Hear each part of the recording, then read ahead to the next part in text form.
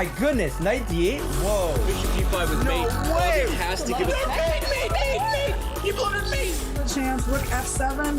Oh, whoa, no! No! No!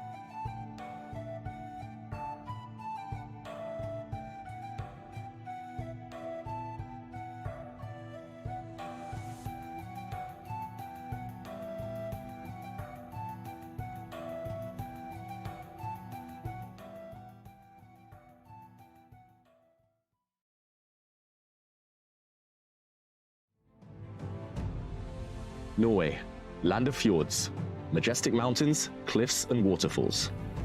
In addition to stunning geography, Norway is home to the greatest chess player who has ever lived, Magnus Carlsen. Since 2013, Norway has also hosted one of the strongest chess super tournaments in the world. And it is one for which Magnus has claimed the top prize in the last 4 years. Can anyone stop him? This time, he'll meet one of his toughest challengers ever at his home tournament, with 9 rivals all hungry to beat the best. From Carlsen's fiercest online rival today, in their first classical over-the-board battle in nearly 4 years, Hikaru Nakamura, to the young star Carlsen once handpicked as his most worthy championship opponent, Alireza Firouzja. 2 more young stars are trying to follow in his footsteps, Nodibek Abdusatorov and Gukesh Domaraju. 2 established stars have already won a super tournament in 2023, Anish Giri and Fabiano Caruana. 2 more long-time headliners seek to take their next turn atop a major tournament, Wesley So and Shakhriyar Mamedyarov. Finally, Carlsen's countryman and friend, Arian Tari, rounds out the field. Who will come out on top? Will Carlsen run the table yet again, or will someone else usurp the throne? This is Norway Chess.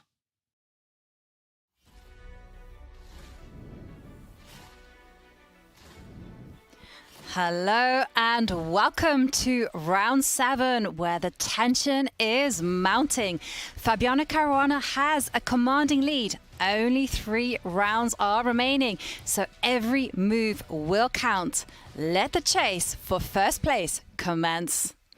I'm your host, International Master Jovanka Hauska, and as always, it's been a wonderful pleasure to be here in the Stavanger studio calling all the action alongside the legendary grandmaster Judith Polgar and the fantastic commentator and grandmaster David Howell. Now, Judith, it's been a dramatic few days, lots of twists and turns, but for the chasing pack, what do they have to do to secure those wins in the classical games? Well, it's very difficult. That we've seen for some time, as Magnus, for example, did not win a single classical game. We see that Fabiano is doing extremely well. At the same time, everybody is getting tired because it's already round 7. You have all these interesting moves and missed opportunities and blunders, whatever, behind you. But still, you have to be very strong. And for Fabiano, of course, he has to stay strong. At the same time, for example, if he's losing and Nakamura can take the lead. Absolutely. And Fabiano has a 2.5-point lead over Hikaru Nakamura. I mean, how can Fabiano maintain his composure to keep that lead? Yeah, it's tricky, Jovanka. Does he play it safe, maybe take a draw in the classical, but lose some of his momentum? Or will he just keep on full steam ahead and just take those risks? We've seen it before. He's been leading throughout the tournament, Fabiano. But 2 games ago, he slipped. He lost with the white pieces, and it would be disaster if that happened again. It's not easy. He's caught in 2 minds. We'll see his approach today. Absolutely. And we do have to take a recap of yesterday's results, because there was a lot of fun to be had on the tables. There were 4 Armageddons, and Fabiano Caruana actually scoring a massive comeback win in the classical game to take 3 points against Nordibek Abdusatorov. So Judith, what were the highlights for you yesterday? Well, I have to tell you that I was quite amazed how Gukesh was playing. He felt like comfortable. He was the one who was trying to push in the classical game also at the end. And of course, the Armageddon, for example, it was amazing. He had 5 passed pawn yesterday. So that was maybe one of the interesting thing, because I'm very happy to follow and to see unfolding such a talent as Gukesh. Yeah, he's just 17 years old. And for you, David, there were 4 Armageddons on the table. Do you think anyone will have felt that their luck has changed? Well, there's a few people who will be cursing their luck, but for those who are on the upward trend, I would say Hikaru Nakamura, 2nd place in the world, briefly, just for one day. He'll be aiming to get that back today, of course, but he's been playing well yesterday, defeating Firouzja in the Armageddon, and Magnus. He got a bit lucky at times in the Armageddon, but for him, it's now all about the classical games. He'll feel luck turns if he wins today. Yes, definitely. And let's remind ourselves of the standings. And there is one man at the top of the table, Fabiano Caruana, with 13.5 points out of 18. But 2.5 points behind him is Hikaru Nakamura, who will be looking to win some more classical games. Alireza Firouzja on 3rd place, and Gukesh, just 17 years old, with 8.5 points in 4th place. And Magnus Carlsen, well, he's won the tournament 4 times in a row these previous years, but it's looking like it might be an uphill battle for him. He languishes in 6th place.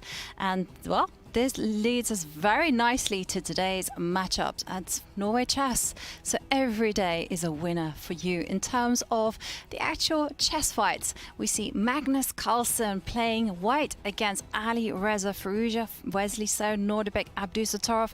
So many fascinating encounters. Which one, Judah, are you eagerly anticipating? Well, I'm very much looking forward to this game of the leader, Fabiano versus Gukesh. And also I must say that Nakamura game versus Mamedyarov will be also something real excitement, I think, because Mamedyarov will want to win. Absolutely. So many players who do want to win. And David, what about you? Yeah, so many storylines. I also will be watching Nakamura closely, fighting not just for 1st place in this tournament, but 2nd place in the world rankings. And Anish Giri playing his former 2nd, Arian Tari. Some mind games there, that's for sure. Oh, I can't wait for this. And it's part of what makes Norway special is the field, but it's also the format, which pushes chess beyond its boundaries. Because take a look at this. It's a 10-player single round robin, 120 minutes for the entire game. Sounds like a lot, really isn't. And a 10-second increment added after move 40. And in the case of a draw, Armageddon will break the tie. No draw offers. And it's the scoring system where if you win your classical game, you get 3 points. And if you win your Armageddon game, only 1.5 points. And this is what makes Norway Chess so special. And there we can see Abdusatorov. He has the black pieces against Wesley So. Oh, taking a deep breath. Perhaps some tension there. Yeah, he gave a death stare to the camera for a second, Nordibek. He's had an up-and-down tournament, we've got to say. Impressive at times. He won the Blitz, of course, before the event, but in recent times as well, some classical defeats. Smiling there as his opponent, Wesley, takes his seat. Yeah, both players look in good spirits. I'm expecting this one to be quite fiery if Abdusatorov gets his way. He loves a full-blooded fight there. Wesley maybe more solid throughout the tournament so far. Now Anish and Arian, good friends. They are in good mood as well. Yeah. I mean, it's an interesting storyline, as you pointed out there, David. The Anish and Arian has seconded Anish I mean, what do you think will be going through their minds, especially for Anish, because he knows what material he's revealed to Ariane. Yeah, that's the thing. These two will know everything there is to know about each other, especially in the opening phase of the game. Of course, they get on extremely well. Ariane was working with Anish for the better part of a year on and off. So opening-wise, they've had all the discussions. It's just about whether they kind of follow the gentleman's agreement, where you don't play anything you've discussed, and try to maybe branch out, find new territory as early as possible, or the mind games where you just go down the main line, go down one of these lines that you have analysed together, and hope that you know more than your opponent. And here is a huge matchup. Tournament leader Fabiano Caruana with the white pieces against Gukesh. I can remember a game that they played against each other in Tata Steel, and there Fabiano actually outwitted his young opponent. He enticed him to make some active decisions which were badly timed. Do you think Fabiano will do more of that same strategy, or will he kind of move on to a different approach? Well, I think Fabiano, as he's in a great form and he's extremely stable in his play, we could see that he has things under control. Somehow he has a good mindset here in this tournament. He's incredibly stable playing. He's not making very risky decisions, but he's very practical also at the same time. And he sees that he has a significant lead, of course. He knows one thing, that he cannot lose the classical game. That's very clear. But I think he will not go out with some crazy stuff, but he wants to play a normal game as if it would be round one. Yeah. And there we see Magnus Carlsen and Alireza seated. And I have to ask you both a question. Has Magnus lifted his chair up to its highest? Just to assert physical dominance there to intimidate his opponent. He does look taller than normal, Magnus. He certainly does. I mean, Magnus is a tall guy, but he definitely does have an impressive stature on the board. Maybe it's the hair, gives him a few extra inches with his height there. Also, Alireza is very tall. Yeah, but I think when things are not going on your own way, and this is the tournament where we can say for Magnus is the case, you try to change everything. Okay. You change your pen, you change your hairstyle, he took off shaved his beard, you change the setting the height of your chair, you're changing your clothes, you're really trying everything. Yeah, actually you're right, Jovanka. Alireza, I think he's about 190 in terms of height, and he looks tiny compared to Magnus. What's happened here? Well, the players have given a handshake. A move has been made for Magnus. Magnus promptly taking it back. And the clock has been started, and Magnus opening with e4. This one will be such a fascinating battle because, as you actually mentioned in the run-up, Alireza Firouzja was someone that Magnus has hand-picked as his successor for a long time. Yeah, we all kind of think of Alireza as a potential future world champion. That being said, the last couple of years, it's been a bit mysterious. He's played a lot less. And meanwhile, the Sicilian on the board. Yeah, Alireza's played a lot less, maybe some inconsistent results, a bit up and down. And yeah, it's kind of fascinating as well, the head-to-head that these two guys have. I think we'll talk about that a bit later, but Magnus definitely, at least in classical chess, he's got a huge score against Alireza.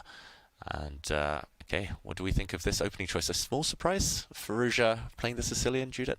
Yeah, I'm very happy to see this position on the board, and I'm curious whether Magnus will be going to the open Sicilian. Then we are going to be seeing Pausen, which I played. It was my line for many years. I had great successes with that. So I'm very curious if he's going to the Pausen or he wants to end up in the Sveshnikov, because with transposition we are able to get there. Yeah, and meanwhile, Magnus, I think, will not have expected this. Firouzja, it has been a theme in the tournament that kind of, if given a choice, he'll always press the chaos button. He'll always kind of keep things interesting and take these big risks, which actually suits Magnus's tournament situation right now. It suits them both. They both, of course, want to win. But interesting that Magnus... Whoa, that's not a mouse slip. I was going to say, interesting that Magnus pauses to think, but bishop to d3. What is the bishop doing there, stuck between its own pawns? I've seen it done before. I think Levon was trying this a few years ago, and the whole idea is to go c3, put the bishop back on c2, and get a well-timed d4 on the board. But I do like these sidelines. I was always a big fan of this c3 control the center setups. Well, at first I would think that this is for the Armageddon kind of preparation, bishop d3, and I believe that it looks much worse than it is, because at first it looks so unnatural, anti-chess kind of attitude to put the bishop on d3, but it's completely true what you said, Jovanka, that after white is going to be playing c3, bishop c2, d4, everything will be in order in white's position. Yeah, so it's a clumsy looking move, but it's just temporarily clumsy here, and it will for sure force Firouzja to think. Alireza, he has been a bit slow as well. He's been in many time scrambles. He's been in under time pressure in most of his games, so maybe this is a ploy by Magnus already as early as move 3, getting the opponent thinking on his own 2 feet. You said it, Judith, just changing everything, Magnus, his whole opening strategy as well. And also, of course, for Magnus, he wants to get some interesting game, complications. He knows exactly that most probably he will not be the winner of this tournament if things are going the way it went for Fabiano and Nakamura as well. But still, of course, he would want to have a great finish, having 3 out of 3 in the classical. So at least to show that he is the greatest and number 1 and it's not for... by chance. Yeah, it's not in the past. Bishop d3. Wow, here I'm just expecting normal development by black. You can kind of play moves on autopilot. You can bring the knight to c6. You can bring the other knight out. But as you say, you need a long-term plan to fight white kind of getting reorganized in the center. The question is, what about black playing d5 immediately? Big question. d5 looks very natural. And Magnus has to either capture or ignore it if that happens. Yes, because if white can really regroup the bishop to c2, like after, let's say, if we play knight c6, white can go c3, let's say knight e7, castle, g6, bishop c2, bishop g7, d4. I mean, then we understand that everything is fine, right? White just took the bishop, the route from d3 to c2, and it didn't go as usually it does through bishop b5, bishop a4, c3, bishop c2. So that's going to be just fine. The question is how black can punish white for making such a awkward move like bishop d3, putting front of the pawn on d2. Yeah, and you're right, d5 would have been an attempt to punish white, at least to strike in the center and ask immediate questions, but Alireza says no. Okay, he just develops. Now we're expecting Magnus to go for one of those plans. I'm not sure which order. You castle first, you play c3 first. Well, the other idea also that maybe Magnus does not want to play c3 after all, but he will be castling rook e1 and the bishop will come back to f1. That can be also a strategy, possibly. Yeah, I've also seen, not in this type of position, but a b3 as well, to get the bishop out to b2, and then kind of combine that with your castling and your rook e1 ideas. Oh, well, this one is certainly unorthodox. Shall we take a look at the bird's eye view and go back to the boards? Yeah, and some very kind of far advanced games, despite the fact we've only been in action for around 5 minutes so far. Which games catch your eye? Nakamura's game is already on fire. I would like to go to the Anish Giri Ariane Tari game, because I think that one looks like a lot of fun. Just from one moment, because we actually have a clip of Ariane Tari and Anish Giri actually having fun. Arian, benytter muligheten mens du står her sammen med litt autografjagere, men hva tenker du svarte brikke mot Anish? Spennende parti. Litt spesielt å møte Anish. Det er en spiller jeg har jobbet som sekundant for før. He's saying that it's an exciting game against Anish. I fjor var det et spennende parti. He knows him very, very well. Jeg tapte det, men jeg hadde veldig gode sjanser underveis. Så and he was referring to that he actually, they played together. Ariane played before. That wasn't the... I thought they were having fun. That was an interview in Norwegian, putting my Norwegian language skills to the test. But incidentally, one of my other co-commentators is learning Norwegian. So, David. I am your banker. I understood about half of that. He did say he knows him very well, and they have played together, of course, many, many times. He seemed to be quite optimistic about his chances, Ariane. Of course, he's had a tough tournament, but maybe just buoyed by the fact that he managed to draw with Magnus yesterday in the Classical. Giving him some confidence going into this one. Yes. And okay, it's a Catalan. What do we think? Anish has chances to press? It's early days, still very theoretical. Should we go and quickly recap this one from move 1? We're now at move 10 in the game. Let's see these two great friends, how they started the game. It began with 1d4, knight f6. And here we see the start of the Catalan, and Black accepting the gift, accepting the Queen's Gambit almost, and after c5, Queen to a4, one of the most theoretical moves here, is basically playing a reverse Grunfeld, some serious ideas along this diagonal if White can get the move knight to e5 in the position, so this diagonal blocked, bishop to d7, Queen takes c4, b5, the Queen retreats, there's a choice here, you could step back to d3, c3, and this position now on the board, and Black has achieved a lot on the queen side, lots of pawn advances, pawn to c4. However, White now has an unchallenged pawn center. You could imagine the pawn coming forward to e4, rook to d1, things exploding very shortly. Anish also with some ideas of undermining Black's pawn chain with a4, b3. So kind of pros and cons. Black's gained space, gained time against the White queen, but White also has a lot to be happy with.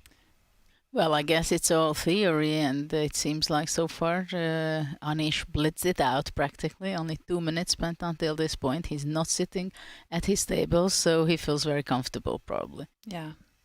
Well, this one looks like a normal game, but let's go back to the bird's eye view and go to an abnormal game between Hikaru Nakamura and Mamedyarov, because the players have blitzed out 18 moves.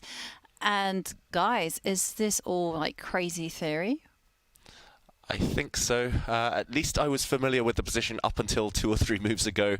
Wow, this clash between the two kind of firebrands here, Hikaru and Shakira, is just exploded. It looks so random. If you show this position to kind of grandmasters maybe 50 years ago, they'll be like, what is this? This is just nonsense. This is chaos. But of course, it's computer approved, and the players have studied this very deeply. Black has sacrificed a piece. We're talking about the material imbalance just as we see it. A set of knights have left the board as well. White's king stuck in the center, and Black has an attack and a pawn for White's knight.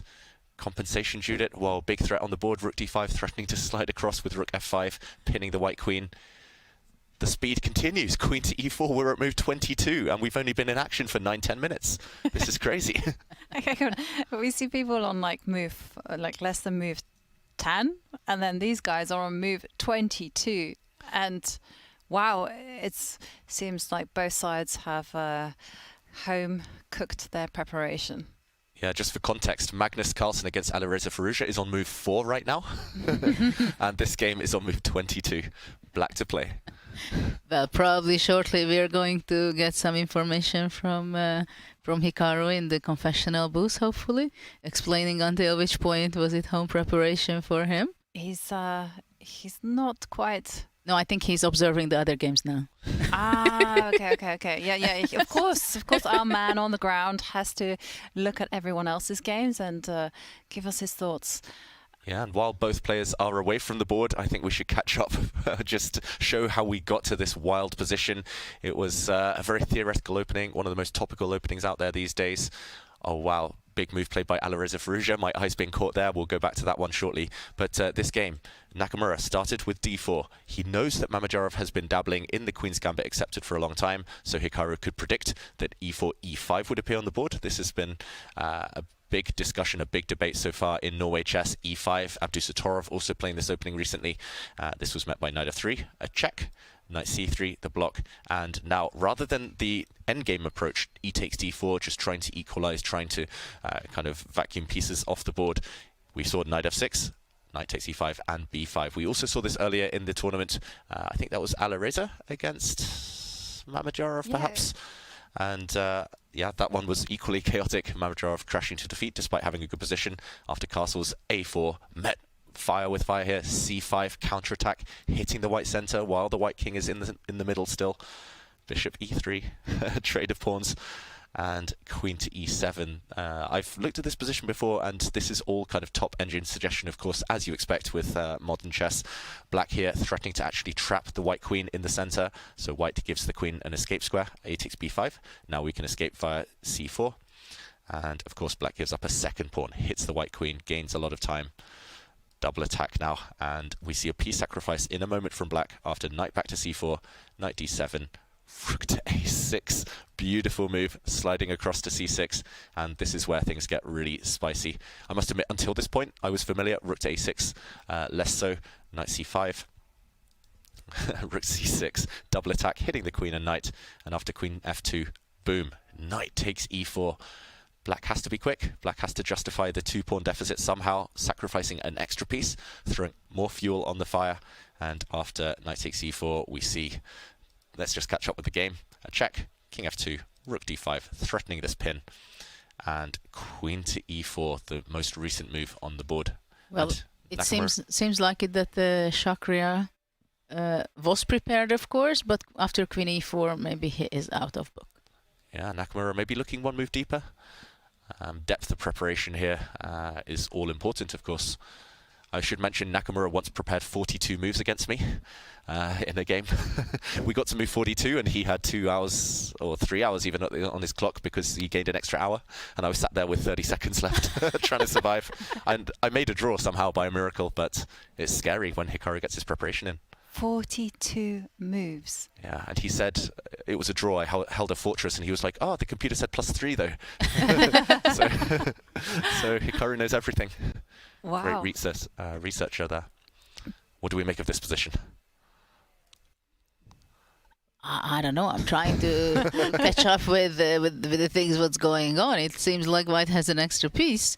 And well, rook f5 seems to be the most obvious at first, but the white king wants to sneak out to g1, right? Castling by hand, almost. Although the white rook in the corner, I guess, would be stuck if white does play king g1. So some long-term compensation, maybe. But black must be needing something over the next few moves. The stakes are so high, piece down. Well, for the moment we can say that how are the pieces are standing, right? This is the only thing I can start with. While we get our bearings. Yeah, I mean, white has a vulnerable king. Queen on e4, I think, stands fantastic in the center. Rook on c6, extremely active, very stable with the pawn on b5. Knight on c4, exceptionally well placed because it covers some important squares like the e5 square, so rook e5 is not possible at all. And white is ready in the next move. If let's say it would be white to move, white would definitely play developing move like bishop e2 and bishop f3, and the game is over. So this is a momentum very clearly that black has to show how to show the compensation, right? So this is why rook f5 or queen f6 also makes a lot of sense, to push the king back to g1, which makes the h1 rook it's not very active for the moment. It's sleeping, yeah. In the words of Tal. But it's also very difficult to spot a target in white's position because the black has a lot of loose pieces that they have to take care of. So, for instance, if you do play rook f5 and king to g1, then there are some big threats of rook takes bishop on the board. Well, I think the problem is that maybe there is one only move which is still keeping the compensation. So there must be only moves in this position for the next 5 or 7 or 8 moves. And of course, black can go wrong much easier than white because black has to prove it that he has the compensation.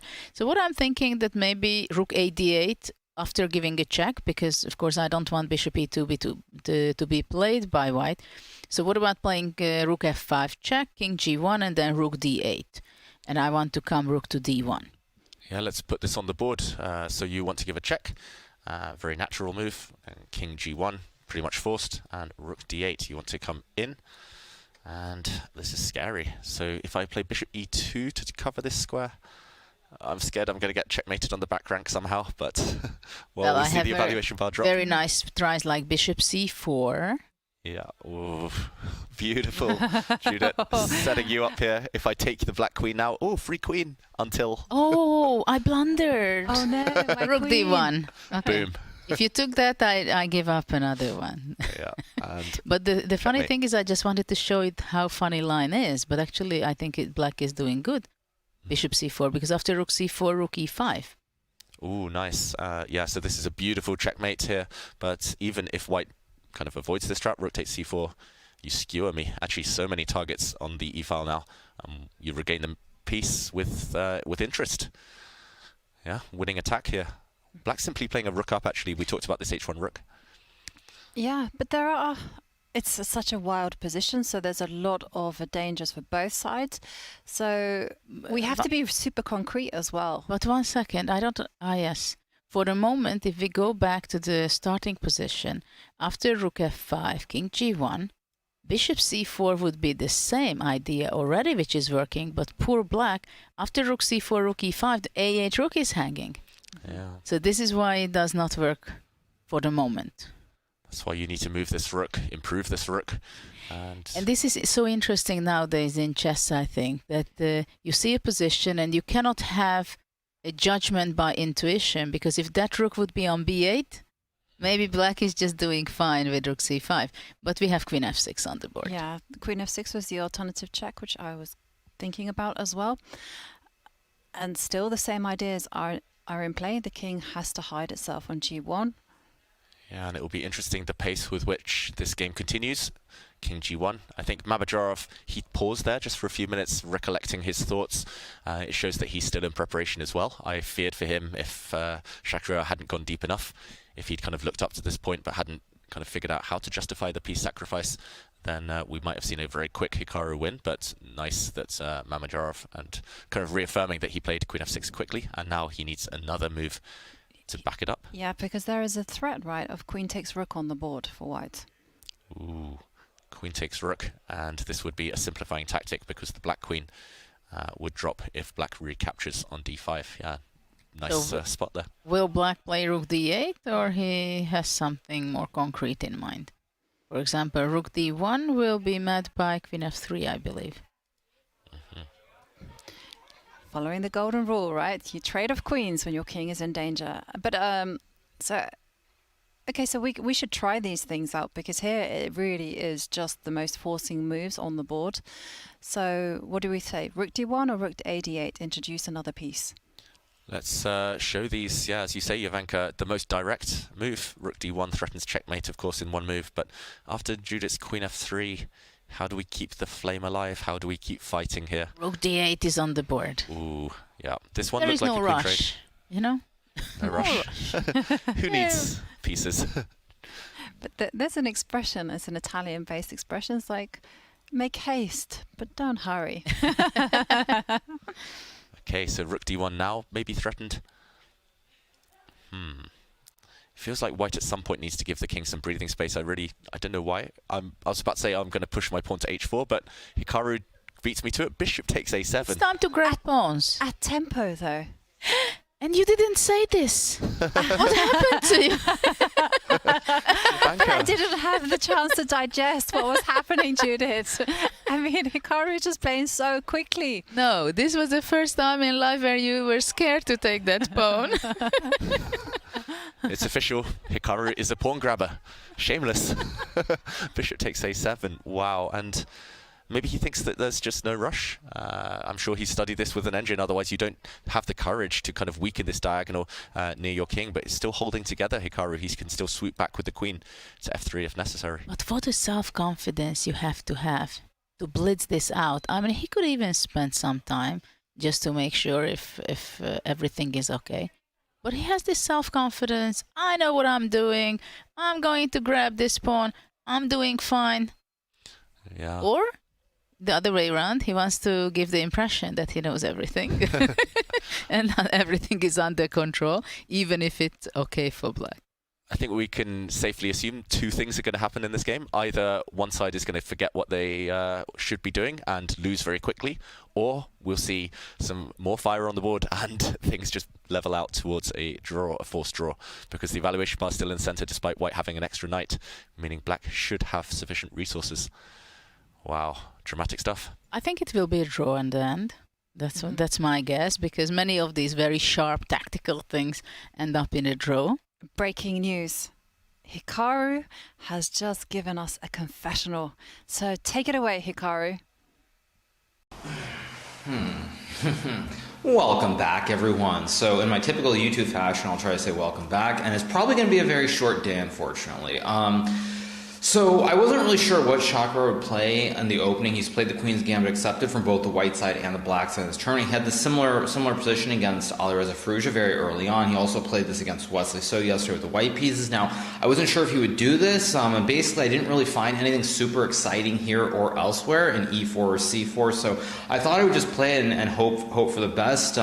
As it turns out, basically when I looked at this before the game, the sacrifice of the knight on e4 is the best line with any other move. White is definitely a little bit better, but after this knight takes e4, this is all pretty standard. I mean, there's probably going to be a forced repetition coming up as Chakra knows the line out. Of course, it's never been played before, so you sort of have to just take your chances and hope. And it seems like, unfortunately, Chakra actually did his homework, and I think my game's going to be a draw, probably within the next 10 minutes.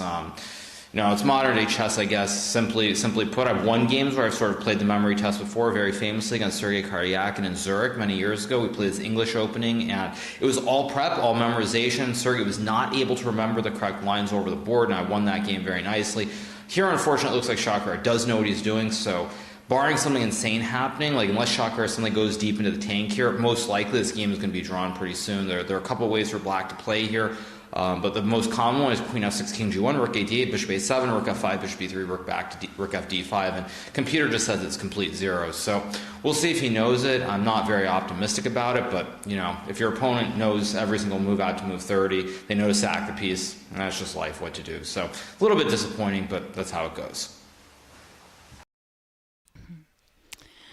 Oh, and Hikaru telling us that he is playing the memory game, and also telling us that he once did defeat Sergei Karyakin in that game, but he also mentioned the repetition.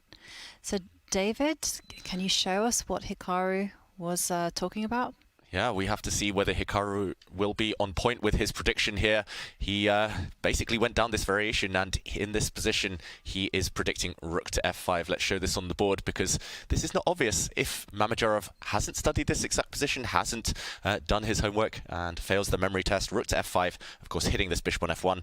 Hikaru said he intends to play the move bishop to d3. Very logical move. Looks like you're pinning along this diagonal, but actually rook back to d5 is the key move here. Just not seeing any ghosts, hitting this white bishop, and white's here. I think Hikaru intends to just drop back and repeat the position, because if you do get greedy and take on h7, then the black king simply runs. It's going to run safely towards the center, and actually it's the white king that might well get checkmated. For example, you cannot give a check from this angle because black simply removes the bishop, and next move delivers checkmate.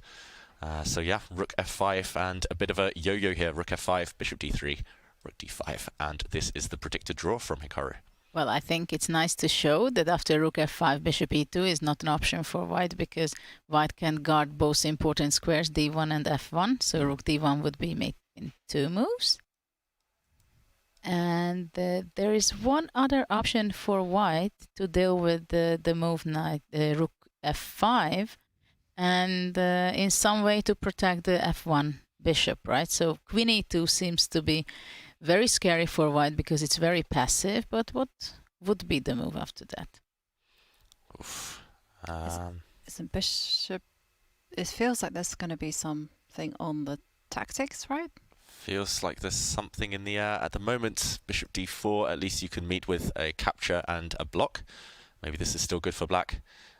You can block with the knight or the queen on e3. Well, if you play queen e3, then bishop c4. Yeah, exactly. The same trick.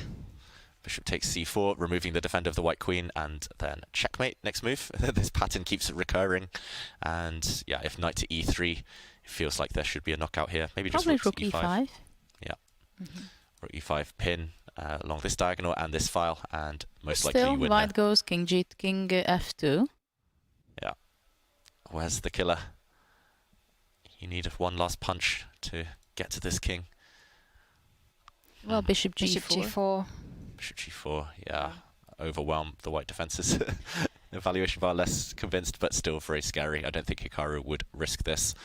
Well, interesting. We will keep you all updated whether Shaq does find the rook f5 and then the rook d5 repetition that he mentioned there. But in the meantime, let's head back to the bird's eye view because we have many other wonderful games in play. And shall we check out tournament leader Fabiano Caruana against 17-year-old Gukesh? Yeah, let's go there. This game also has seen many moves. And, okay, it's a slower, different type of position, Judith. This one's more of a maneuvering battle. It came from an anti-Berlin, which we've seen multiple times this tournament. White parting with the bishop pair, but black has a slightly damaged structure with doubled c-pawns. So Caruana taking a slow approach. What do we think of this current position? I don't know exactly what black is going to be doing. Of course, the question is whether he want to give up the a file by playing a takes b4, which is not something you want to give up so easily, especially if you have an alternative and an option to keep the tension. So for now, maybe with black, but it's interesting that having h6 on the board, f6 doesn't seem to be such a tempting move. It's not that it gives such a huge weaknesses on g6 or white can exploit it. But still, I mean, usually I like to play f6 in such a position, defend the e5, then move the rook, maybe move the knight away. Yeah, it's hard to find a plan, as you mentioned, or at least a productive move that you're kind of happy with that improves your position. I should mention that maybe the most famous game between these two was from last year's Olympiad. Gukesh won a really nice game, a kind of tactical wild game with black, and it does feel like ever since that moment, Caruana has so much respect for him that he just wants to slow the game down. Yeah, but we shouldn't forget that Fabiano had an awful Olympiad, so That he was in didn't help. awful form, and Gukesh had an incredible form showing, I think, 7 out of 7. That was his start, and then 8 he out of slowed 8 down. maybe even. Or 8 out of 8, yes. By beating Caruana, right? Yes. But maybe white's plan is to go knight c4 quickly. If, let's say, black is not doing anything special, then knight c4 would be coming. And if you don't play f6, and after knight c4, you have to capture that. So let's say if we are looking a move rook e8, let's say. Let's jump in and show this. Is knight c4 a threat? That's the big question. Rook e8. Yeah, if I c4. can go knight c4, and let's say black has to take on c4, d takes c4, and of course black does not want to play c5 to block the bishop completely, and c5 would be a threat, because this would be a huge advantage for white. Yeah, we've seen this from actually Arian Tari's games, where he's inadvertently locked in his bishop and Well, it looked better, lose, right? It looked better than this one, but still, it was bad enough. And we have a takes b4 on the board, so there was a capture. Yeah, and a quick recapture from Caruana. And so this is the other theme you were mentioning, Judith. Now the A file has opened. Actually, this question persists. Knight c4, it might well be kind of a theme over the next few moves. And black needs an answer to that one. But let's say black plays f6, and then after knight c4, black does not have to capture on c4, but he can move back with the queen to e7. And I don't think knight b6 can be so dangerous for black. If capturing the bishop. Which It's way possible. will you take back? I think I would be taking back with the pawn, but I'm not sure it's good. But for the moment, d4 is not possible. I mean, it is possible, but bishop c4 can be strong. Also, later on, black can go b5 and knight b6 to c4. Yeah, looks like black is solid enough. Opposite color bishops, and unless things really open up. But feels also after balanced. d4, bishop g4 is possible. That's also something to consider, I believe. Yeah, this is the most forcing line, but it looks like also what Gukesh should do. I totally agree. Kind of, I want to play f6 here, even if kind of black's played this Bishop weakening move d4. h6. Whoa, bishop d4. Okay, active. I was actually going to say this. Gukesh is a very active, dynamic, always up for a fight kind of player. And that's how Fabiano used his psychology just to beat him in their game in Tata Steel. So I wondered whether like a dry technical position like this is actually something that Gukesh is not necessarily that comfortable with.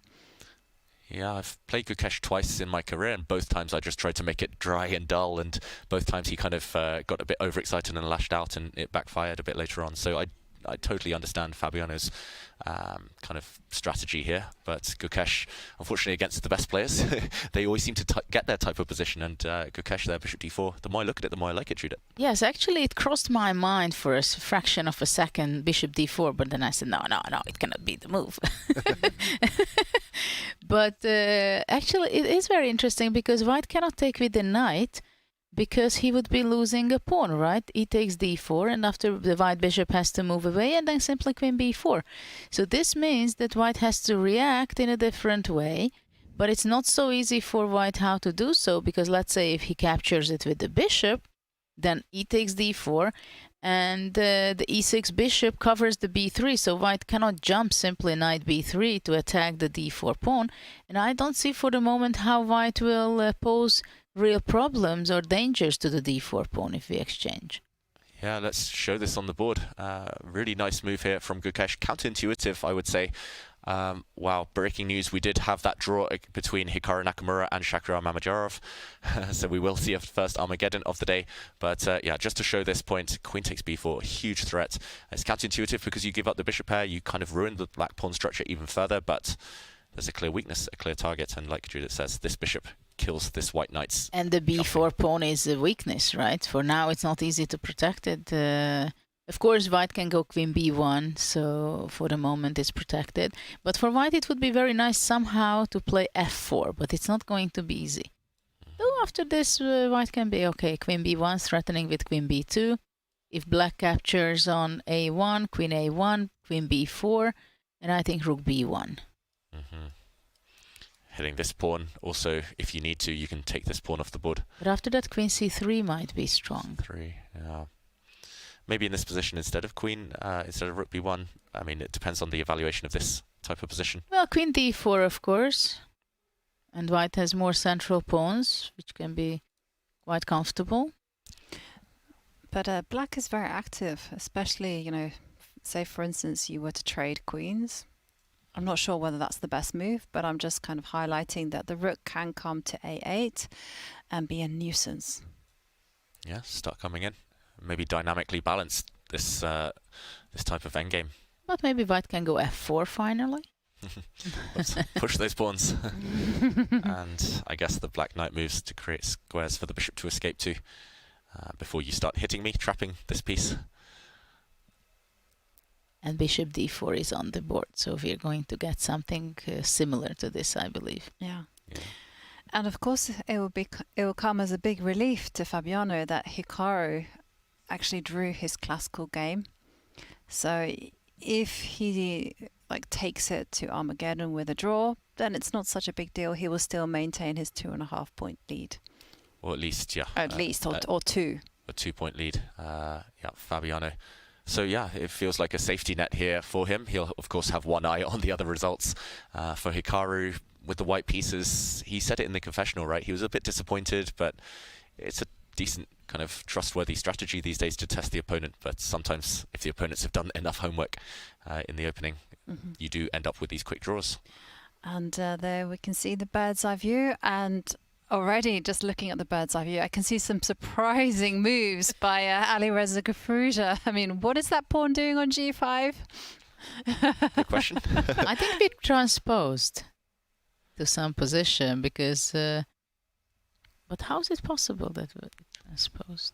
Should we go and update ourselves in this game between Carlsen and Firouzja? It's only been a couple more moves, but very surprising, unexpected moves. Something very funny going on there. Funny for who? That's the question. Well, it's the only thing that black has an extra tempo, right? Yeah, so let's backtrack. This is the current position. We were last at this game here after white had castled, and black lashed out. Firouzja, we said it before, anytime you give him an opportunity, even if it's a kind of weird looking opportunity. He will go for the active move in the position, and g5, taking advantage of the fact that white cannot open the center yet. He wants to fight on the king side, at least gain some space there, gain some tempies against this white knight. G4 incoming, bishop b5 now. Yeah, can I tell you that someone has actually thought of the move g5 before? It was a game, it was in the Moscow Rapid between two strong grandmasters, David Paravian and Boris Grachev. Okay, and David Paravian, out of curiosity, was white? He was white, yeah. Did he play bishop b5 as well? No, that was c3 was the reaction then. Okay. And white lost, but it was a rapid game, so. Yep, c3, and I guess the white knight is kicked back, and black gains a lot of space on the king side. That's interesting to me because Paravian works very closely with Daniel Dubov, who is a second of Magnus Carlsen. So it's maybe some idea sharing there by osmosis. Just yeah, sharing is caring, as they say, and top players know all of the top ideas these days. I'm sorry, you made me laugh so much there with sharing is caring, because that is literally the motto of my nieces. They're under 5 and you hear that phrase all the time. Yeah, and the top players do share ideas from time to time. You've got to be careful who you share them with, though. Lots of kind of cloak and dagger. It's like a spy novel sometimes, the top players in their seconds. But bishop b5. Okay, moving the bishop for a second time. Judith, do you like this move? I don't know what's the idea behind it, but well, actually it has a straight idea to play d4, right? That's the key point, and also at some point he wants to eliminate the knight from c6. But what Magnus is saying is that I can afford to have one tempi down just because you play g5. And the question is whether is it correct, because of course tempis does count in this position, because if it would be white to move, of course you go d4 or somehow some active move. At the same time, black played the bishop g7, and as we see, Firouzja to play these kind of moves does not need too much of provocation. True. So Magnus, I think he's kind of got what he wants. He's got a fresh position where opening theory doesn't play a part, but at the same time, Firouzja's got what he wants. He's got an active plan here. G4 might come at the right moment, kicking back the white knight. What moves come to mind here? I'm looking again at c3. I'm not sure you can get away with any breaks in the center now. Of course, you want to make d4 work, opening up the bishop against this pawn, but d4, the big question is, do you have enough compensation after g4? The answer might not be positive here for Magnus. So really tense after this last move, after this last kind of sequence. Mm-hmm. Oh, very tense start, very creative start from both players, I have to say. And I think it's the perfect time to take a break. There will be an Armageddon game happening in 15 minutes. But for now, let's mention the Junior Speed Chess Championship. The 2023 Speed Chess season begins with the Junior Speed Chess Championship on June the 13th. This 4-day event showcases the best young talent in speed chess with over $45,000 on the line. But the real prize goes to the top finisher alone, who moves on to the main Speed Chess Championship later this summer. Catch all the action starting June the 13th right here at twitch.tv/chess. Use !JSCC in chat for all the details. And we'll be right back after the break.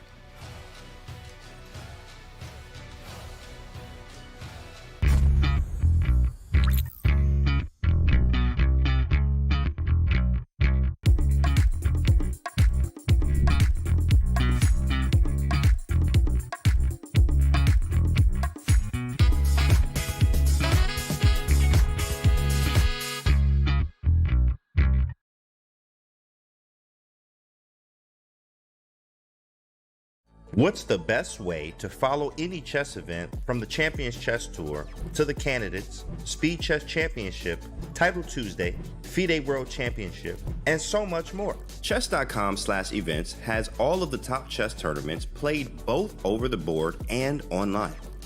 Analyze and review games from the world's greatest players with live commentary, cloud analysis, Opening Explorer, and table bases. Find all the key event information, including schedules, prizes, results, news reports, player bios, tie breaks, and more. Even compete by voting for your predicted results. Explore Chess.com/events today on web or with our iOS and Android apps and experience chess like never before. Hey, so what's your rating these days? About 2100. Wow, that's amazing. Puzzles. What?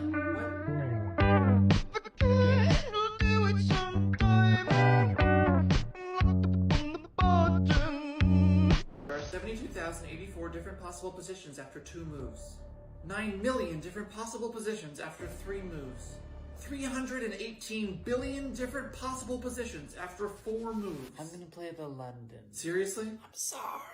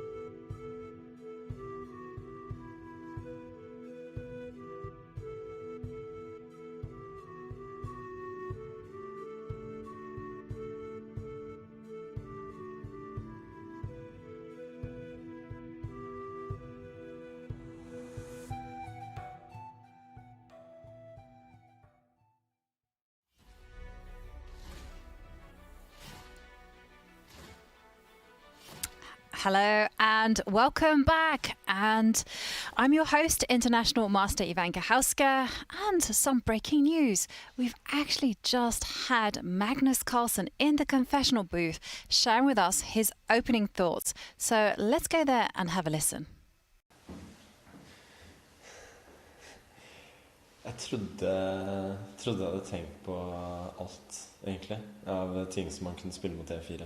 Eller jeg hadde ikke tenkt på E6, eller altså C5 til E6, så da tenkte jeg, da får jeg bare improvisere. Så får vi se.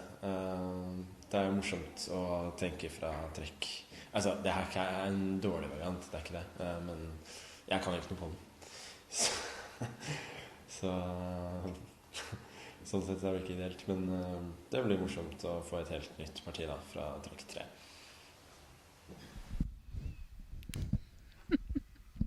So So Magnus revealing that he didn't know anything. This is him just freestyling and winging it. Are we surprised?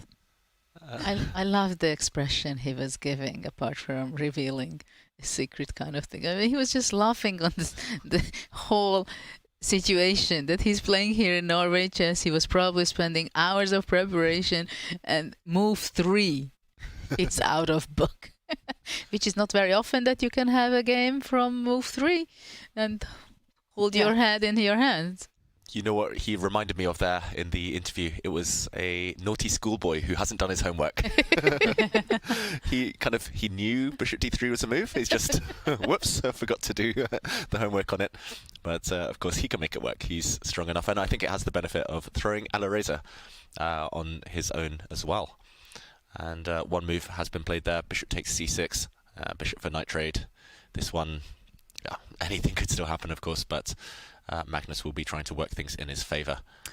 Definitely. And now the pawn structure has relatively become familiar, except this inclusion of g5. Is there anything that Magnus or Alireza will be thinking about that will help them guide their pieces to the correct squares?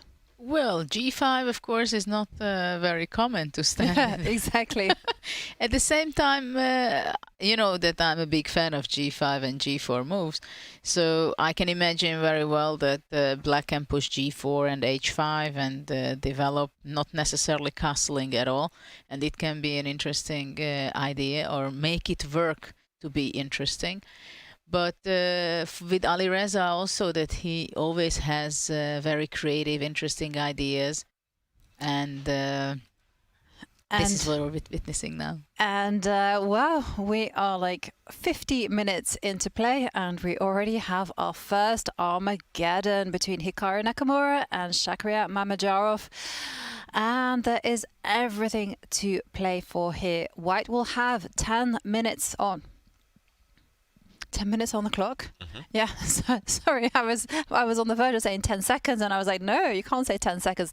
10 minutes on the clock, and black will have 7 minutes. And this is the most important thing, that white will have to win. Black gets the draw odds, and the players are given a 1 second piece of hope, because they get some increment after move 40. And there we see Hikaru in a must-win situation. He can't obviously repeat the same line that he played in the classical game against Shak. And there you go, handshake, and they are off. And Hikaru playing the Reti opening and following up with b3. Yeah, this is his tried and tested blitz repertoire. He does this pretty much consistently online. Therefore, no big surprise for Mamedyarov. And a quick start to this game. Black occupying the center, white playing this kind of hybrid between the Reti and, well, bishop takes f6, wrecking the black pawn structure at the cost of the bishop pair, Judith.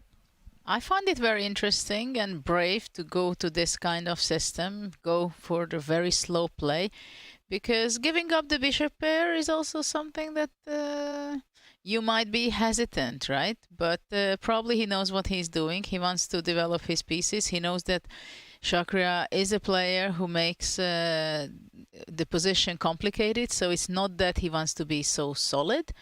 But it seems like Hikaru wants to have something incredibly solid game and then play it out, and maybe playing for the time element of the Armageddon. And he's really utilizing the idea that when you're fighting against the bishop pair, you should set up your pawns on the same color complexion on the bishop that you don't have. So there you go. They're all on dark squares.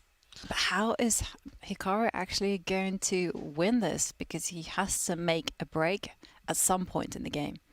He will have to make a break, and he first has to maneuver his knights to better squares. Black is rock solid here, of course. Maybe the one big target long term is the d5 pawn. This pawn is fixed in the center. If white's knights ever land up on better squares, okay, nice retreat there, knight e1, showing the point. Knight d3, knight f4, then this pawn could eventually become a long-term target. So I don't know. I have analysed these types of positions. Actually, I think I've looked at the exact position after bishop takes f6 myself. With computers, I'm not impressed, but Hikaru knows the exceptions. He knows which positions are easy to play, and he has vast experience from all of his blitz games online in this type of structure. That's why he's able to move so quickly, and we can see already Mamedyarov maybe less comfortable. He has played quite slowly up to this point. He has indeed, only 5.5 minutes on the clock, and Mamedyarov developing the light squared bishop, a great move. But already after knight f4, he will have to make a decision. Probably he wants to go bishop e4, centralizing the bishop, with provoking Nakamura, but it's not so easy for white to play f3, because then the bishop takes the knight and the e3 pawn will be vulnerable. So after bishop f4, what is he up to? Wow, creative. Bishop h3. Normally you want to get rid of the bishop pair here, but black's bishop may be a bit of a target for white's pieces, whereas the white bishop is needed to hit that d5 pawn later. Well, it's definitely an idea which comes well when you play an Armageddon game and you want to surprise your opponent. So the idea is that one time f3 will come, but probably before that white will develop his knight to d2. At the same time, there is a good chance that bishop f4 is the plan of Mamedyarov. And Hikaru retreating his knight to e2. His idea being, I guess, that if the bishop does land on f3, it can be chased away by the... Oh, and it's there already. And here I was expecting Hikaru to develop the knight to d2 and chase it away. But then there is some tactical idea. Bishop can capture the knight, takes, and then c takes d4, taking the central pawn. And there is a pin, so black would be taking an extra pawn there. Okay, and if the natural move isn't possible, then already white might even have to look at moves like bishop to g2. Okay, he reinforces the defense of e2. But what is Hikaru doing with his queenside pieces? And there we see a trade of pawns in the middle of the board. Yeah, I think Hikaru will admit himself that these objectively aren't the best moves for white, but he's just asking big questions of Mamedyarov. And if you look at the clock times, it's a 4-minute time advantage now. Look at that! But queen d3, I was wondering. Also, wow, double exclamation mark there from bishop Shaq. d3, queen d3, bishop d4. Yeah. If the white queen moves, then bishop takes d4, and there's a pin on the e-file. Double exclamation mark means it's a brilliant, unexpected move, and it is a sacrifice if this bishop is captured. The black queen, okay, we're going to see this on the board. She swoops in, and look at the white king. Is it going to survive, really, on f1? Queen h6. Oof, beautiful geometry there, Judith. Queen back to h6. Well, maybe it's not the best, of course. Maybe rook e8 is the best move, because there's so much pressure on the e-file. You got to carry on building, and well, Hikaru desperately needs to get those extra pieces into the game. Well, Mamedyarov is in the game. Yeah, it's like Hikaru raised the red flag to the ball here, and knight takes d4 is incoming.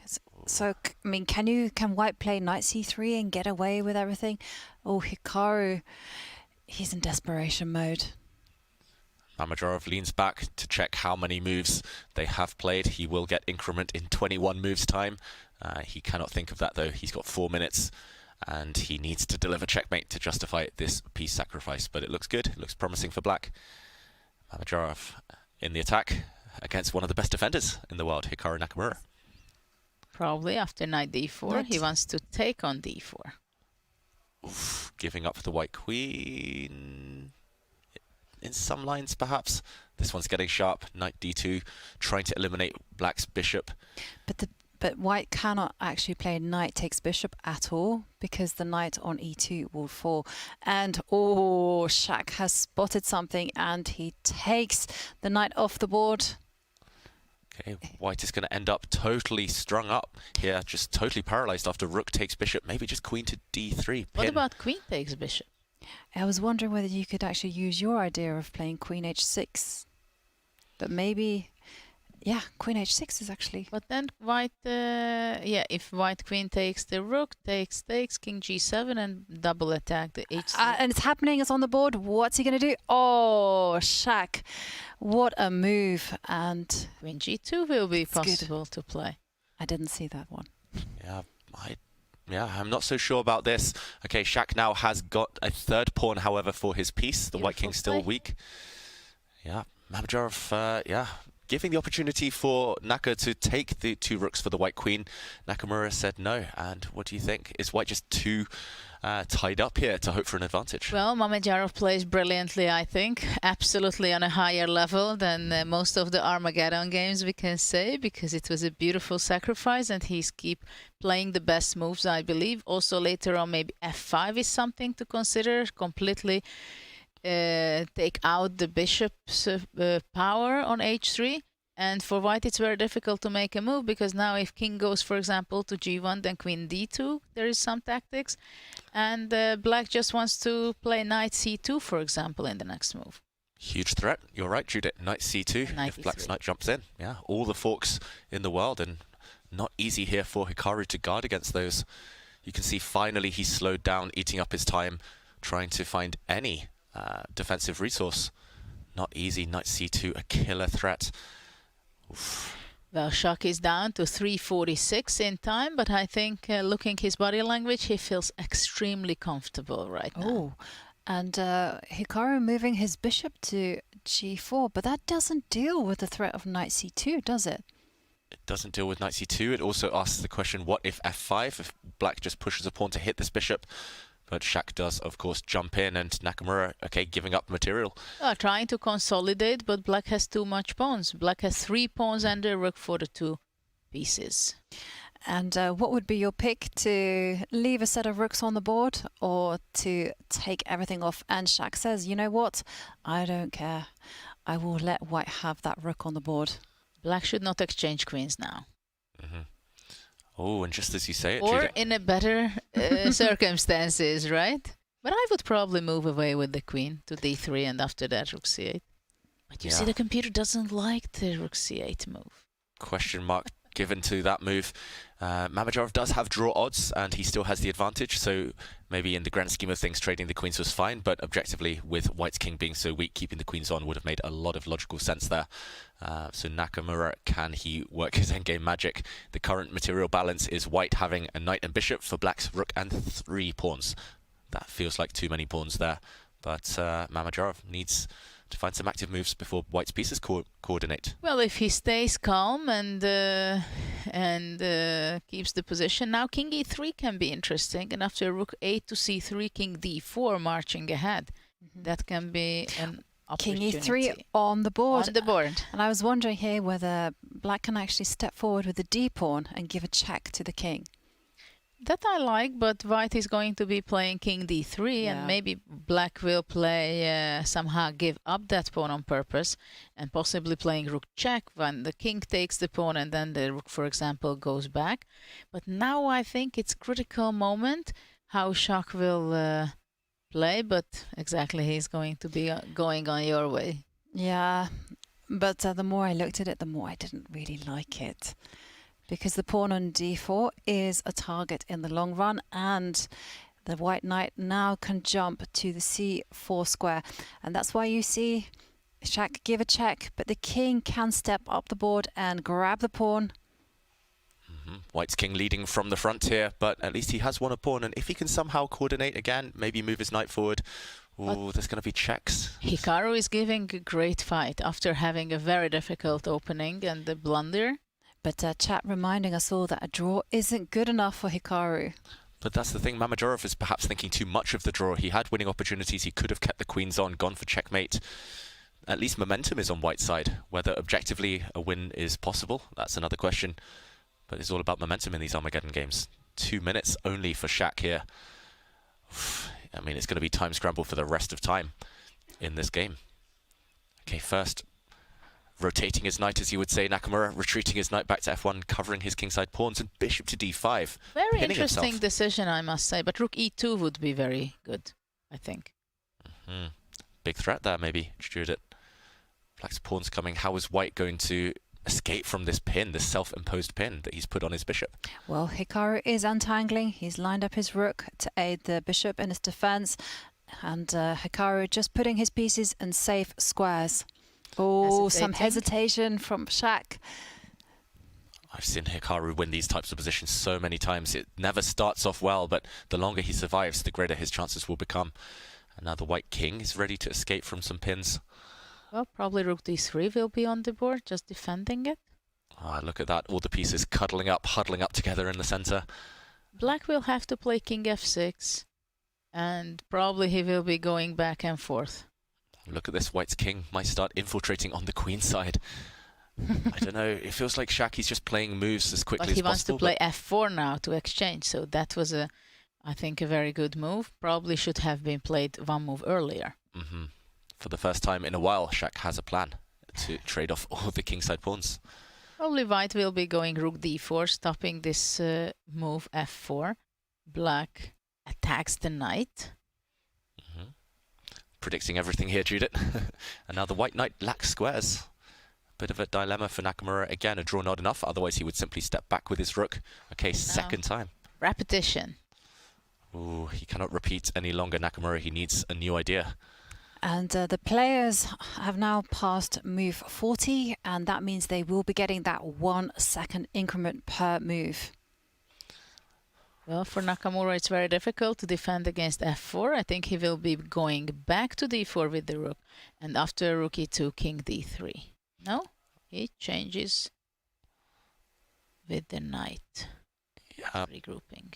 The problem is White's kingside pawns are so weak, so vulnerable, and White is a bit stuck in the center at the moment. So at the same time, Mamedyarov seems to be confused. Yeah, Shak just needs to move. 1 minute now.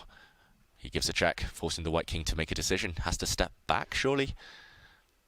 Going too far forward, I think you'll get punished. And, okay, quick instant reply by Mamedyarov.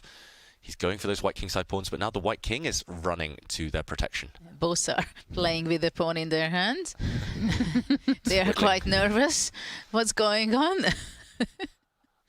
Yeah, I can't blame them. I would be nervous as well. Right now, rook check.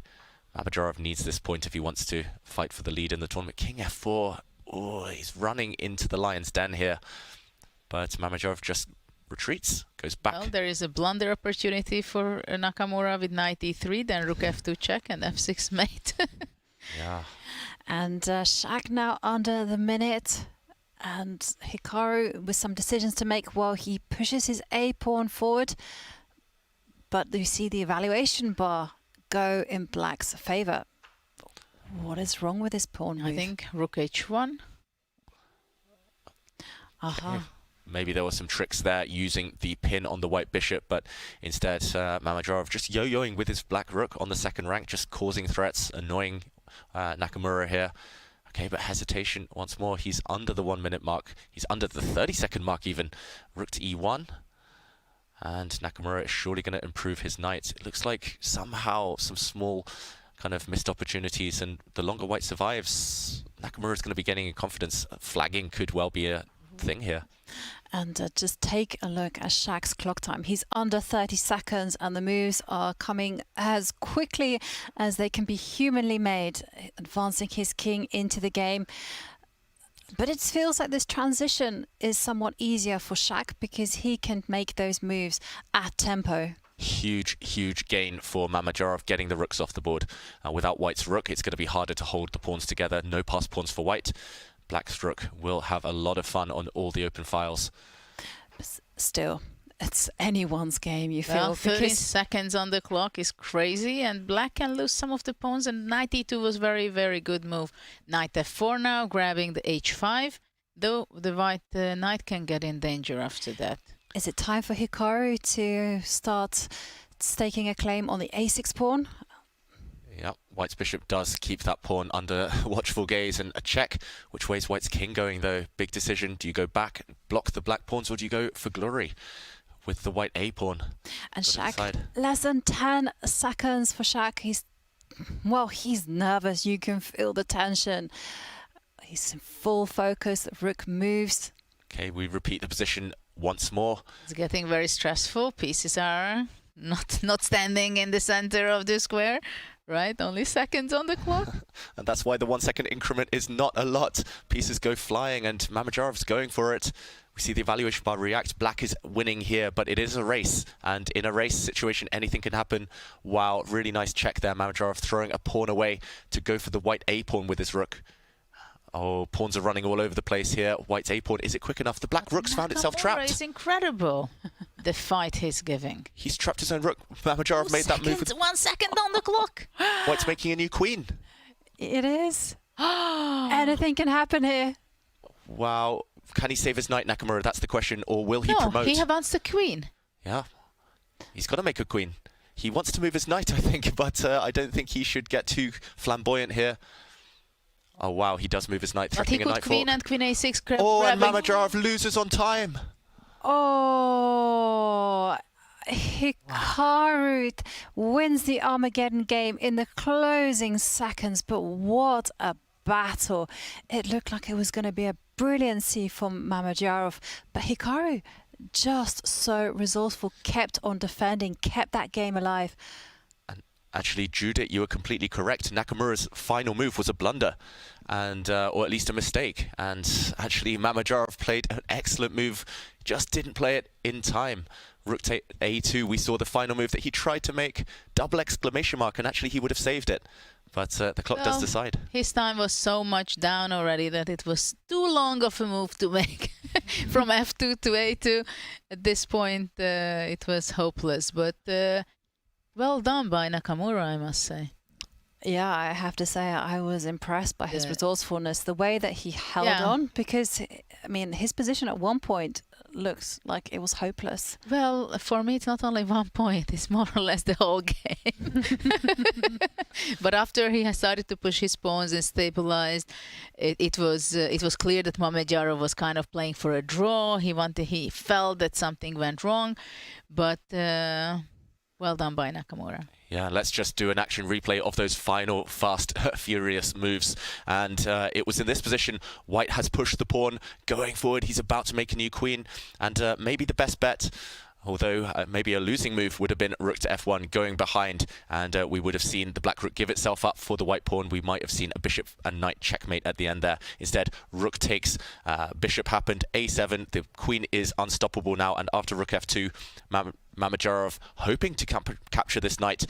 I think with a bit more time, Hikaru would simply have made a new queen, and after rook takes knight, he would have found a way, maybe starting... Wow, actually. Yeah, winning move here. Double attack, you spotted it, Judith, hitting the rook at the same time. This would have been a winning opportunity, but Hikaru panicked, played the move knight to C3, covering this A2 square seemingly, but actually in reality, rook to A2 was a brilliant move, the only move to save the game from Mamedyarov. And if he had more time, he might well have drawn now, because knight takes rook is simply met by E2. Both sides make a queen, and white's knight is not enough to win the game. The black pawns should guarantee a draw. Even without them, this game would have ended peacefully. Wow, dramatic stuff on the final move, showing how crazy Armageddon chess can be. That was so frantic. It was chaotic at times. It was Armageddon chess. It was a real fight. It's what we like to see. And let's go to the calmness of the classical games. And, you were also not serious about that one. And let's have a quick recap on the bird's eye view. So lots of exciting moments. We see Alireza pushing forwards with his kingside pawns, and things have been traded in the game between Fabiano Caruana and Gukesh, whereas it could be lively in the Anish Giri against Aryan Tari, but we haven't checked up on one game at all. I think we should pay some attention, pay some love to Wesley So and Nordibek Abdusatorov. Yes, let's jump into that battle. It's at move 13 now. It's crazy. In, for example, the Magnus game, they've played 9 moves, whereas Nakamura has played 2 full games in the same amount of time. It just shows this format. So many surprises. And this is the current position at move 13 between So and Abdusatorov. Let's do a quick action replay before we delve into this position to try to get to the bottom of it. White is currently a pawn down. Another Queen's Gambit accepted. We have talked about this. It's the theme, the opening of the tournament, seemingly. This pawn was captured, E4, met by E5, as we saw in that first game between Nakamura and Mamedyarov. Knight F3, a capture this time, rather than a bishop check. And this is the result. Queen F6, Abdusatorov playing an extremely ambitious line. The queen protecting this pawn. Black often wants to move this bishop out the way and castle queenside, but this was hit by bishop G5. And after the queen sidestepped, knight to d2, both sides developing. And I think the first critical moment for me, at least, was after this pin. Black played a really controversial move, one that I would never have dreamt of unless helped by a computer here. Bishop d6, surely part of Abdusatorov's preparation. Walking into a fork with e5, a double attack here, but Black can counter by moving his knight out the way, for example to h5, hitting this bishop. So this was the tactical justification. This didn't happen in the game. Instead, Wesley took a calmer approach, as we're used to from him. Bishop g3, a trade, and after Black castled, rook to c1. So Black is a pawn up, but some serious pressure on the c6 knight, and this Black d4 pawn might well drop off in the near future. Judith, what do you make of this opening stage? Well, one thing is for sure that it's extremely interesting what is standing on the position right now. Well, white is very energetic, I believe. So black has to be in good shape and try to keep up the active play, because otherwise, if let's say knight g4 is something that black can play, but then white would be capturing the c6 knight and knight d4. So actually, knight g4 was played. Yeah, it's played, it's on the board, and it's given a question mark, not meaning it's a blunder, but just a mistake. I thought it's a little optimistic. Yeah, worsening Black's position, apparently. You said it, Judith. Basically, the idea is to go for checkmate later on, getting into h2 somehow, but looks wildly ambitious for Black. Yeah. Oh, very intriguing game. And there we see the two players focused, ready for that action. I mean, this is going to get complicated. And in the meantime, we are joined by Grandmaster Hikaru Nakamura in the studio. And Hikaru, it was a short but intense day for you today. And basically, before the game, I looked at a couple different possibilities, and I just sort of settled on this Queen's Gambit accepted, and basically hoped that Shakrar wouldn't know the line to the end. And it turns out he did, so the game was not really much of a game. It ended up being drawn after about 20 minutes. But then this Armageddon game, I think, more than made up for it. We both had some chances. Probably I was losing for much of it, but you sort of just keep the game going, and things seem to work out for me. I mean, it did look quite shaky for you, the Armageddon game, I have to say. I mean, how did you manage to kind of keep the game alive? I mean, I think the main thing was just finding ways to pose practical problems, because basically Shakrar at a certain point, instead of trying to win the game, he was trying to find a simplification method. And so in this endgame with the rook, bishop, and knight versus the two rooks, he was always trying to go for this f4 and just take h4, and then it's very easy with all the pawns. So I just tried to prevent that and just keep the game going. And I knew that if he got really low on time, there was a good chance I would win, because 1 second increment is simply not enough. And but then at the end, of course, I blundered right back with this horrible knight c3 move. I just didn't see queen a6 at all. And yeah, he flagged, but yeah, it was a wild day. But in the end, it was actually quite funny, because the action of moving the rook to a2 was actually the losing move, because he lost on time. Yeah, I think if he had done it a little bit quicker, if he spotted the idea instantly, then it would have been fine. But he didn't spot it instantly, because I think he saw queen and queen a6, probably what I completely did not see. And so he sort of was zoned out and thought he was just going to lose. And so then he wasn't able to mechanically play the move. But yeah, it was just crazy. Yeah, and how are you feeling about these Armageddon games? Yeah, I think overall my score now at least reflects how I've played. I think when I look at the overall tournament, at least before this round, the one game that I'm very unhappy with is the Armageddon against Wesley, where I was completely winning and then I threw it away. But today, for example, I was completely losing and I won, so I think it's sort of, it's justice in a sense, and now it offsets, and so overall it's pretty good. Mm-hmm. And I was also going to ask you you're very active on the confessional booth. Mm-hmm. And it's a great delight for us to hear your thoughts and to hear your recaps. But what's it like having that confessional booth? Is it a good thing for chess overall? Well, I mean, it depends how you look at it. I think certainly it's a good thing from the standpoint of giving the spectators more information. But the problem, of course, is that most players don't actually use it because they're too serious, I guess, for lack of a better way of putting it. And so I think because most players are a little bit too serious, they don't use it. And I think certainly the notion of in-game interviews or comments is something, in my opinion, if you're trying to make it more popular, you almost should make it mandatory, frankly. So I don't know if you really can, considering the existing rules of chess, but I think it only adds to the game and the general experience for the spectators. So I'm all for it. Yes, not distracting at all. Well, for me, it's not distracting. Maybe for some players it is, but again, I think this also comes down to the whole like how serious are you about it versus like versus just like chilling. Like Magnus, for example, is always just relaxed. He doesn't much care. You know, I'm pretty much the same way, and I think that.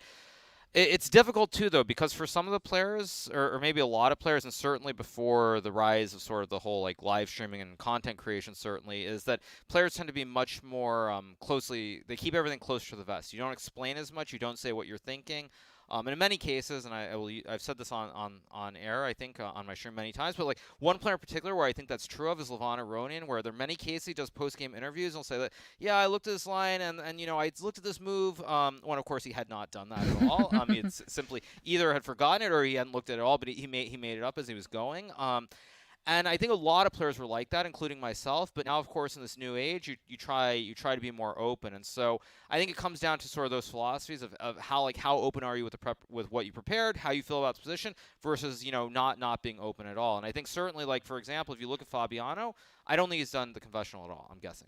Has he? No, he hasn't done the confessional. Whereas if he did a confessional between his game today and the game yesterday, which are both Berlins, you'd probably get a pretty good feel for how he thinks about the position. This line with knight b3 with the two bishops on d6 and e6, and then today where it's like he has this knight on he's got this knight on. It's back on d2, but like the knight's on b3 and f3 again. Very similar sort of stuff, or b3, c4, a3, b4.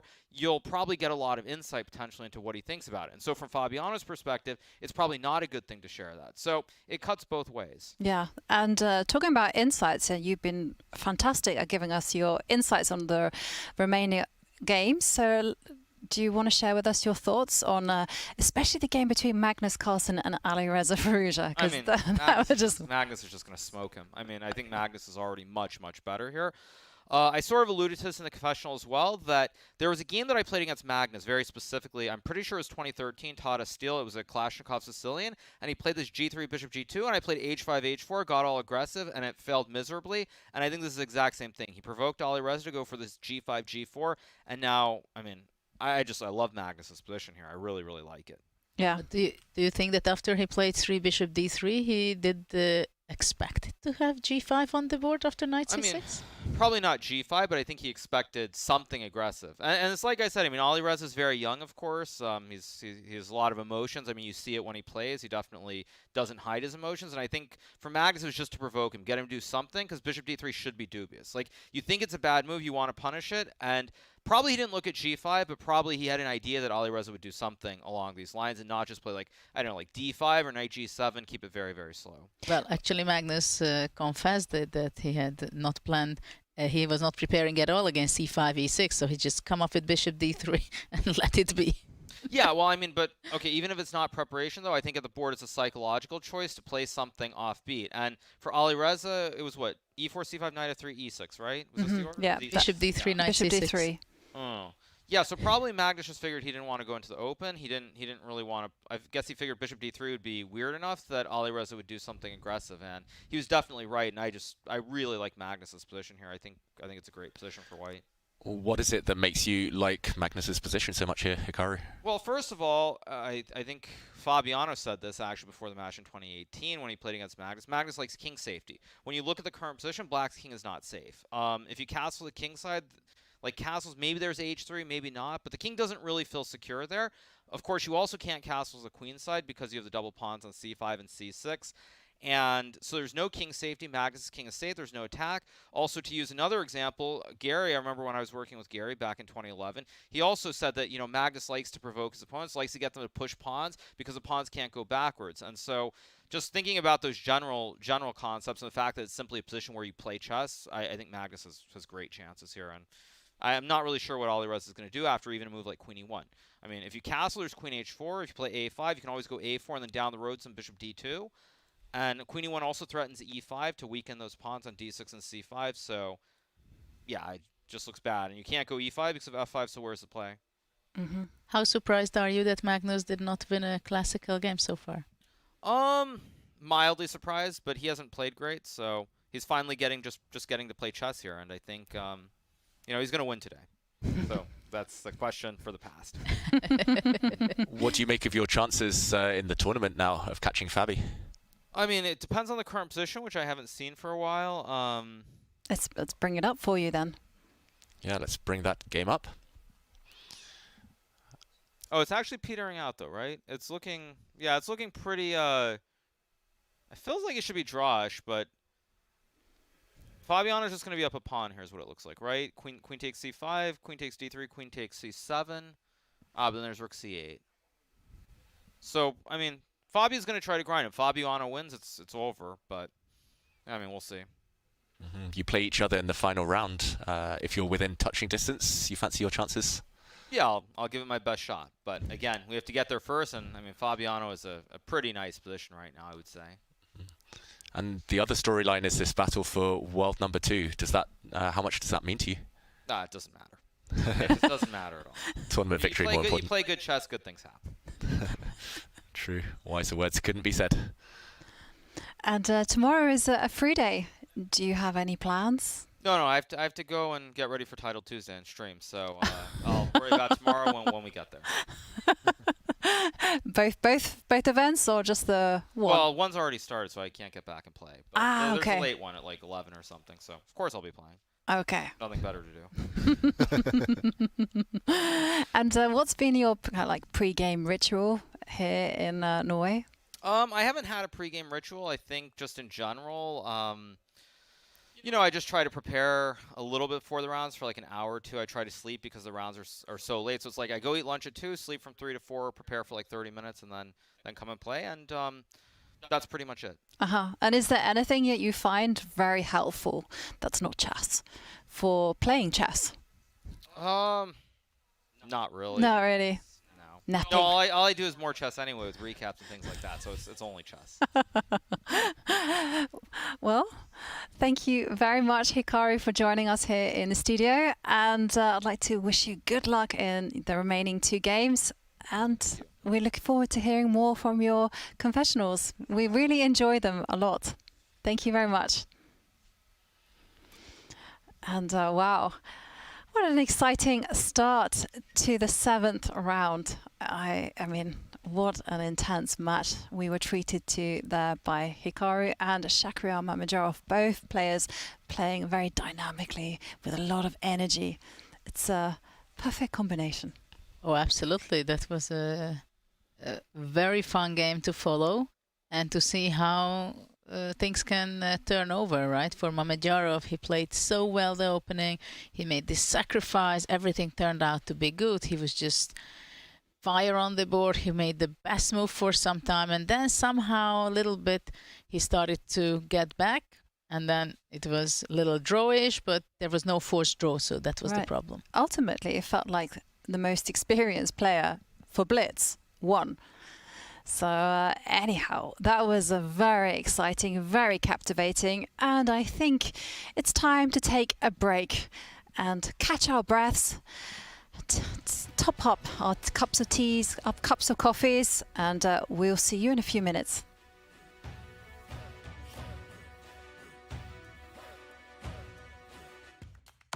Struggling to improve your game?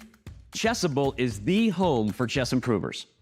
With hundreds of courses by incredible authors like world champion Magnus Carlsen, Christoph Selecki, Andras Toth, everyone's favorite social media troll known as Anish Giri, and so many more, Chessable can help you raise your game to the next level.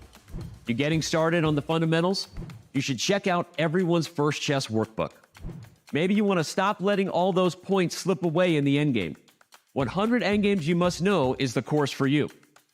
Did you not notice your king was in check and still can't figure out why the pieces won't move? Actually, Chessable can't help you with that. Maybe try refreshing your tab. Check out Chessable today and get 30 days of Pro for free. Go to chessable.com/begin.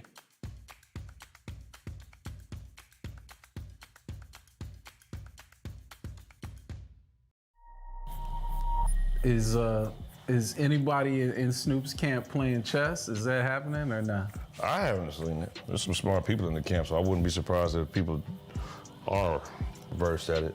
Really? A lot of college-educated people, you know. I, unfortunately, am not one of those sophisticated people that play chess in the camp. What you talking about, man? I don't play chess. I mean... You know how to play?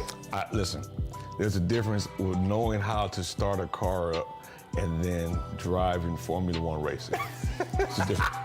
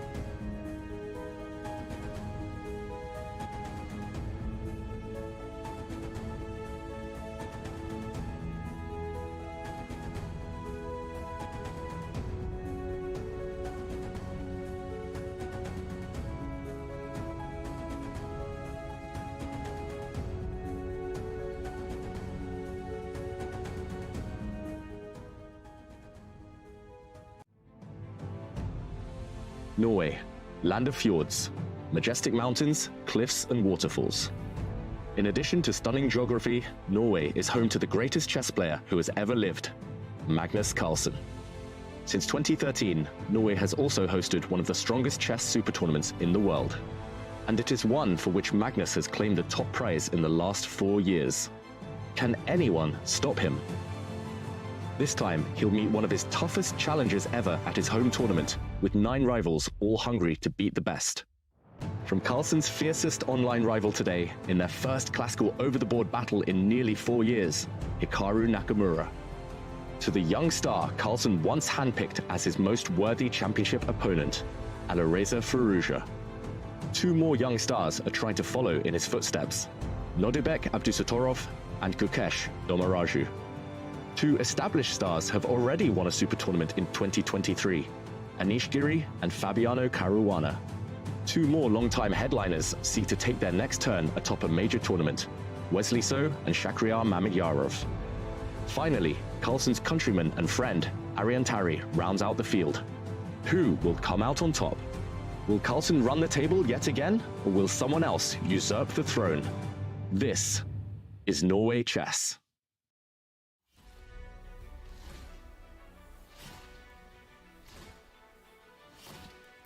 Hello and welcome back, everybody.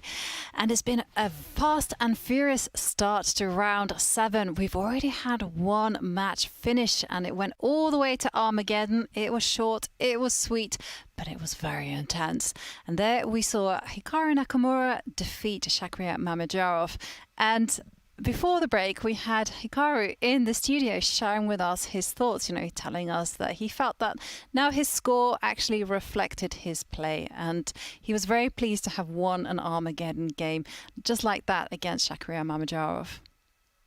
Well, he seemed like kind of happy with his result, of course. He felt that there something was going wrong in the Armageddon, right? But I see that he's getting tired, kind of. At the same time, he's doing great in the tournament. He's keeping his second place, I believe. And it was interesting to see him talking about other things also. A lot of insights on Magnus also and the other games. Yeah, and I was a bit surprised actually that I guess I wasn't that surprised. But he was telling us that his life was just chess. So if he wasn't doing this, he was going to go back and play Title Tuesday and then do a YouTube recap and then stream some more. And in the pauses during the games, he's there in the confessional chatting chess. I believe that he just simply enjoys it a lot and it makes him enjoy it in a fun way. Yeah, he's the most productive man in chess, that's for sure. And I guess there's only 24 hours in the day. He has to cram it all in somehow. But it's nice to hear that he's still so in love with the game after so many years. It was kind of funny when he said that, well, maybe it should be obligatory. Everybody should go to the confessional booth. Yeah, as an idea. I thought that was quite nice. And also he gave us some insights on how he had worked with Kasparov, how they had identified one of Magnus's techniques, which was to provoke the opponent to push forward with their pawns and just destabilize their own kings. Well, and in the meantime, actually, we have some incredible updates on the game of Magnus, which actually Nakamura described that he will win today. It's like no question about it. And some very interesting things are going on. Yeah, some huge developments in that game between Magnus and Firouzja. We see them on the camera. We'll jump into that game in a moment. But as you say, Judith, really dramatic stuff. And this is the head-to-head. Magnus did nominate, or did go on record saying that Alireza Firouzja would be the only player he was interested in playing a World Championship match against. Of course, a clash of the generations, big age difference between these two. And Firouzja's been one of the best players in the world for a long, long time now. But Magnus is leading their head-to-head quite significantly, especially in the classical. 4 wins to 0 in classical chess, and that's where we start, of course, here in Norway Chess. If it goes down to Rapid, if it goes to the Armageddon, things much closer there with Firouzja having taken 4 wins himself, but Magnus in the lead there too. Oof, sign of things to come, maybe.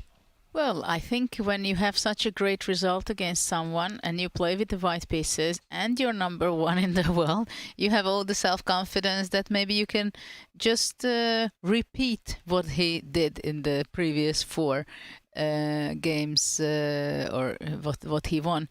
So it psychologically is an advantage to play when you have this kind of score against your opponent.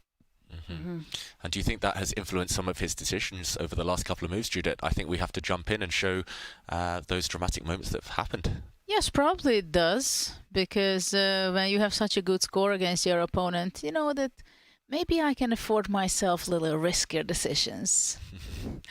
And that has been reflected in his last couple of moves. When Hikaru was with us, let's do an action replay here. Let's jump in.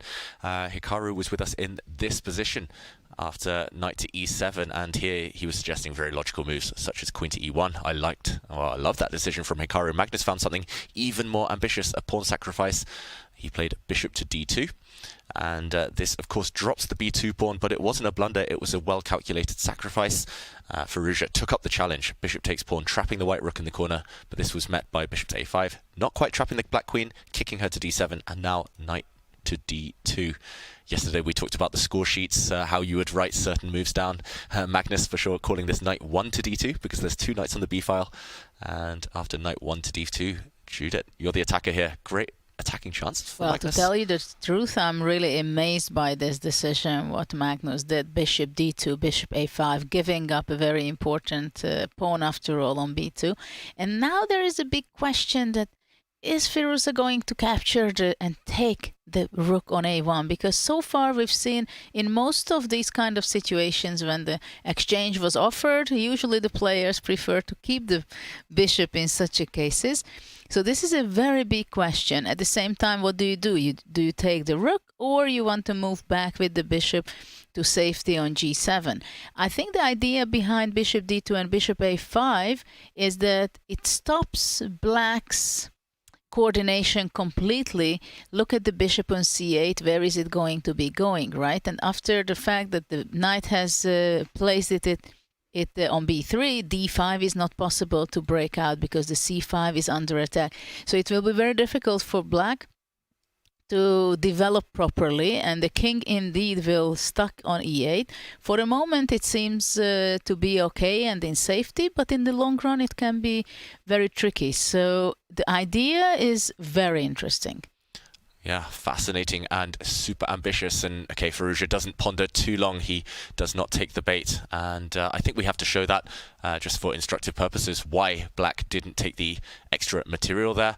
He played bishop back to g7. If, let's jump in now, if he had taken on a1, the white queen would have infiltrated on the dark squares. All of the dark squares would have belonged to white. And we see the evaluation bar immediately react in white's favor, despite black being significantly ahead now in terms of points.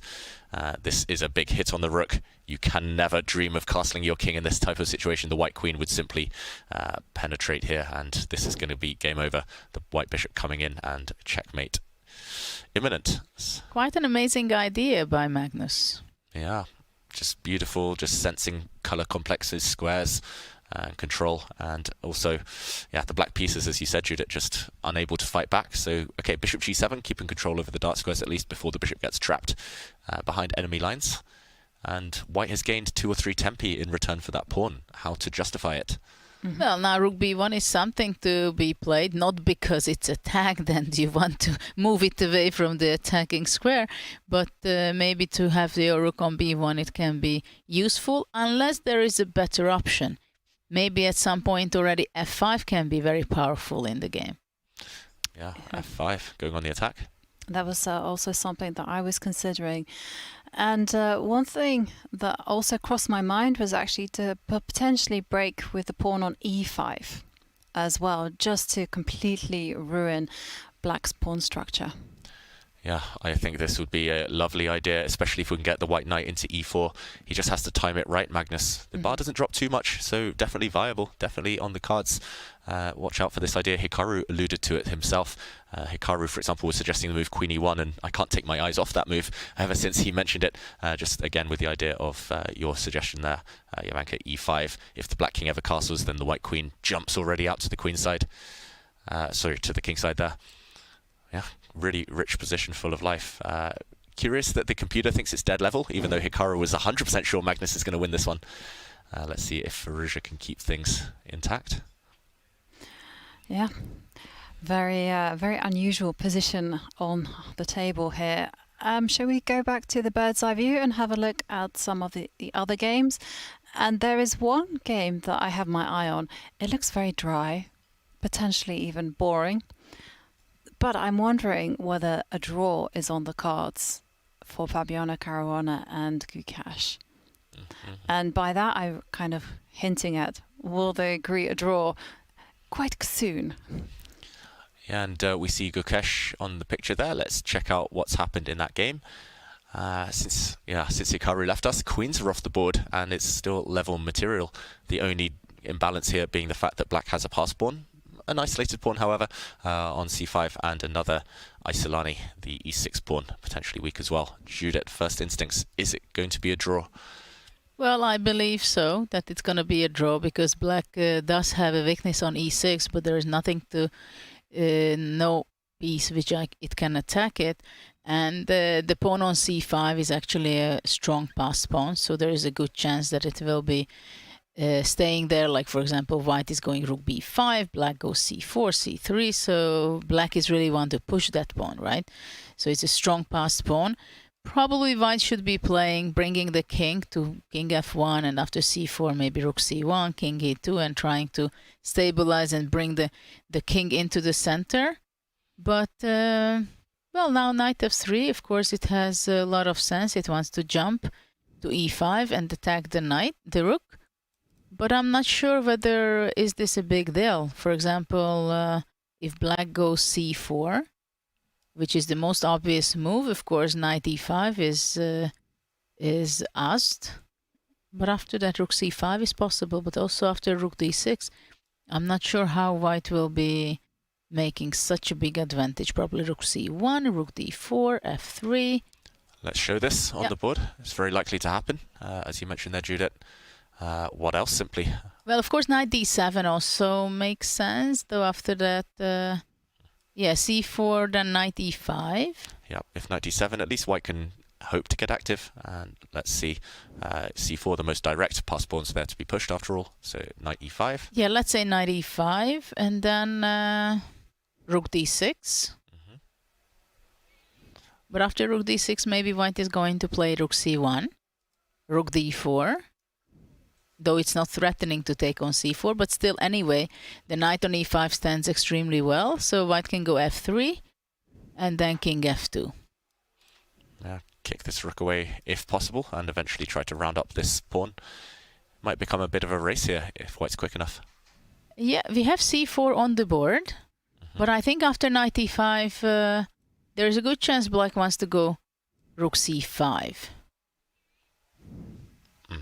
Counter-attacking the knight on e5, and if f4, then black can go c3. Nice. Although, if I take this knight now... Ah, sorry. c2, you go knight d3. Yeah, you hit my knight no, and this I can was run. not my plan. It's a misunderstanding. So f4, maybe the critical position. No, then rook c5, I'm not so happy, probably. Though knight a4 is possible... But then rook b4. Yeah, rook b4, hitting the knight, hitting the pawn. Also some checkmating attacks against the black king if black is a bit careless. I'm already thinking... Actually, wait, can I give a check? Maybe? Yeah, maybe check and knight d7. Yeah, maybe I hit your rook and threaten a nasty check on f8. So some concerns for black in this position. Yeah. Okay, well, we'll see what happens here between these two players. It is looking like it will head into a draw, but let's check out the bird's eye view and let's go over to the game between Wesley So and Nordibek Abdusatorov, because look at that, the evaluation bar is right in the black side, so that means white is doing very, very well. Isn't he just a pawn up? Yeah, and there's some crazy tactics on the board. A capture of a pawn, a hit on the black queen was met by a simple bishop move. And we could see the queens coming off in a really odd, convoluted way. There we see Wesley took the black queen and instantly Nordibek captures the white queen. And we'll do an action replay in a few moments. But Judah, I think Jovanka's right. It looks like black will eventually kind of come out of this down material. So many weak pawns in the black position. Well, that's very much how it seems so. Black has no material loss yet, I can say, but it's very close because the c7 pawn will be very weak. And at the same time, also, we can say, I think that d4 is also more of a weakness than a strong passed pawn.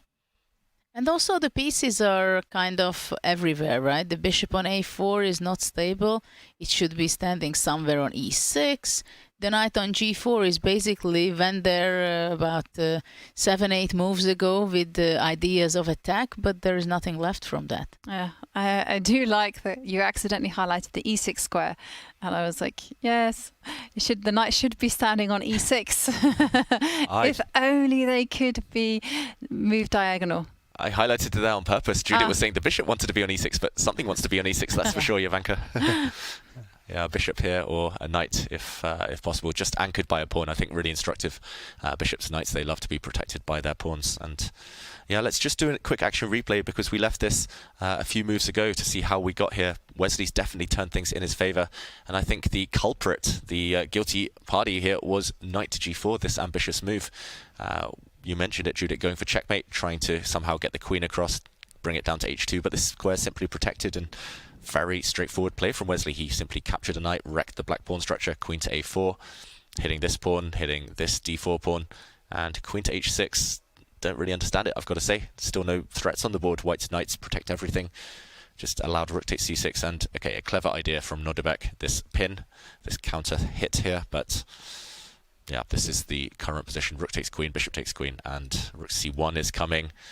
Rook c5 is coming. And Wesley So is incredibly good player in such a positions, especially when he has just a little advantage, maybe big advantage. I'm not sure about that, but one thing is sure, that White is going to be placing his rook probably to c5 from h5. The d4 pawn probably will fall off, and somehow Black is in huge trouble. Yeah, no coordination, weak pawns. Yeah, looks like a bit of a disaster, especially against a technician like Wesley So. And the a4 bishop is really standing badly. Because, for example, after Black goes rook d8, if we just dive into some moves, White plays rook c5, I believe. After rook a d8, maybe rook a5 immediately wins material. But if, let's say, rook f d8 goes, go and be on the safe side somehow, then rook c5. And already now Black cannot defend with rook d7 because b3 is trapping the bishop. So you can feel how dangerously placed the bishop on a4. It needs time to get back to safety. But what about the pawns? Yeah, how do you defend this pawn within the next couple of moves on c7? How do you defend the d4 pawn now? Very difficult to think of a good counterplay. Yeah, the only thing that I can think of is actually, and again, it carries its risk. I mean, you've got to defend d4 for starters, as you both highlighted, and I was thinking c6 as being the only way to defend c7. So, you know, but you can't allow knight takes pawn. Yeah, after rook f d8, rook c5, you go c6. C6, and it's ugly. But then even then, rook c4 is just going to win material. Then bishop b5. Bishop b5, yes. So for now, I think rook f1 to c1. Maybe I can start with rook f1 to c1 here, hitting the pawn. Yes, that's also possible, because after c6, immediately b3 and a4 and grabbing the pawn, right? Yeah, this rook is really nice actually on h5. No need to commit it yet. It can swing anywhere it wants along the 5th rank. Well, difficult defense now for Abdustorov, gotta say. Yeah, I have to agree with you both. I mean, the only thing that Abdustorov can kind of thank his lucky stars for is maybe the pawn on d4. Maybe he says, okay, I'll give up the c pawn, get some counterplay, somehow or another. Pray. Yeah, pray. And the problem is you have this beautiful pass pawn on the d-file, but knights are the best blockaders, and White's knights keep that black pawn under lock and key. It's the rest of the position that is falling apart for Black, and I think we can see in the body language. I'm very curious how Nordebek will be able to create any counterplay, because it just looks so much that the position is falling apart. Yeah, looks like a very difficult job for Nordebek. But we'll see what he can manage. He is a fantastic player. He's a great technician. But there's one game we haven't really looked at for a long time. That's the game between Anish Giri, Arian Tari. Good friends. Also, Arian Tari was the second for Anish Giri.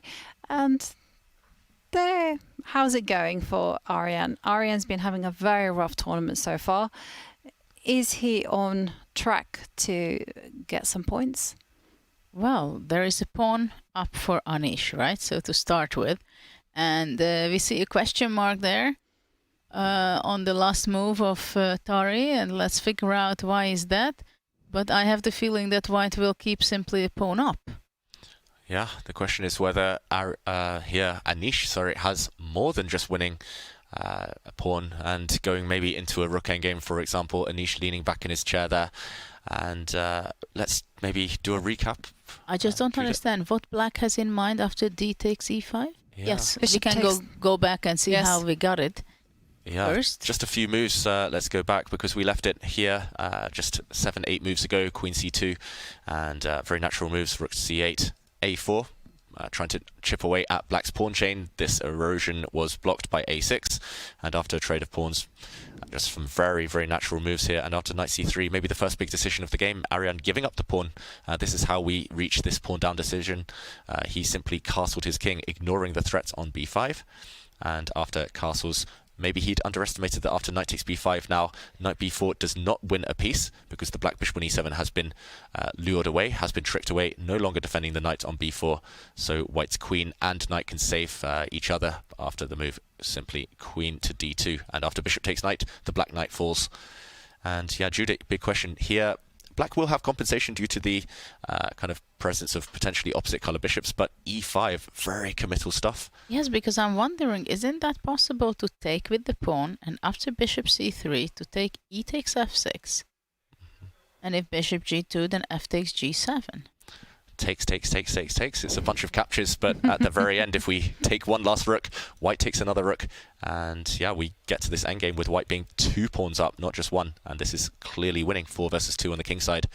It's going to be an easy conversion, so he must have something in mind. Maybe, Judah, is it queen takes pawn here that he's hoping for? And the big question here would be... Yes, absolutely. This is the only move to be playing, but white seems to have a very good pawn. Yeah. It's an extra. What about queen c3, for example? That is one try. But of course, black tries to have compensation for the pawn. That's a clear cut. At the same time, I'm not sure he will be able to get enough compensation, because if there would be a rook endgame with 4 against 3, with 4 rooks on the board, I think that can be still very tricky. Yeah. Because with 1 pair of rooks, it's a draw. But with 2 pairs of rook, I think even then it would be a lot to play on, and I'm not sure black can get it. Yeah, well, it is looking like a struggle for Arian.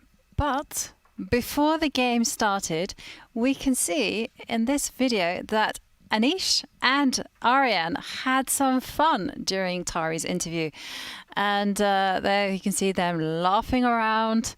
They are having a good giggle, some banter between the two. David, I have to ask, is it weird to play against your second? Yeah, I find it hard playing against someone I like, someone I respect, especially with the second dynamic where they've discussed openings together. But it's nice to see a bit of humour there, just a bit of playfulness from Anish. How about you, Judith? Did you enjoy that during your career, playing against a friend second? Well, I don't remember if I played too much with a trainer in one tournament. But it's, I think if you're professional, you can handle that and it goes okay. You think? Yeah. Because I was really curious, like recently, Dane Loren in his World Championship match, he was working with Richard. Richard was like that bastion of support. And then they went off and they played a tournament.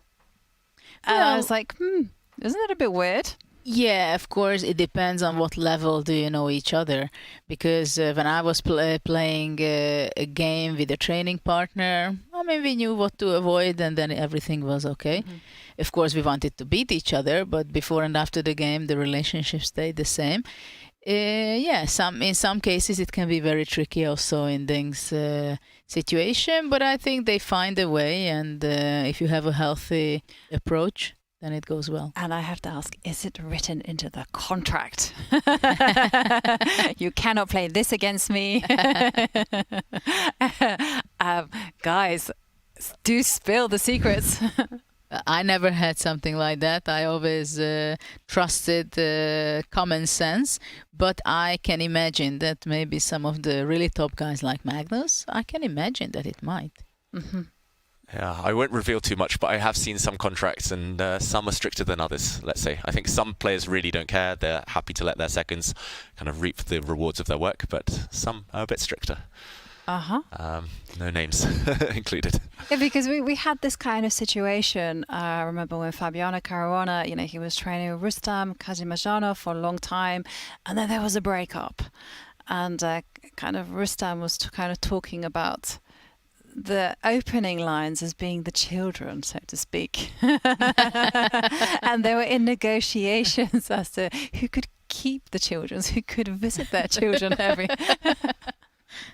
And that actually brings us to yesterday when Fabiano played against Rustam Kazimjanov's new partner in crime, Abdusatorov.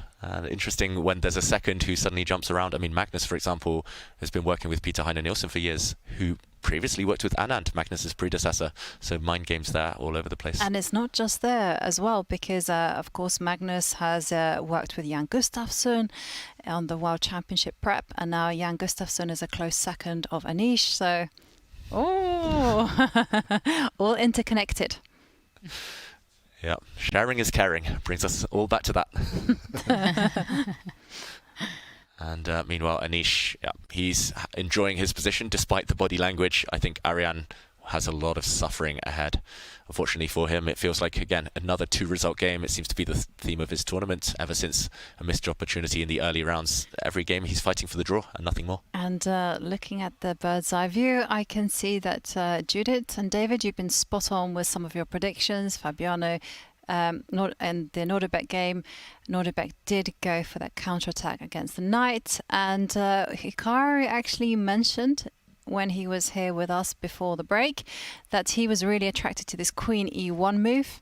And sure enough, that is the move that's appeared in the Magnus Carlsen Alireza Firouzja game.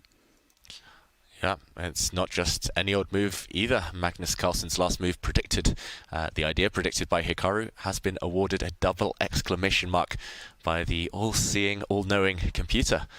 Impressive move there, and it's unexpected because it still continues this theme of giving up the exchange, tempting black to take this rook in the corner, which we've already showed that would actually transpose. That's definitely not a good idea. Beautiful move there, Queen E1. And incidentally, Magnus has been in the confessional booth. I think he did the audio in Norwegian, and basically a quick translation. He says he's very happy with himself. This bishop d2, bishop a5, and a knight d2 maneuver, very important, he says. He thinks he's doing well, and he does close with a little caveat saying, but he's been proven wrong before. Yeah, and on form Magnus would not add that last sentence, but he has had some very promising positions that he hasn't finished off this tournament, Judith. Well, yesterday he had a very promising position, which he misplayed it completely in the classical game versus Starry. But I feel that today he's really in his powerful Magnus mode. Mm-hmm. Looks that way so far, for sure. It certainly does. And I just, you just reminded me of a conversation that we had earlier on when we were talking about what are the qualities one needs to be able to get to the top in chess. Like, for instance, do you need to be confident? Or do you need to be aggressive? Do you need to be a perfectionist? What do you guys think? Well, you have to have a lot of skills, I believe, to be on the top. First of all, you have to be extremely hungry for chess. Yeah. You have to have the passion and love for it, working on it endlessly, hours that your head is thinking about chess wherever you go. And you do everything in order to perform the best you can. And of course, perseverance is something you have to have. You have to have resilience. You have to be someone who has good nerves, good sleeping habits, and keep the focus as much as possible and stay motivated. Yeah. Just to name a few. And for you, David? Yeah, all of the above. Okay. It's a combination. It's a combination of a lot of things. I think it's basically everything you need to be good at life, kind of good at business, good at sport. You need to kind of put it together for the chess as well. And you need to be versatile, just ready to adapt, ready to take the losses, take the hits, and to bounce back. And yeah, Hikaru showed it. You need to just eat, breathe, and sleep chess. Yes. And I'm kind of curious about the issue of confidence and confidence in your own ability, because I don't know why, but some video popped up of a famous footballer, Zlatan, who was well known for having massive ego. When he moved over to LA, he literally took out an advert which says, LA, you're welcome.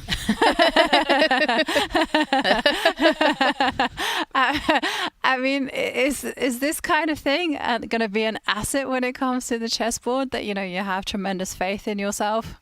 I think it's absolutely a must to have your self-confidence, and self-confidence comes from good results and performances. healthy self-confidence is a must to perform, whether you're a chess player or you're going to an exam, right? And it's also not only about yourself, but also that your opponent feels it, that you have your self-confidence. And it means a lot in progressing and becoming a great player, I believe. Yeah, I'm loving that quote on the screen. Zlatan doesn't play football, football plays Zlatan.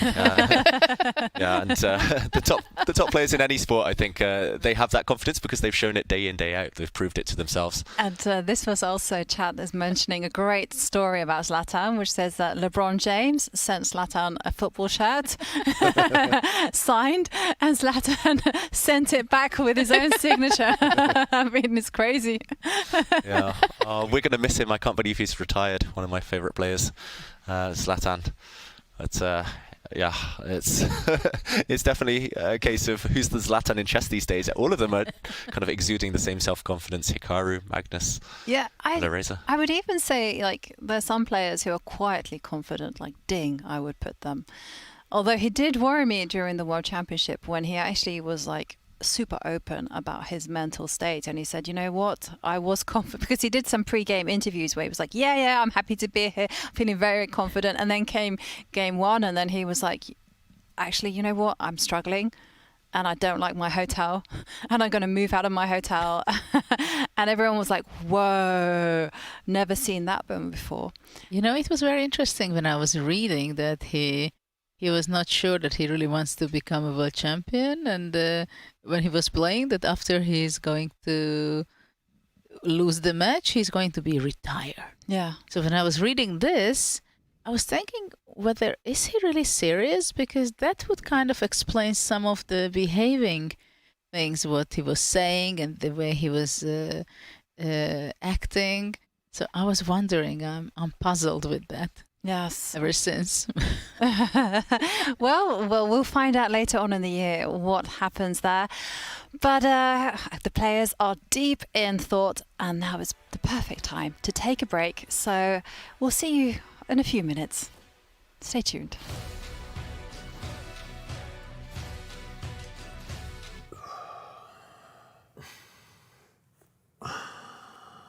Dude, it's impossible to not hear you just breathing super loudly. Okay, fine. I will hold my breath for 3 minutes. All right, let's go.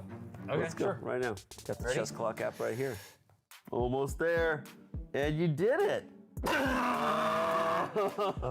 What can you do for 3 minutes? My wife says not a lot, but I can plank. Keep that big butt down. Dude, nice. 2, 1, you did it. Wow. I feel better. Oh, yeah. You were timing me? Yeah, you were in there for 30 minutes. Oh, man. Let's Sorry. play some chess and get some dinner. Let's do it. Time odds? Yeah. Okay. You bring your clock? Oh, I left my clock at home. Dude, you idiot. I told you to bring it. Let's just go get something to eat. Okay. Oh. Download the new Chess.com clock app so you can time yourself playing chess or whatever other dumb stuff you and your friends do. I do like positional styled games. I may try to keep it positional, but I can also change gears. And I think that's very important in terms of, anyone trying to develop their chess game. If you do find, style of play that you enjoy, that's good, but you could also try to sharpen it by implementing, another form of, into your bag, as we would call it, right?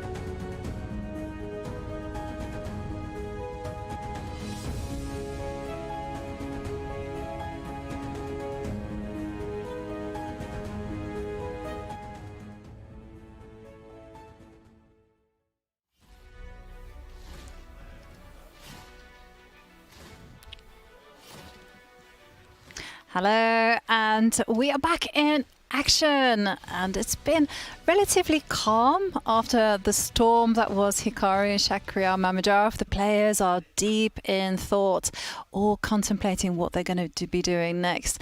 But there's been some critical moments on the board, and of course everything is lining up really nicely for the final 2 rounds, because there is a lot at stake. There's take a look at the prize money. Have a look. Have you ever seen such big prize money before? Well, there are tournaments where they have good prize money, and this is quite significant. Yeah, what we have here. Yeah, and first of all, let's refresh our minds on the standing. Fabiano Caruana is in the lead with 13.5 points out of 18. Hikaru Nakamura is in second, but because he defeated Shak in that Armageddon, he now moves up to 12.5 points. So if Fabi, for some reason, loses, Hikaru is snapping at his heels. Alireza Firouzja does have the black pieces against Magnus, and Gukesh is facing off against Fabiano Caruana. And in 6th place, Magnus Carlsen, 7.5 points. But Magnus and Firouzja, such a critical game. I would say that one is the most exciting one out of the lot. That's very exciting, and it is very interesting for me that as Magnus thinks of Alireza so high, he was really the player he wanted to be playing if he would decide to defend his title. Let's say it was very clear, he was very open about it. I think it means that maybe also he came today with the mindset that, okay, today it's going to be an interesting game, and finally I'm going to win, but for sure it's going to be a very interesting and challenging game, because with Firouzja we know that you don't have to provoke him too much to make some moves, like also today he was doing g5, right? So sometimes you play with opponents who you can make sure that they will make the game interesting. And with those people it's very good to play. Yeah, and we should remind ourselves what is at stake. It's not just the pride, the love, the glory, it's also a lot of money. First place will walk away with 750,000 krona. And second, 400,000 krona and a 2.5 million Norwegian krona total prize fund. That's very impressive. Yeah, that's a great prize fund, and this is usually what's going on in most of the events, online and offline events, that they have a very significant hundreds of thousands of dollars of prize money, and then it's divided. Who plays the best takes the most. Yeah, and when you say millions, Ivanka, it sounds like a lot. We should mention for our American audience out there, divided by 10 and you get pretty much the similar amount in dollars, so about $75,000. That's still a lot for first prize, and life-changing, especially for some of the younger players who need to fund their way, fund their coaching. For the more established stars, this is the norm. Yeah. Hopefully inspiring some of the younger viewers at home to get involved with chess. Absolutely. But it's interesting, you know, that even though they are playing with such a huge at stake in money-wise, and of course for Gukesh and Norway, obviously they probably never won such a money. It would be really the first time, and it's so impressive. When you're professional and you're playing at the board, you cannot think about money. You have to think about the position, about your preparation, about your general feeling and how you prepare for it. It cannot be on your mind. What has to be in your mind to focus on the game and get the best result you can. And after that, you look around. So how much money I'm collecting for all this I did. So you're saying when you agreed to play a tournament, you never checked the prize fund. You just said, yeah. No, of course, you see the prize fund, you do all these things, and you're aware of the things. And of course, I'm sure everybody sees what is the last prize also, just to make sure. I'm just saying that when you're playing, when you're fighting it out, when you decide on a move, you're not simply those things are not on your mind. Yeah, they shouldn't be on your mind. But it certainly can be a factor, as David's kind of indicated, especially for someone like Arian Tari. You know, if he were to win 750,000 Norwegian krona, which is roughly $75,000 US, that would be life-changing for him. Yeah, exactly. It will take the pressure off in future events. He's, I think, as Hikaru as well has said, now that he's no longer a professional player, he thinks of himself as a streamer. The pressure's off. He can take more risks at the board. It's not all about the prize money, and it just kind of gives you a more objective feel. I know from my experience, I always play best when I'm not aware of the prize money or not thinking about it, and probably my most heartbreaking defeats have always been in the final rounds when I've calculated in advance the difference between winning, drawing, losing, and the money's influencing my decisions at the board. In the final round of one Grand Swiss, I knew how much I would make it with a win in the final round, and that blinded me at the board to make some bad decisions. And of course, I ended up with nothing. So that's just how the way the world works, unfortunately. There's more important things than... Yeah. And I'm kind of curious about that story. I mean, did you take more aggressive risks, or did you perhaps take more negative risks, like for instance, play passively? Yeah, I mean, more kind of ambitious risks. I knew with a win in the final round, I would qualify for the candidates. I mean, first prize in the Grand Swiss alone was a huge amount of money. Last place in the candidates, huge amount of money.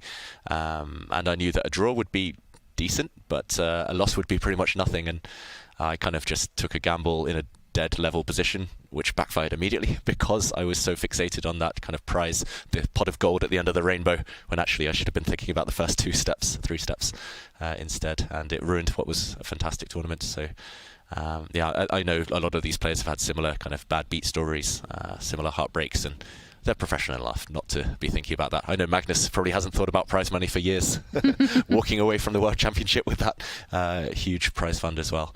I think players are many times, I mean, the top players, they are not thinking about money when they are playing, I believe. But if, let's say, you play in the Olympiad and it's a matter of gold or silver or any medal, then it can be also sneaking into your mind. How do you decide? You don't get to sleep in the night before. You know, I once heard a story that a team, they shall remain nameless, they were not paid anything, but they were given bonuses. So if they got the gold medal, I think they would get a $50,000 bonus, and if they got silver medal, then it would be $25,000. And well, someone lost. That also will remain nameless, and they got silver instead of gold. And then you see them all on the podium, and all of them are like. They're so annoyed. Might have given away the country there with the currency that you named the bonus prizes in Jovanka. Did I? Okay, let's move on. No, I didn't. Oh, okay. Maybe I not. didn't. Maybe I not. absolutely didn't. Okay. It wasn't that team. Mysterious. But yeah, either way, it does play a factor, right, in how players perceive tournaments. We often say that we forget all our wins. We just remember the losses. One loss is far more painful than kind of the joy of 1,000 wins. And especially if you end a tournament on a loss, it leaves a sour taste. Oh, yeah. Oh, yeah. That's a very sad story. Yeah. Okay, so everyone, there hasn't been too much movement in any of the games, but shall we take a quick look at the Fabiano Caruana Gukesh game, because we were kind of alluding to the fact earlier that it could end in a draw very soon.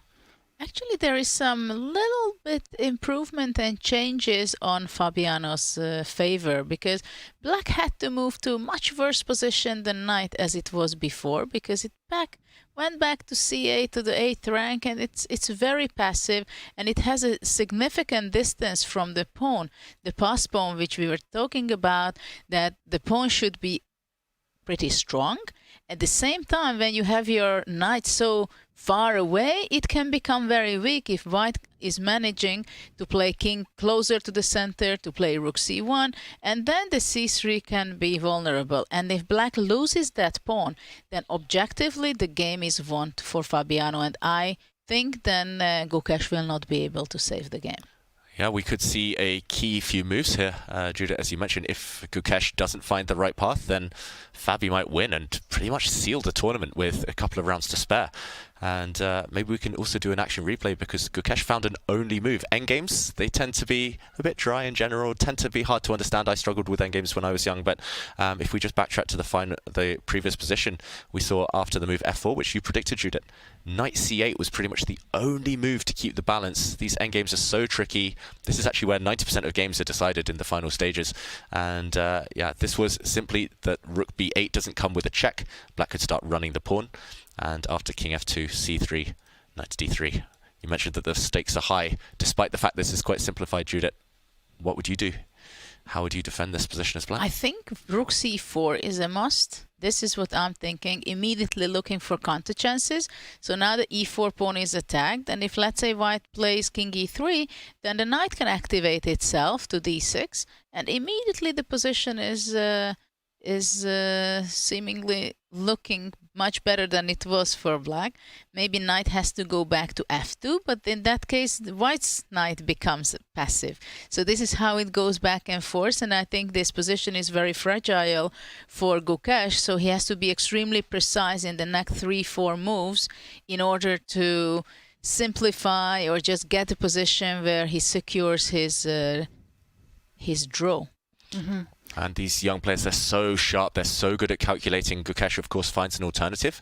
They always defend the most active way, and this hit on the black rook was met by a counter-attacking move c2, pretty much forcing the white rook to make a decision, maybe step in front of the pawn. Fabi, instant move. This game has suddenly sped up, and maybe he's thinking about the same idea. There we go, rook to c4. He's just made the white rook passive first. Yeah, interesting development. Yes, I think this was the other way of doing it, but the main idea is to have the rook on this fourth rank.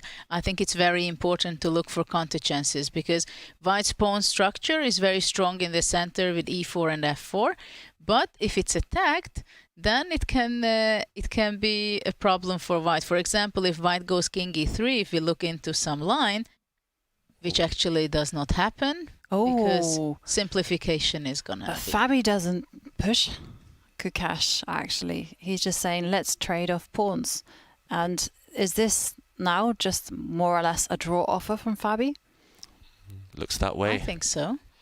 Now we're expecting the black rook to go and capture this pawn on e4. It's hanging, why not? And white's rook is going to most likely take this black c pawn, attacking the black knight, but the black knight will move, and 3 versus 3 on the same side. Symbolically, maybe slightly better for white, but I believe that after rook e4, white is going to play king f3 or first. g3, and only after that take on the pawn. Because if after black takes the pawn, and if white takes rook c2, then black can take with a check the f4 pawn and go back to f8 to defend the knight. Yep, so actually this pawn is hanging, and wow, we stay with this game for the handshake. It has happened, and it's a draw. Bit of a surprising end there, but fair result. Yeah, and it is indeed a fair result. Both players playing very well. And Fabi yesterday in the interview actually said, I don't know why I'm not getting Armageddons. I like them. Well, his wish has been granted. He will be playing an Armageddon with the white pieces. He will be in a must-win situation in approximately 20 minutes. So don't miss that one, guys. This will be a very challenging match, and I'm very much looking forward how Gukesh will be set his mind and get ready with his coach around for the next game, where he knows that he cannot lose. In that case, he scores the maximum point out of the Armageddon. Mm-hmm. And let's head back to the bird's eye view. I mean, you guys really got your crystal ball out and predicted all the correct moves against Anish Giri and Ariantari. That's just as you said it would be. And I think the most interesting game is Magnus Carlsen against Alireza Firouzja. Should we dive back in there? Sure. I mean, it's not even a question, I think, that is so much action happening, and it's so interesting. The pawn structure, the pawn sacrifice, which was done by Magnus, the piece placement. So there are a lot to talk about that. While in the other games, it's going on their own path, which we discussed already. Yeah.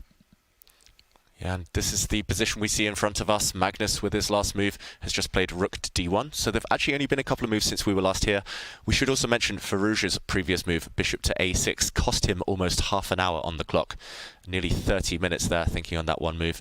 And yeah, after rook to d1, he's back in the tank. This rook move looks mysterious, Judith, but I guess the idea is for white's knight to maybe land on c4 over the next couple of turns, and the rook on d1 might be opened up later on against the black queen.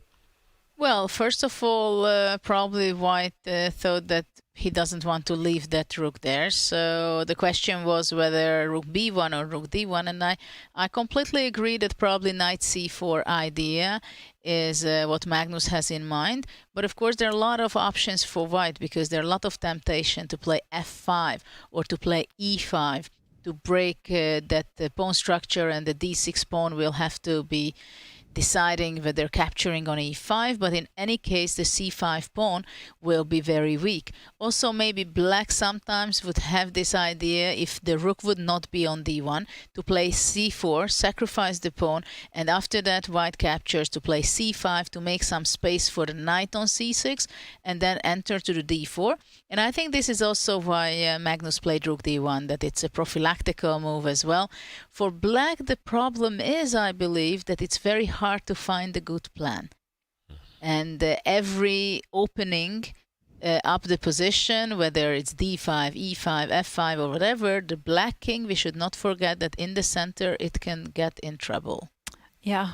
And I guess the big thing that Alireza is thinking about is, what is white's plan? So you've mentioned quite a few of them. And if black has an adequate response to all of those plans, then I guess Alireza has a free move. But so say, for instance, black does a dud move. I don't know what. Let's jump in and show what happens if black does play, yeah, a bit of a stinker here. Just a bit of a slow move. Rook to b8, for example. Okay, and so say white plays knight e5. e5. Okay. Let's go e5. The most aggressive move. And creating a square for the knight, undermining the c5 pawn. I like it, Judith. This is quite typical as well of this pawn structure. Right. What is also interesting, for example, after rook b8, also I was thinking just to play against your opponent, because this is also very important, and sometimes Magnus's strength is also that to play a4, for example, not even think about bishop b5 or rook b5 and sacrifice, let's say, on a5. Just an option. I'm not sure it's the best, because I'm very much eager to play e5 and break that pawn structure of black. Well, it's actually been positively encouraged by Firouzja, because he's now reacted with f5. Yeah, and this is desirable in general. He's kind of blocked off at least one of the white pawn pushes. White can't push f5. Also, the black king, we're talking about safe havens. The safest I can see at least is f7, and maybe even g6 later on. If the center really closes, the black king can at least hope, now that the f-file is blocked, to find a safe square. But it does, as you mentioned, Judith, encourage white to step forward now with e5. I don't know if you need to rush. Maybe you can keep the tension a move or two. Actually, I like f5 because it makes space for the king and generally for black's pieces. And also I believe that maybe f5 was also something to be worried at time to time. But yeah, after f5, of course, the first idea I would be looking at is e5 still. Though after e5, maybe d takes e5, f takes e5, and queen d5. Yeah, let's show this on the board. Is there a direct problem with the immediate e5? Because it's desirable, as mentioned here. Unfortunately, because of how our king stands, we don't really want to take on c5. This looks very strong, but it is met by a check. And the queen's come off the board.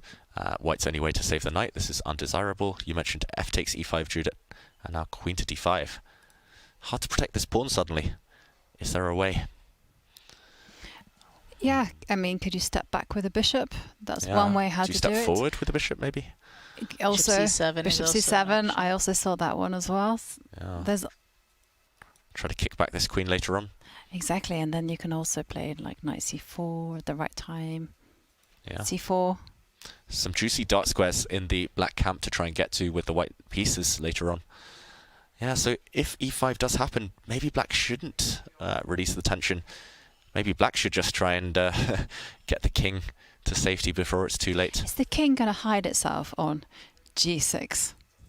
Yeah, I would love to if I were black. I'm not sure why, just aesthetically quite nice. Maybe black should be going next move, king f7 on e5. Yeah, king f7. Right. And maybe this is where Magnus's plan behind that mysterious rook move, knight c4, and suddenly there's some tension. If this knight is eliminated, at the very least we'll regain this pawn or this pawn, let's say d5 due to the pin, and now knight takes c5 happens. You could maybe foresee this being a logical sequence of moves, favouring white perhaps, but at least now we justify the placement of this rook opposite the queen. Yeah, I think Magnus will play e5, I have a feeling. Just I don't know how else to improve the position. I don't know, I just wanted to say that I'm not sure e5 will be played. Maybe he wants to play king h1, for example, just to forget about all these kind of ideas where black uses the d4 square taking something. Yeah. But then maybe f takes e4 and then black can forget about this problem forever, that white is going to play e5. Yeah, there's a pin, so we can't take with the pawn, which would be really nice and desirable. Suddenly, yeah, as you say, Judith, maybe we can block things, this black knight. Or maybe we don't need to rush with that one. Maybe there's a better move. Knight c5? Yeah, I just realised. Knight c5? I was tactically slow there, hitting the queen, hitting the bishop. And now something's collapsing. Maybe knight takes c6. The reason we played king h1, to have this queen d4 checks, right? Yeah, just so that in this position, yeah, there's nothing to hit on g1. I walked right into that one, but yeah, as long as kind of we don't allow knight takes c5 to happen, this is a beautiful outpost for the black knight later on f5. Still sharp, you've got to think. Very sharp. I mean, this is a really interesting game going on between Magnus and Alireza. So after f5, it is a question whether e5 immediately or can white go knight c4? Yeah. Also, same theme, justifying the fact this rook is on d1. I was wondering about taking here, which way you recapture, it gets sharp. This is what I was wondering. You can't take with the pawn anymore, you have to defend your knight, and if queen takes... I was thinking some crazy things, but I don't even dare to say it. Yeah, question is whether d5 works. What was the crazy thing, Judith? Say it, well, I dare knight you. d6 after fe, but I think that's going too far. Ooh, Tal would be impressed. I think that's too far. I was thinking that takes and de, but bishop d4 check. Otherwise, I would be, after queen b8, taking knight c5, giving up the exchange. But I think this exchange sacrifice is not that exchange sacrifice. It's not the same if you get the white square bishop of black or the black square bishop. Mm-hmm. Yeah, and this one not quite working. Black can plug the holes with tempo. Oh, let's give Magnus a bit of time to ponder e5. It's a committal decision, but it's a big one. Maybe he needs to go for it if he wants to win this game. Certainly looks that way. It's a very sharp position. There is one more question I would ask from you. What do you think about c4? It's a very committal move. Is it a good idea for white to kill the a6 bishop or not really? Well, e5 on the board. Our questions have been answered. Yes. And looking at my computer screen, it's being awarded an exclamation mark. Good move. Good move from Magnus. Also a logical move. Maybe the most kind of natural move in the position. It just depends on what Firouzja has up his sleeve. Clock times really do not favour black right now. That massive think on bishop a6 could come back to haunt him later. But for now, it's tense. And maybe black has some resources here. I mean, all the variations look so nice for white, though. Actually, I have a question. After the e5, maybe knight c5, right? So... maybe it's possible to take. Okay, let's... queen d4, queen f2. Let's jump in and show this. Jovanka, you had some thoughts as well. Yeah, basically. I will enlighten you later. Okay. The oracle. No, because I cheated. I thought this is very complicated, and I thought, you know what? Let's have a judge decide on what is the best move. So this double attack, you want to meet with a block? That's what I thought, yeah, queen f2. And if I take queens off... this makes any sense. And you take with... I thought with the king. King. You're hitting my bishop. I'll try and save it. Bishop c8. A bit of a sad move, but needs to be done, protecting this pawn as well. And how do you continue? It looks like you've got some various knight jumps that could be quite tempting. Yeah, knight c4, knight d6 is tempting, but it's like only check. It's only a check. This game is played for checkmate. You could take this pawn, you could drop back with the bishop if you want to maybe... Well, maybe this is a nice move, bishop c3. Yeah, but bishop c3, knight g6. Now we wish our king was back on g1. Still tempting for white, the knights are coming. Yeah, this is very complicated. Jovanka, you need to reveal. There was a magical point here, a magical moment. Wow, it was interesting because I peeked and the computer said that there is only really one way for black to avoid being significantly worse, and that's actually to put the knight on g6. In this current position. Current position. Anything else and black will be a lot worse, like +1 for white. Wow, okay, so the stakes are high. Black needs to find knight g6. Judith, do you feel that's natural? Will that be on Firouzja's radar? Well, there is not much of a choice, you know. Black has to be careful a lot because these pawns can be very weak in a second. I mean, knight c4 is a huge threat. And this is my question, that after knight g6, what happens on knight c4? Good question. Important one. I think we have to show this because black might have only one move to minimize the damage. Oh, and guess what? He finds it. Oh, okay, he finds it. Knight g6. Of course, if you give the top players in the world a narrow path, often they are great at navigating that. And Judith, you mentioned knight c4, hitting this pawn. Yeah, I'm wondering what's going on after that. Do I have to take you? Let's eliminate this knight. But this looks so scary. I have to play d5 here. You can take my pawn. Yeah, this is the question. Goes there, knight c5, and then you go, what, queen e7 or queen c8? I feel like the queen should travel on light squares just so it doesn't get hit. Some hits along the diagonal. Let's say light squares, queen c8, queen f7. Which one, Jovanka? c8. c8, yeah. You want to sneak out with your king. Yes. Zigzag on the light squares. You know, I have a word for this kind of king. I like to skedaddle out of there and say, toodaloo, I'm off. It's still can castle. We shouldn't forget the black king hasn't lost castling rights yet. Probably king on f7 stands better defending the e6 pawn. Yep. It looks like checkers, pretty much just on light squares with black's pawn chain, queen, knight, king, all on light squares, fighting on that color complex. But yeah, good spot from Firouzja. Yeah, it's not so easy, but probably there is some other way also for black, maybe, after knight c4. Knight c4. Is there anything else for black? I'm struggling. It feels like taking here is surely going to be too risky. D takes e5. Actually, I wouldn't touch that one with the barge bar, although the evaluation bar says black is okay, but yeah, it looks scary because suddenly white can take this pawn with the knight, white can just take back in the center. But black does have ideas there, maybe. Yeah, because you still have, after knight takes c5, you still have this queen d4 check up your sleeve. Yeah, it's double attack, most common tactic in chess. Yeah, this king on g1 makes all the trouble. Looks like Fischer random chess, but yeah, it's just white's shuffled the pieces on the wrong order on the first rank. This is annoying. And maybe if we take the other way, instead of knight takes c5, maybe the idea is to just take this knight off the board. It looks really ugly from a kind of aesthetic point of view for black, but if we just move, suddenly white's got some weaknesses himself.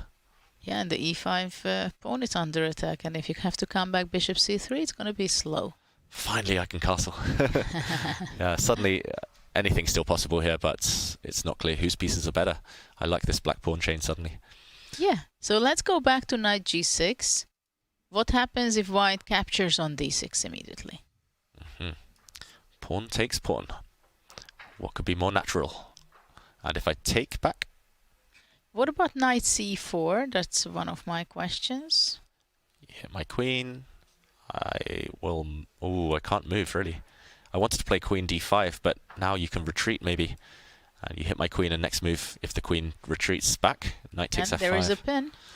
Yeah. Knight f5. Whoops. So if I can't play knight... if I can't play Queen d5 after knight to c4. Maybe it's something similar, but an improved version for white. Well, you have to go to queen, well, or queen e7 you can go. Or queen e7 immediately without capturing. Yes. Yeah. And then queen e3, let's say. Weaknesses. These doubled pawns are just so ugly. Often double pawns, kind of we breeze past them, but here's like the epitome of weaknesses, pawn islands. Yep. Well, it's a critical moment in that game, but we also have an Armageddon brewing. It is between Fabiano Caruana and Gukesh. And let's remind ourselves of the Armageddon format. White, that's Fabiano, will start with 10 minutes. Black will have 7 minutes. And there will be a 1 second increment after move 40. And this is the most important thing. Black does have draw odds. White is in a must-win situation, and the points will be like this: 1.5 points for a win and 1 point for an Armageddon loss. And the players now speeding up. They're playing into an anti-Berlin. It's a repeat of the line that they just played. Yep, we're off and totally repeating exactly the variation that we saw earlier in their classical encounter. And Fabi, he's switching up the move order maybe. Gukesh, the first to think. He doesn't have too much time. He needs to react very quickly here. Some threats potentially against White's Black's e-pawn, sorry, in the next few moves. So Black has to first decide which side he wants to castle on. The Black Knight goes back. And okay, he drops back his bishop. Fabi armed. He had this with Black actually yesterday against Abdusatorov, so an expert on both colors. Well, now there's a question: is bishop b4 will be the move, or just rook b8, queen c8? Queen c8 is on the board. Yeah, this knight looks offside, misplaced, but it is tying down Black's queen to this b7 pawn, and the b7 pawn cannot move because the c6 pawn would drop. So b3, really slow playing it here from Fabi. That's one strategy in Armageddon Chess: just keep pieces on the board, make sure there are no pawn trades, and try to flag the opponent later. Yeah, and you put pressure on the opponent, you try to make him think, to decide some things, but it's very slow. Very slow. It is a very effective strategy when in the Armageddon games where White has 5 minutes and Black has 4, especially online chess. But anyway, Gukesh stepping forward with the c-pawn. This is what White wants when he goes to knight c5, because b6 was not possible because of knight c6. So Black pushed c5. So in the next move, he wants to push away the knight, I believe. Yeah, this is really bad news for the Black bishop on e7, which is kind of entrapped now behind its own pawns. But at the same time, Black rock solid. No pawn breaks for White in sight yet. And big first decision for Fabi. Is he really thinking about jumping into c6? It looks like the automatic move is to retreat. That's a suicide of the knight. Yeah, you've got to keep your knight protected. And he did so. Now he's moving the other direction. He's kind of done the odd switcheroo, pushed Black on the queen side and suddenly switched the attention to the king side. Knight f5 in the air. Also some pawn breaks for the first time with f4 later on. It's so interesting that how is it possible? I mean, I was always having difficulties to understand that. Look, the pawn on c5, for some reason, it limits much more Black's opportunities to play these positions than if the pawn would be on c6, right? So White even lost 2 tempes in order to force Black to play c5. This I found always very interesting in this system. Yeah, and I've always loved this pawn chain as White. It's the V, just kind of protecting in both directions from c2 to e4 and c2 to a4. But of course, that means you're solid. But yeah, no breaks on that side. The queen side essentially closed for the next few moves. Fabi needs to go for the Black king. There we go, queen f3. Well, Black made space for one of his pieces for f8. I don't know if knight f8 will come. Most likely the bishop will be. Oh, knight b8. The knight retreating to its starting square, getting ready to jump to c6 and d4. Yep, a great route for that Black knight into the center. Gukesh looking up there to check how many moves they've made. This seems to be a habit, just maybe a nervous a nervous reaction from the players. He's only moved 16. He's not getting any increment anytime soon. But yeah, nice undeveloping move, retreating move there. Got to go back to come forward. Taking advantage of the fact that he had to play c5, right? So now there is a place for the knight on c6 and going into d4. Yeah, and White now breaking out with f4, trying to open some lines, and Black's knight jumping in. Big threat on the board, which is reacted with rook f2. Fabi blocks everything there. And just quickly, our reporter Sverre caught up with Fabiano right before this Armageddon game. So let's have a quick listen to what Fabiano had to say. This half point is looking to become pretty important for the tournament situation. Any special plans for how you're going to attack this game? Well, I guess we'll see in a few minutes. I don't know. It's Armageddon. It should be exciting. I haven't played one since against Anish. It's been a while that I haven't played an Armageddon, so hopefully it'll be fun. These Armageddons, do you feel like it's a coin flip, or do you feel like the better player most often goes out victorious? I think the better player usually wins, but it's also a coin flip because many of the players here are pretty evenly matched. Thank you. Thanks. And there we had Fabiano promising us excitement, and indeed it is super exciting now as Fabiano has taken control of the center. Yeah, and temporarily white is a pawn up. We saw a question mark appear briefly on the board when black put the king in the corner. And, okay, recapturing. Bishop h6. Whoa, Judith, tactically sharp. White's queen cannot move because this knight is hit by the black bishop. And you want to play bishop h6.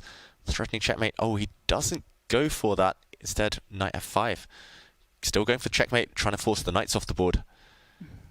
Ooh, should we investigate that? Bishop h6 last move. Bishop f6 on the board. Well, this is also very tempting for white. That's clear. But you could still do bishop h6. It's not the same. It certainly isn't. I think after bishop h6, so you can take, and after knight takes rook f8, because the e5 pawn is protected, right? Yeah, black can defend everything just in time. He's looking at tactics like this. I would be very inclined to play a move like bishop g5 just to kind of eliminate this black defender. The black bishop's a bit sad, but it holds everything together for now. Okay, Fabi, he's paused, really slowed down, sensing an opportunity. The top players, they sense these critical moments. Your move on the board. The bishops are going to get traded. Big threat against the g7 pawn. That's why Gukesh stepped forward with the queen. But Fabi has an easy position to play. It's just simply to line up on the F line and see what happens with those rooks. Seems a very promising position for white. So much tension now on the F file. He's going to be looking for tactical blows. Black's isolated E pawn is a big factor in the position right now. Some ways to attack that. What to go for now? It looks like everything's perfectly set up. Knight e7 also sometimes can be very tempting. I was looking at that, but then I also got tempted just by the calm move as well. You can just drop your knight back and then jump in with the knight to d5. But okay, we have a safety first move from Caruana, getting his king out of any potential trouble. Yeah, it feels a bit slow, however, and if Gukesh can survive eventually in the endgame, he'll have good chances. It feels like white needs to deliver a knockout while queens and rooks remain on the board. Don't forget that white also has a weak A pawn later in the game. First, what to do with this white queen? I really like the move knight e6. It's a good defender. And if after queen g3, black would be going knight f4, blocking the rooks on the f file. Yeah, knight f4. Beautiful post for the knight, as long as white cannot evict it with a pawn. So maybe another square with the white queen. No, he does drop back to g3. Your move's on the board there, Judith. The black knight is holding things together for Gukesh. He's really sped up, you've got to say. And queen g4 now getting ready. Again, g3, kick this knight out. What about g6? Mirroring the same idea. g6, kicking the white knight out first. But black still has problems with the e5 pawn, so any endgame will also be very double-edged on account of that. And instead, Gukesh also preparing to line up his rooks or potentially use his rook to attack the white queen. Yeah, Fabi has to kick that black knight now. That's the whole point of his play. Gukesh, I've got to say, defending really well. He had a difficult position. It looked like everything was falling apart, but suddenly... It's very difficult to play it with the black side, I believe. He's doing a good job, though.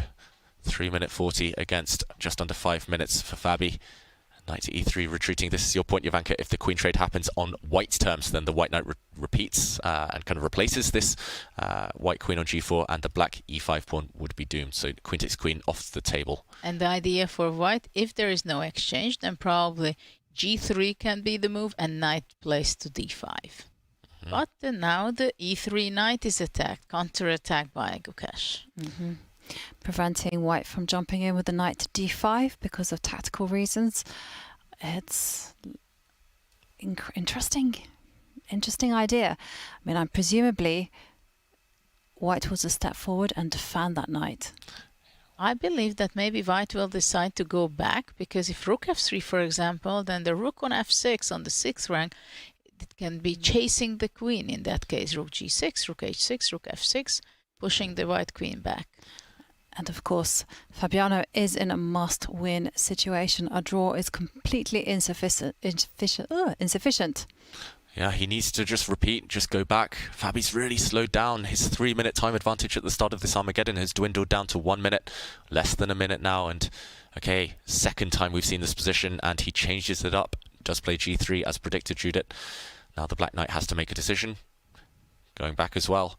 And White's knight, the superior of the two, but still no breakthrough. Still lacking a direct plan. Well, Black improved his position significantly. I think g3 is something that maybe White was not so comfortable having that pawn. You don't have tactics possibilities, like for instance, knight takes pawn. On g7. On g7, it's not quite working out, is it? Rook g6 maybe is always on the cards here. Black's rook sliding across. Oh, okay, he hesitates, Fabi there, but does step back with his knight, offering a rook trade. To take or not to take, Judith? To take. Take. Get those rooks off the board as quickly as possible. I think to take is better, because otherwise, if rook moves away, queen h5 and the e5 pawn is in danger.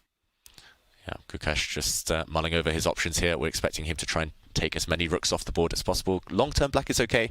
Just short-term needs to survive this wave. Or the other idea is to play doubling the rook on f8 and then getting ready to have an f6 pawn. But I'm not sure. It looks like it can be vulnerable. Yeah, and I agree in the feature chat. Fabi has been burning a lot of time, but suddenly Gukesh on this one move has slowed down 40 seconds and counting. Because it's a critical moment how to exchange the rooks, in what circumstances.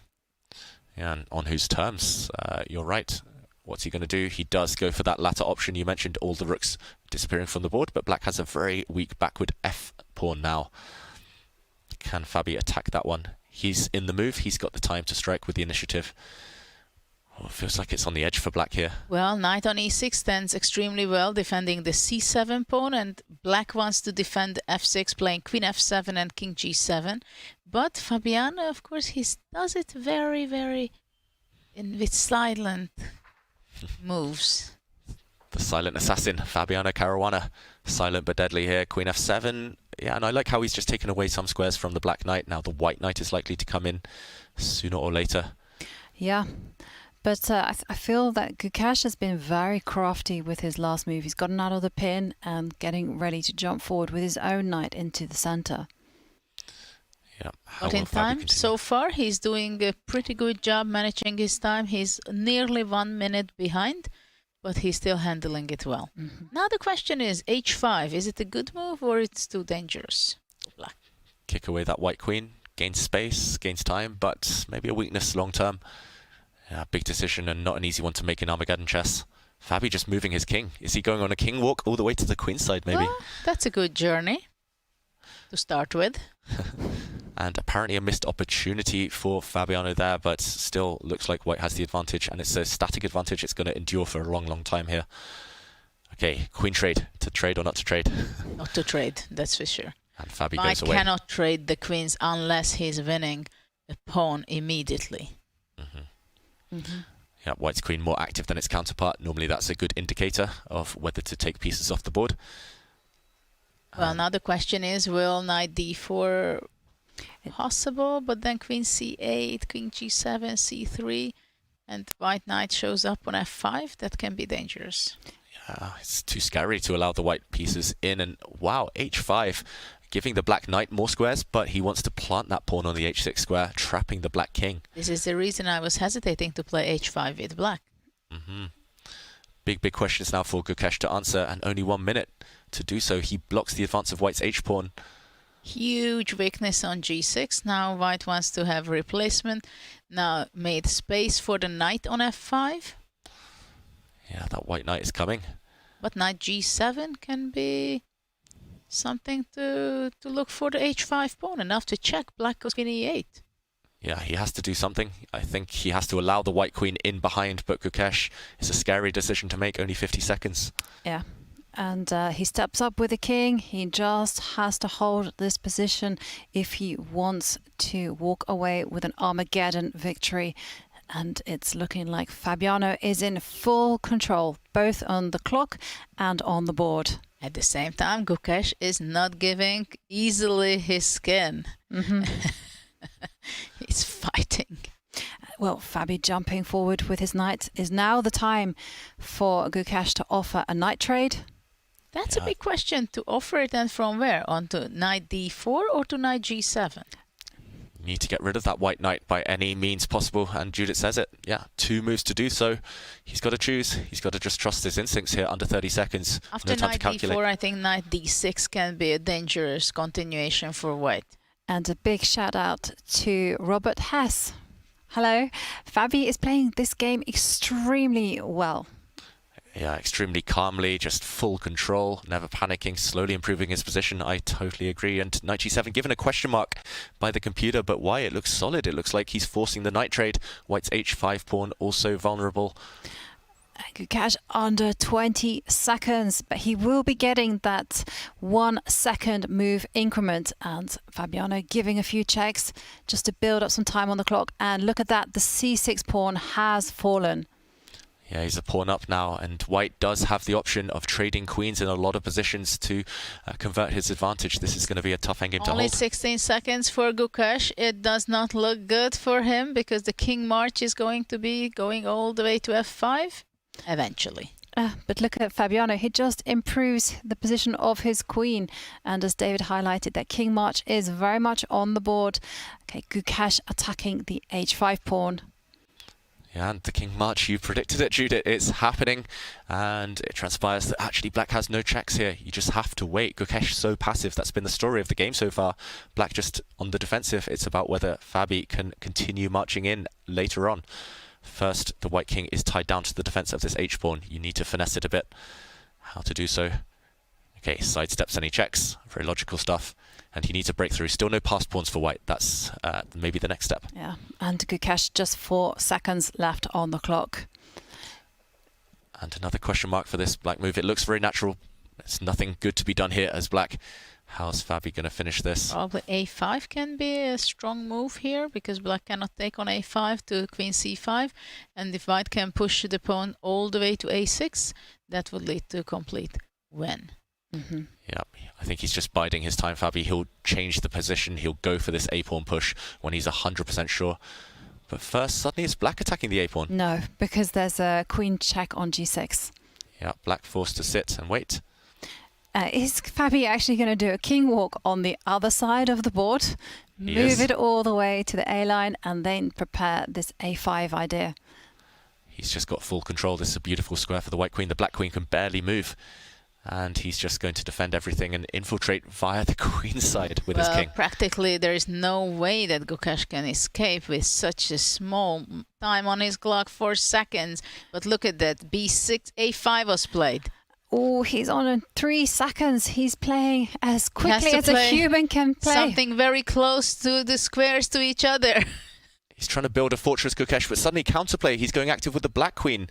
Fabi has to be really careful. The black queen cannot sneak behind now and deliver some checks. Fabi's winning all the pawns in the meantime. What kind of drawing opportunity. Yeah, if black gets one move and gives some checks, the white king might not escape. How will white win? He's repeating 5 seconds, 2 seconds, Fabi's and Fabi's lost on time.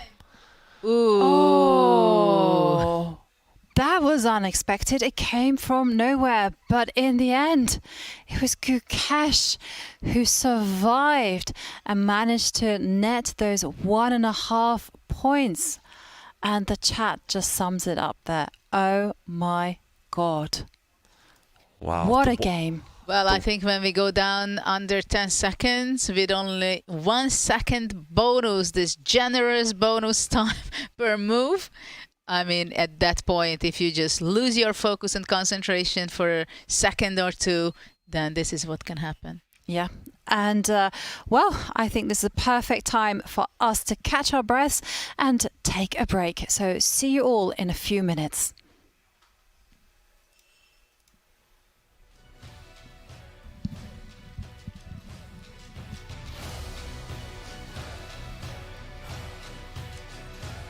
Do you wish playing a chess game with a friend was as easy as sending them a text? Well, good news.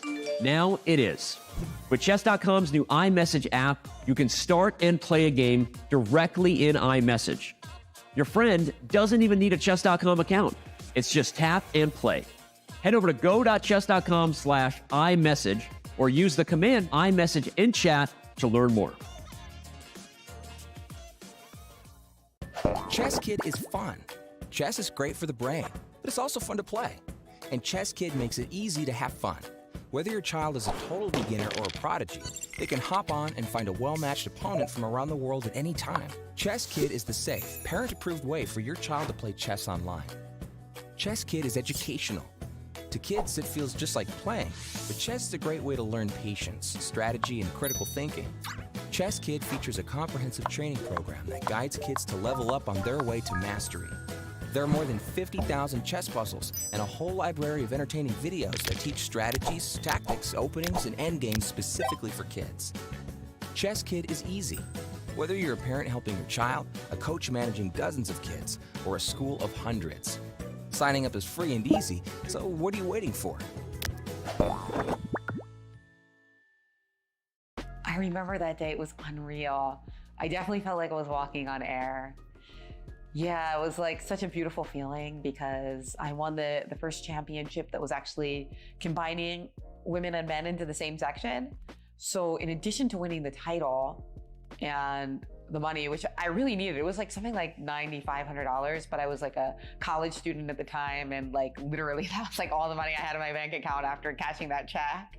So that was really cool. And then also I got an IM norm. So it was like a little bit of everything.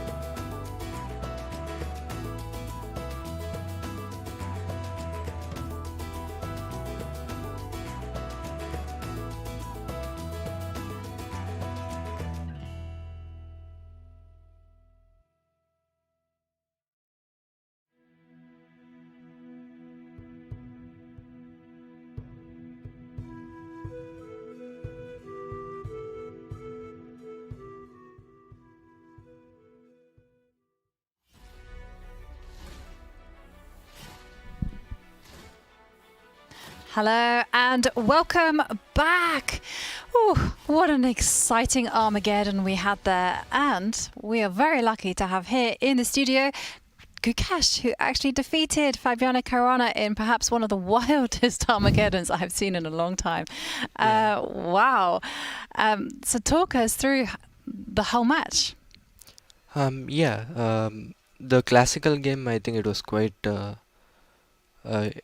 it was just good prep, and I equalized quite easily with after the opening, and okay, he was trying for some chances in the endgame, but okay, I think I was accurate enough with knight c8, and yeah, it was just a draw. And after that Armageddon, he deviated from the classical game with h3. Yeah.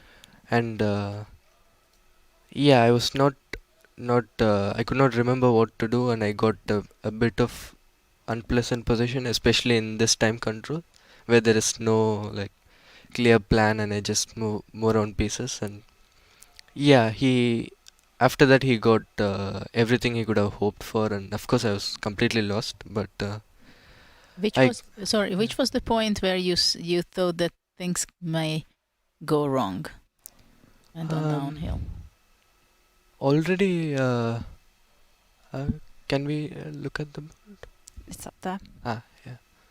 Yeah, already here I was kind of worried because, okay, his plan is super clear, and I can get my knight to d4, but then he has rook f2, and I have to make sure that I don't allow knight f5, and c7 is kind of weak. So already here I was a bit worried. And I did not react well from here. I think I got a very bad position, and and in the end, we were thinking about bishop h6 here. Yeah, I saw bishop h6 actually, but I think he didn't spot it. Bishop h6, maybe I have to go rook g8, but then rook f7. Oh, wait, there's knight e2. Whoops. Oops. Yeah. Oh, sorry. Sorry. But, okay, he can go bishop g5, queen g5, rook e8, rook f1. And yeah, similar. Yeah. No, rook e8, rook f7 is there, so... What so I have to go queen e6 or something? Queen e6 and rook f1. It's similar to the game, it's anyways very unpleasant. Yeah, and this queen endgame, were you confident of holding it when the clocks were ticking down?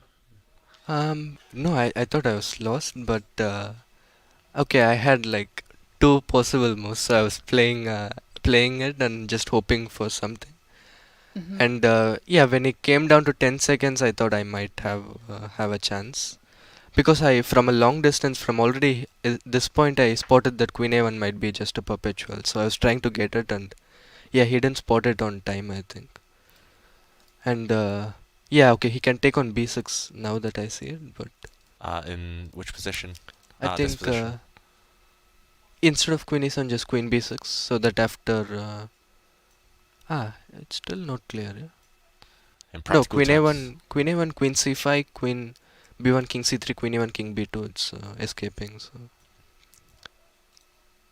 Yeah, but it was so logical for him to take the f6 pawn with all these checks, and he could still take. Okay,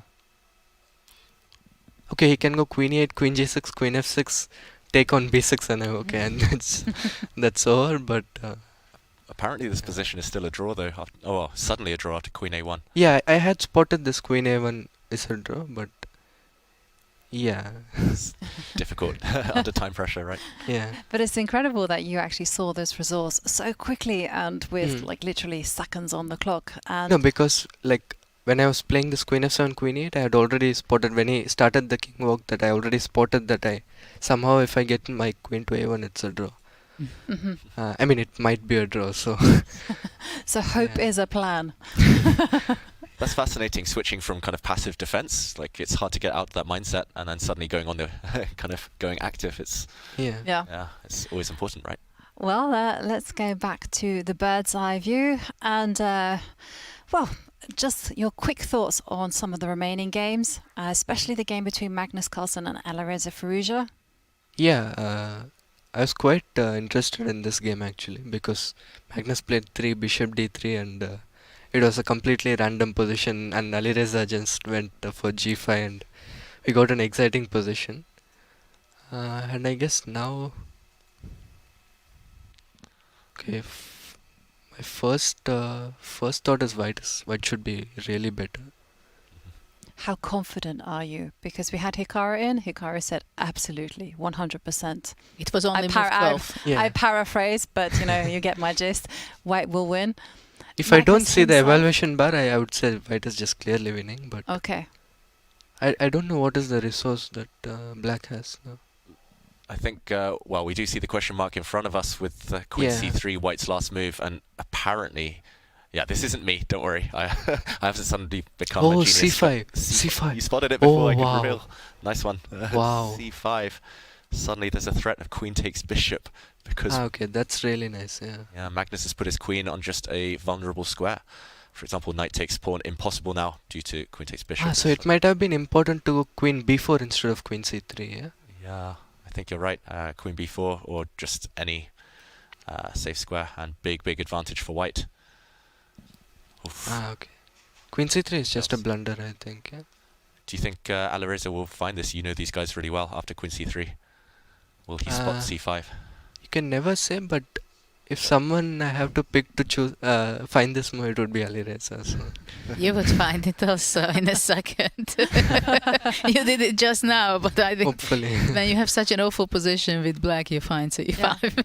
Yeah. And there we can see the current leaderboard. Caruana is now 14.5 points, but you're there in third place with 10 points. How are you going to approach the remaining 2 rounds? I'll try to play good chess. I've been playing good chess, I think. But okay, I didn't get many wins. But yeah, if I keep playing good chess, I guess the wins will come at some point. And any plans for the rest day tomorrow? Not really. Maybe some walk as usual. Yeah. Okay. And Gukesh, I have to ask, you've had 5 Armageddons, you've won 4 of them, and you were so close to beating Magnus as well. Do you have any tips, secrets, how you've become so good at that time control, that format? Not very sure. I've played a lot of Armageddon actually. Actually, the only Armageddon I remember I lost was against Anton Hikaru in one of the Champions Chess Tour events. But I guess I've had a very good record in Armageddon, so maybe it's just the confidence. Yeah. Well, confidence, it certainly does provide elo points, and it brings you luck because you're always positive about your position. But I have to thank you, Gukesh, for your time and for coming to visit us in the studio. And well done once more on defeating Fabiano Caruana. So, and enjoy your free day tomorrow. Yeah, thank you. Thanks. Good luck. Thank you. Well, that was an interesting moment there where we actually managed to get the thoughts of Gukesh. And were you also impressed by how quickly Gukesh spotted that c5 resource? Yeah, absolutely. And I have the feeling that Magnus spotted it as well. Oh. He knows it, and now he's thinking. You think body language giving it away here? I don't know. He stood up and left the board, and then he came back, but I have the feeling that he spotted it immediately. Yeah, and I think we have to talk about the contours of this position as well. As Gukesh mentioned, if white had gone for any other move, not allowing this breakout with this trick with c5, then it would have been full control. Even if black wins a pawn on the c4 square, it's not going to help. It's not going to solve all the problems. White's knight is just going to have a beautiful square, a beautiful outpost on c5. White's bishop is already entrenched in the black position. It's just a glorious kind of dominance here, unless this c5 move is found. And it's so interesting that in such a position, many times the relief can come only if material is sacrificed. And then, wow, lines for the rook, because now there is no place for the rook, right? b8 is covered by the bishop, and there is no space for the rook. But suddenly after f5... He misses it. He doesn't spot it. Wow. Huge miss by Firouzja. It is difficult to kind of spot these one-off tactical shots when things suddenly change unexpectedly, but... And huge relief for Magnus. Yeah, he needed to find it. It's just one of those positions. We'll have to ask him after the game, because I'm not quite sure that Magnus spotted this resource.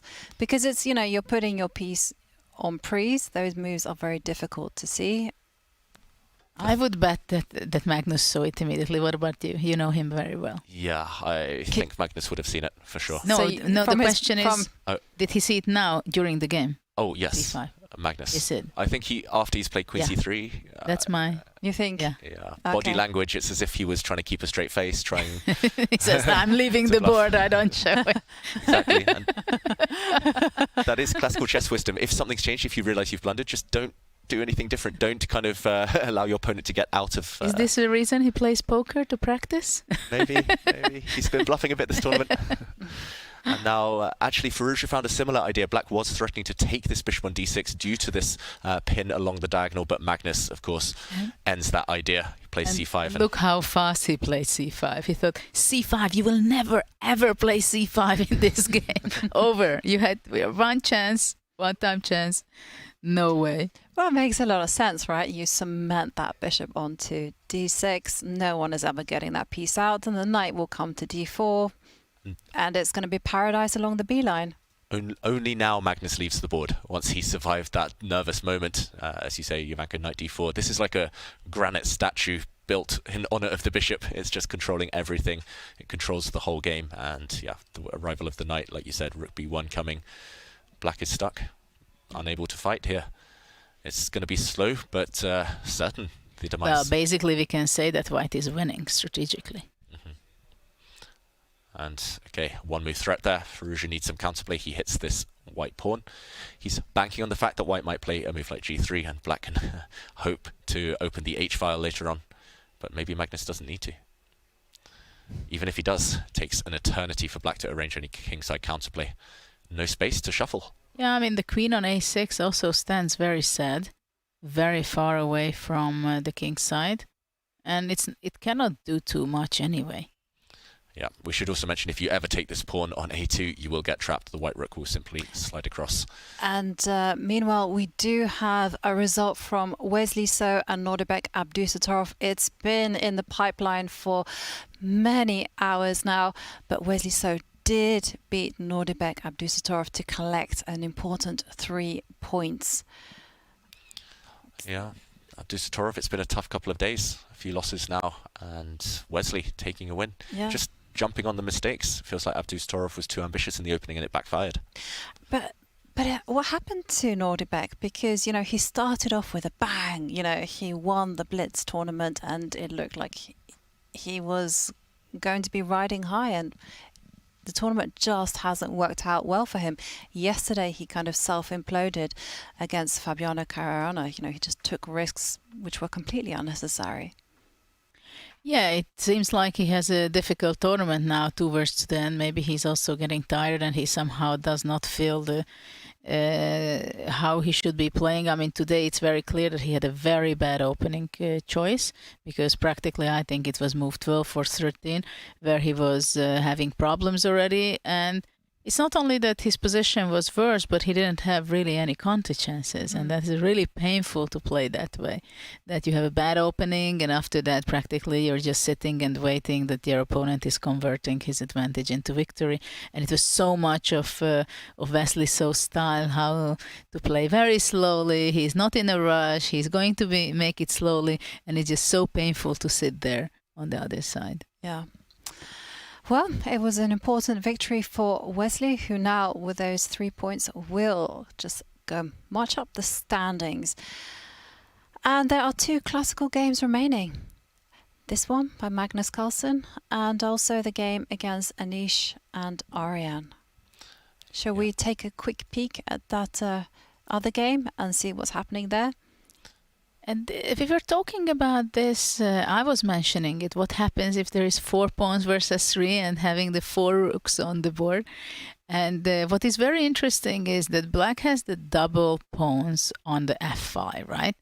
And the question is whether, is it better for black to have these double pawns, or would it be better to have it on g6? Because sometimes the double f pawns is not bringing so much pain for black.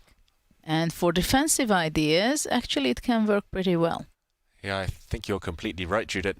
From my experience, at least with single rook endgames, for example, if it was just one pair of rooks, actually having the double F pawns makes it far easier to draw. You don't even have to think. White cannot create a passed pawn. It takes too long for White to ever kind of push pawns forward and trade off these two F pawns.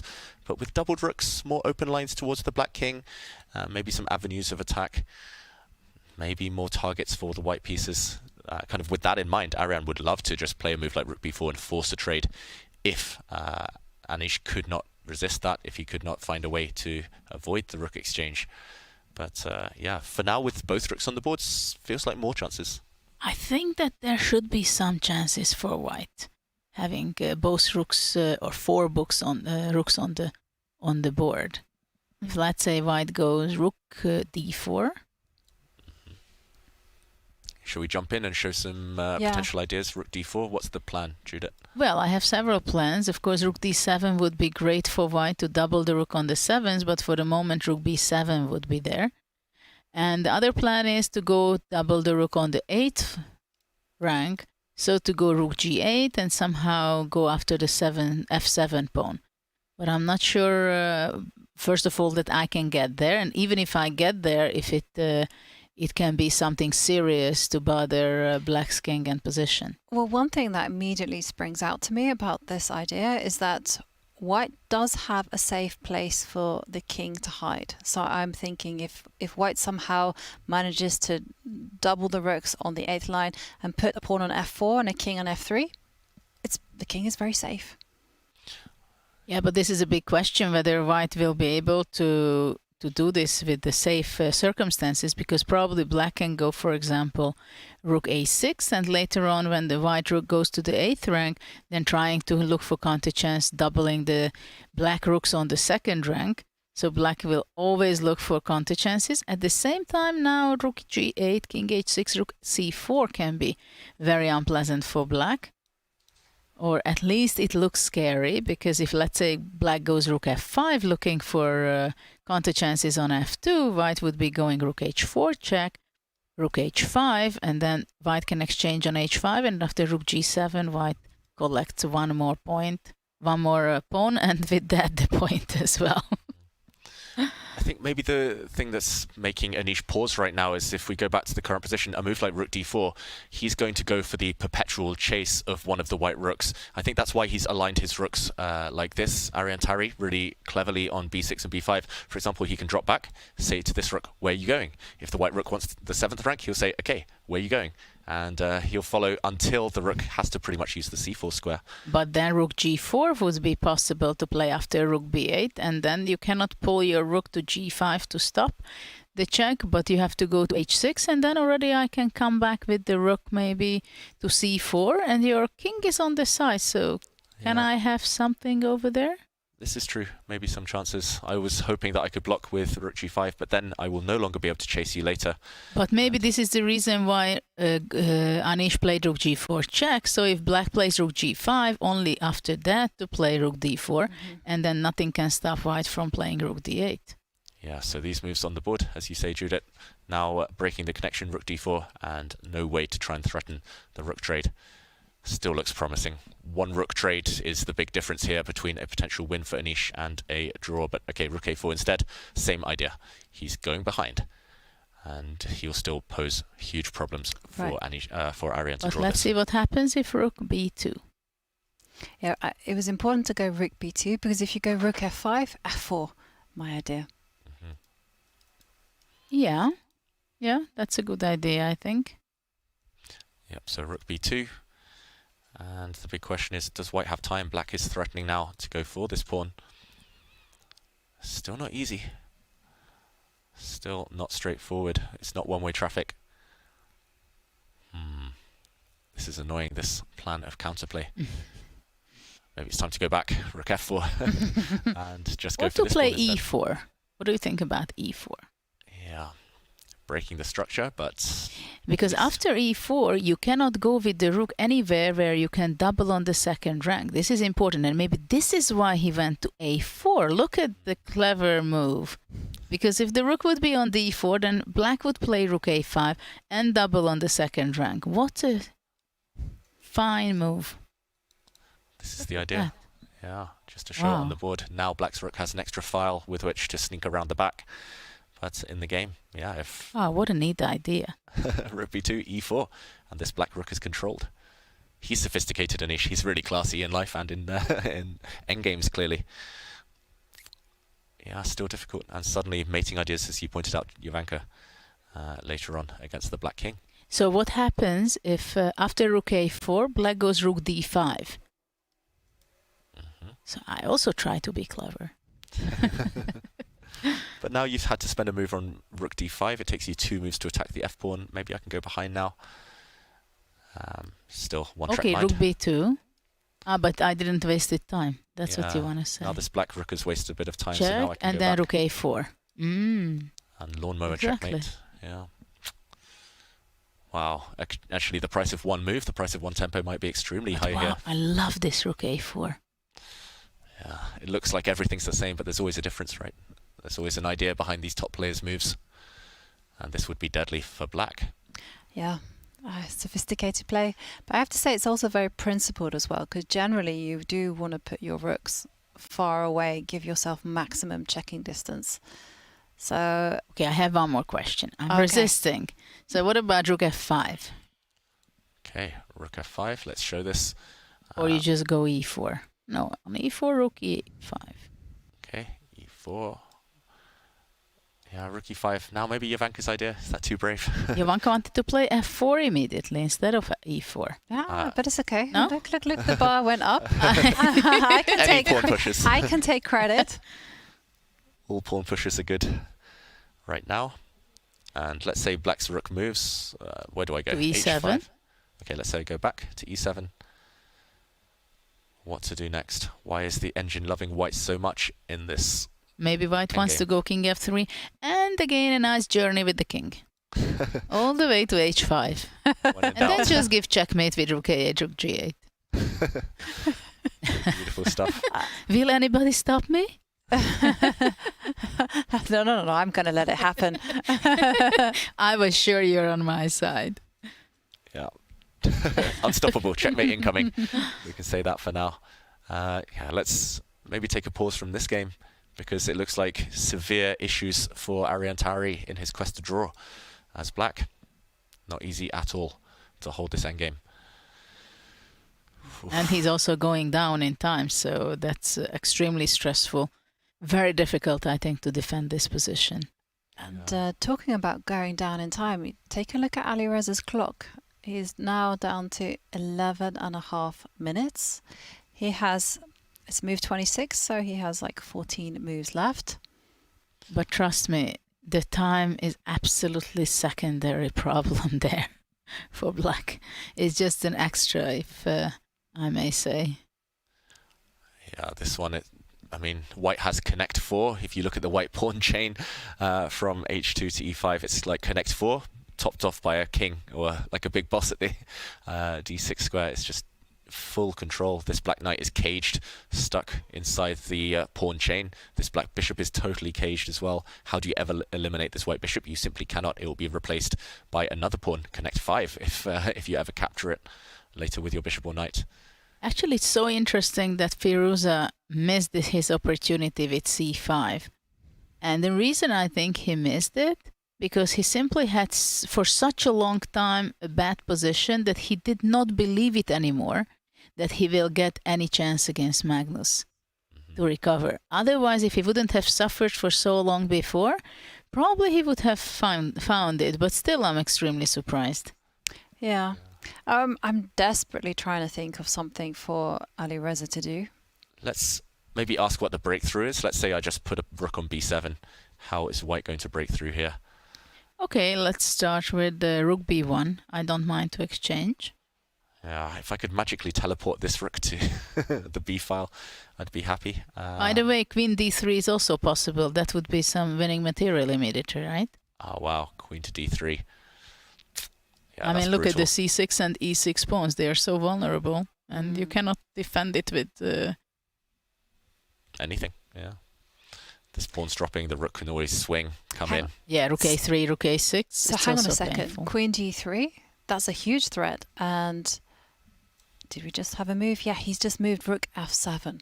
Okay, but that surely doesn't change too much. Rook f7 is the game position. Well, queen d3, even in this position, it just could work immediately. Black could go queen a4. Well, there's so many tempting moves. It's very hard to ruin it with white. Feels like we might trap this queen at some point even. Rook b1. Yeah, rook b1, rook b3, rook a3, right? Yeah, but the evaluation bar's having a field day here, going up and down. It's always ending up on white's side quite significantly. This is a winning position for white, as Judith mentioned strategically. It's just whether black can land a trick. Well, there is a trick, for example, if rook b3 and after that rook fb1 comes, then bishop f4, right? It's one of the nasty tricks black could be saving. Let's say bishop takes f4. Yeah, just to show this tactic. And suddenly queen takes d4. Whoops. Yeah, but probably this is the only trick in the position. There's no other trick. I'm feeling Magnus That's can spot the this. problem, though. He's literally waving it. It's got the signpost in that direction. I mean, there's no way that Magnus is not going to take. He's not going to allow this, basically. That bar was bizarre. Up. All the way. All the way. Yeah, rook f7. It's a bit of a sad move. I'm trying to figure out what the idea is. I mean, every move is as sad as each other right now, I guess. Well, basically it made space, but for which piece? That's the Maybe question. a knight coming to d7. But then again, then there would be no trick. Exactly. No, I think eventually he wants to play h4 and maybe to put his rooks to the h file, but it should be very slow. You know why he played rook f7? I tell you, because after queen d3, queen a4, if the rook is not on f7, then knight e6 would be a killer.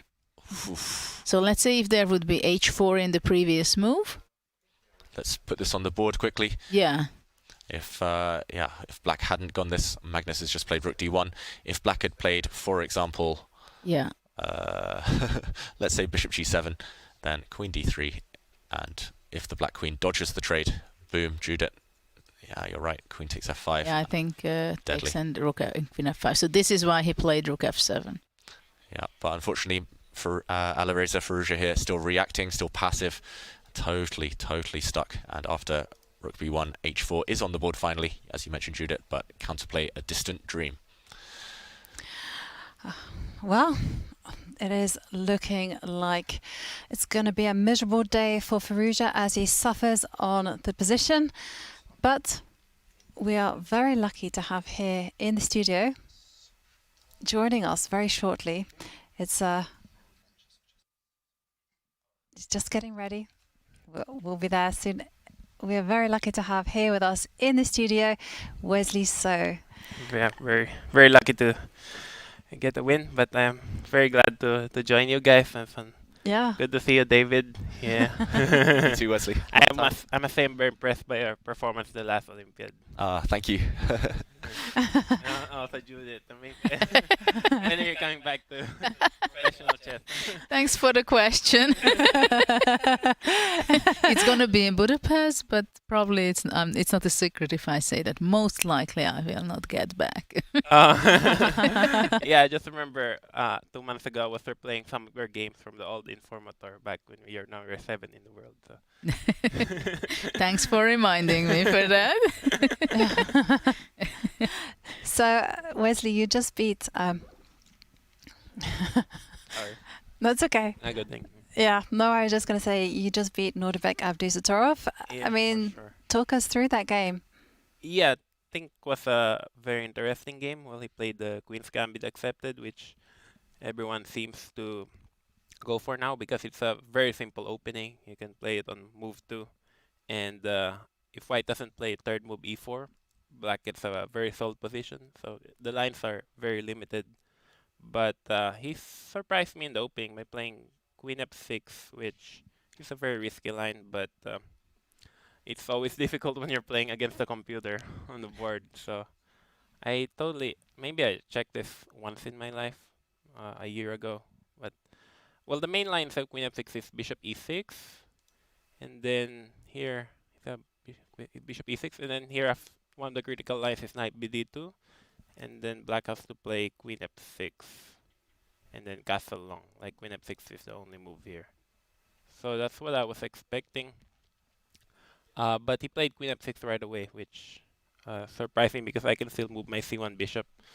I thought this line's pretty dubious. Like I thought instead of bishop g5, thought knight g5 followed by f4 also looks very interesting. But I didn't really wanna test his preparation. Okay, maybe it's a bad move, but it looks very interesting over the board.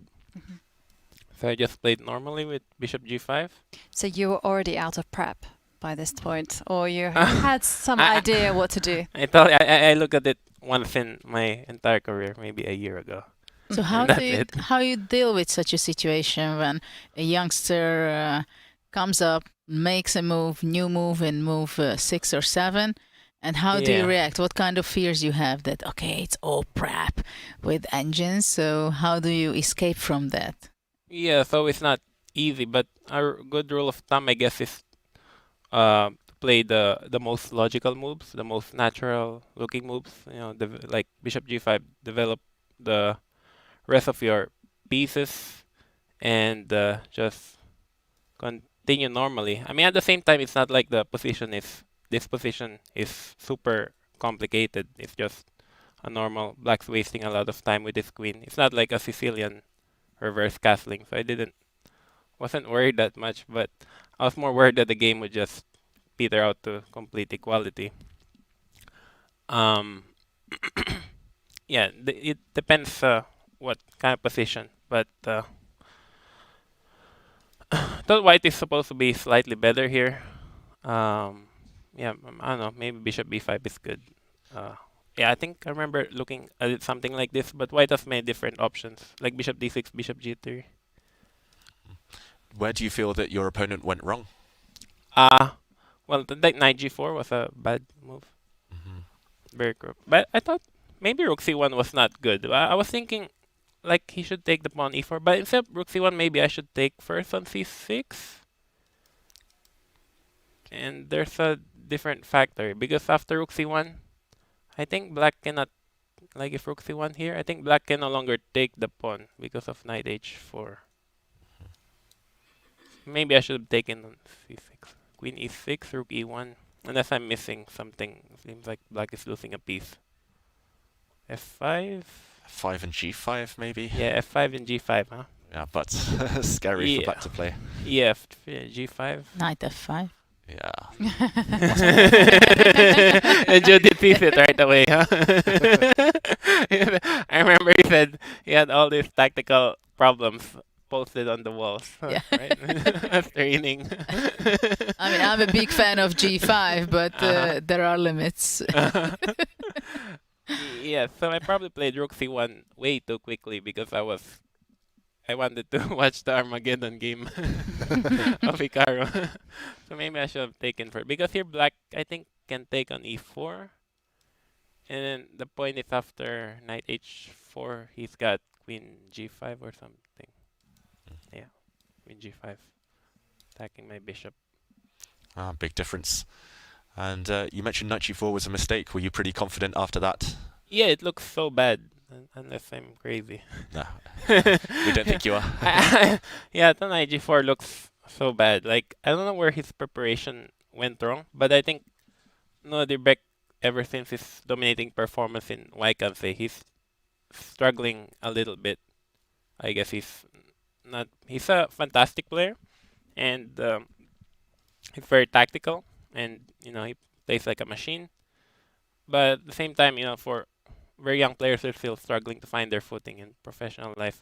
I thought this endgame looks completely lost for black. Like, I was very happy when I got this. I got rid of all the nasty pieces, the queens, the bishops, the knights. But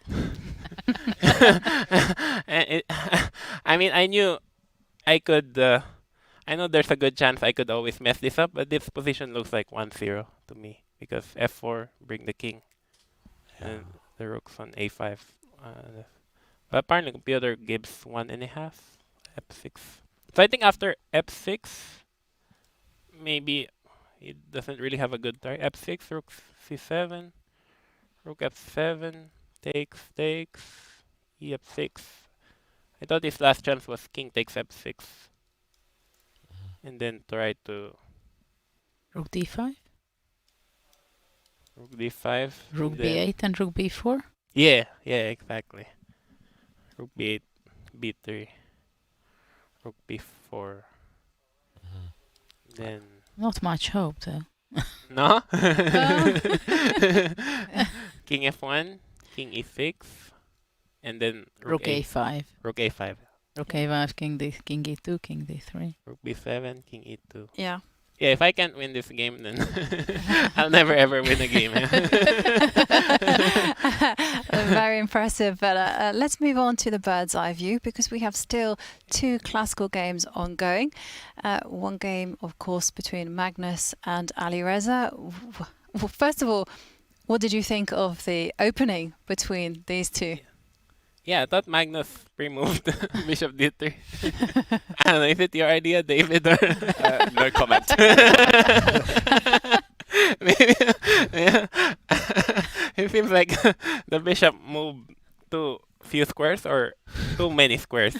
I thought bishop e2 makes a lot more sense. But yeah, I think maybe Magnus just didn't prepare at all today. Woke up an hour before the game and just decided to play whatever. I mean, he couldn't have expected Alireza to play the Sicilian with e6 in any case, because Alireza's been playing mostly e5 or some Najdorf, I think. Well, he hasn't played Najdorf in a while, but he couldn't have predicted Sicilian with e6, so I don't know what Bishop d3 is about, but... Incidentally, you read Magnus right, because he went to the confessional and he said, you know, he hadn't predicted the Sicilian with e6, and so he just was like, okay, I'm going to freestyle it and play Bishop d3. Okay, but he knew this idea beforehand, like he's seen some games, maybe he's played some practice games, maybe it's David's idea. Stop getting me in trouble. Because, I mean, no one in their right mind would... no one would ever find Bishop d3 over the board, but... So that's why it's my idea, right? Because no one in their right mind would. But Alireza is crazy also by playing g5, which is either better or worse for black. But I thought g5 was a very good move. Like, black is trying to take over, but things fell apart so quickly. Like, I'm sure black has so many many more better ways to try to equalize, like maybe d5 on move 3. I don't know. Did you kind of assume that Magnus would win this early on? Because Hikaru joined us and he said already move 11, 12, Magnus is going to win, even though the evaluation was roughly level. Well, what was the position? Move 11. Ooh. But we have action. We have action on the board. He had to do something, right? Yeah, he's just gonna lose on the clock if he doesn't do anything. The bishop on the queen is almost trapped on a4. Probably, yeah. I mean, I probably would play the chicken queen b3 and get off all that, just to make sure you don't ever get mated. Queen b3 is not good. Because I mean, c6 is falling. I would play it too, Wesley. Engine doesn't like it. Then why don't you play queen a6 and grab the pawn? Huh? Well, actually, on the live board, Magnus also, again, follows your advice. Simplify the position, get the queens off. I like it. Yeah, like, I would play queen b3 every single day, but I didn't expect Magnus to play it so quickly. I think it's also psychological. He's just playing on the clock. I mean, yesterday he almost lost on time. He had half a second. But he was winning almost before. Oh yeah, he was winning when the bishops got traded. Just queen f4. Very surprised that he missed that. Actually, TV2 did a bit of analysis on that. He had 0.24 seconds left, Magnus, when he made the move. 0.24 seconds. Oh, wow. Yeah. Just that's great. I was standing right there. He just totally forgot about his time. I thought he was going to lose. Like, if I screamed or jumped or did anything like that, you tempted? he would lose for sure. Like, I remember maybe... not good idea to repeat, but maybe like 15 years ago, we used to have international opens in the Philippines. And then one of the Filipinos was playing Chinese grandmaster. And Chinese grandmaster had 5 seconds and he just said, down. and his opponent froze. That happened to me once too in one of my first international tournaments in Gibraltar. My opponent was like, "You lost on time," and I looked at it. I had like 3, 2, 1, and I was like, "Wait, I could have moved." Did you lose? I lost, yeah, because I was so freaked out. I was so shocked. Yeah, but yeah, at the same time, I wasn't sure who I was rooting for yesterday, so I didn't do anything.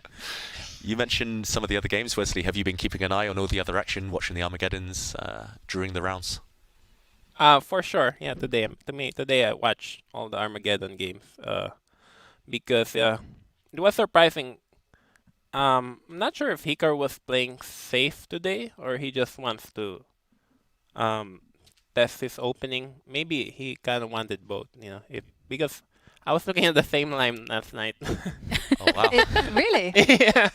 Yeah, because Norway plays the Queen's Gambit accepted. I also played the Queen's Gambit accepted, and this game was played by Maxim in Poland. He's been playing a lot of that lately. And he lost to Duda, Queen Sacrifice. Duda played Rook A4, Rook A6. And who was it? Also Anish Giri played it in Romania. So I was looking at the same line last night. But computer was giving like 0.20 after Rook A6. So I knew it was a draw at some point. But yeah. But is that your style to kind of play these very complicated openings which have all been analyzed out, or do you prefer a different approach to the opening? No, I think it's just the trend these days. I don't like memorizing too much. Like I don't like the Sicilian Najdorf where White has 15 tries on move 6, or I don't like all this opposite castling positions. So the Queen's Gambit accepted is a very good choice because I think one of the reasons everyone's playing it is because there are so little critical lines. There are so few critical lines compared to the Grunfeld, for example. And I think Ian Nepomniachtchi once mentioned to me that the Grunfeld, he had to study like 3 openings at some point because there's just so much theory. So it's nice to go for a change for a while. Also, my good friend Lenier Dominguez has been playing it against me so many times. I think we had like 8 draws. So after he made all those easy draws, I decided to play it with black this time. Yeah. You know what they say, if you can't beat them, join them. Yeah, in fact. I guess Anish is winning very easily. Yeah, should be very easy win. But I guess there was no way for Ariane to trade the rooks ever.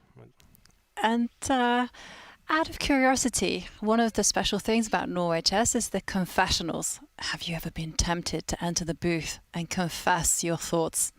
Yeah, I mean, I did twice last year, but I don't exactly know what to say. I mean, I could be like Hikaru and just bash everyone's position. That would be funny if you would share it that, Nakamura has. I just looked at it yesterday. Huh? To share that. Yeah, I didn't think of that, but if you don't want to reveal any secret of your game, just look at the others. yeah, very good idea. Huh? Maybe one day. But any tips on what to say? Just whatever comes to mind. Well, just share your opening thoughts or middle game. What will be the end of the score of the games, for example? Predictions. Yeah, predictions. For example, Magnus's game. I mean, if you would see G5 on the board, move 5. I could say Bishop D3 was my idea. No, it was David's. I like that. Yeah, for sure. They never give us tips about what to say during the confessional booth, but it's certainly. Okay. Anyway, thank you very much, Wesley, for joining us in the studio and keeping us all entertained. And congratulations on your win. You're now number 3rd in the standings. Yeah, it's very nice to know I can still win a game. I think I had like 14 classical draws in a row. So as I said in the interview earlier, the only thing I hate more than drawing is losing a game. So, it's always an issue. Like you want to win games, but at the same time it's hard to get a position that's where you get too many chances. So I could always use a tip on that. Maybe Judith can. Yeah, how do you win a chess game? Huh? I mean, today I don't managed. remember already. I retired from competitive chess 9 years ago. This game nowadays, it's a different sport. Yeah, I think it's like basketball. Like I'm watching the NBA finals.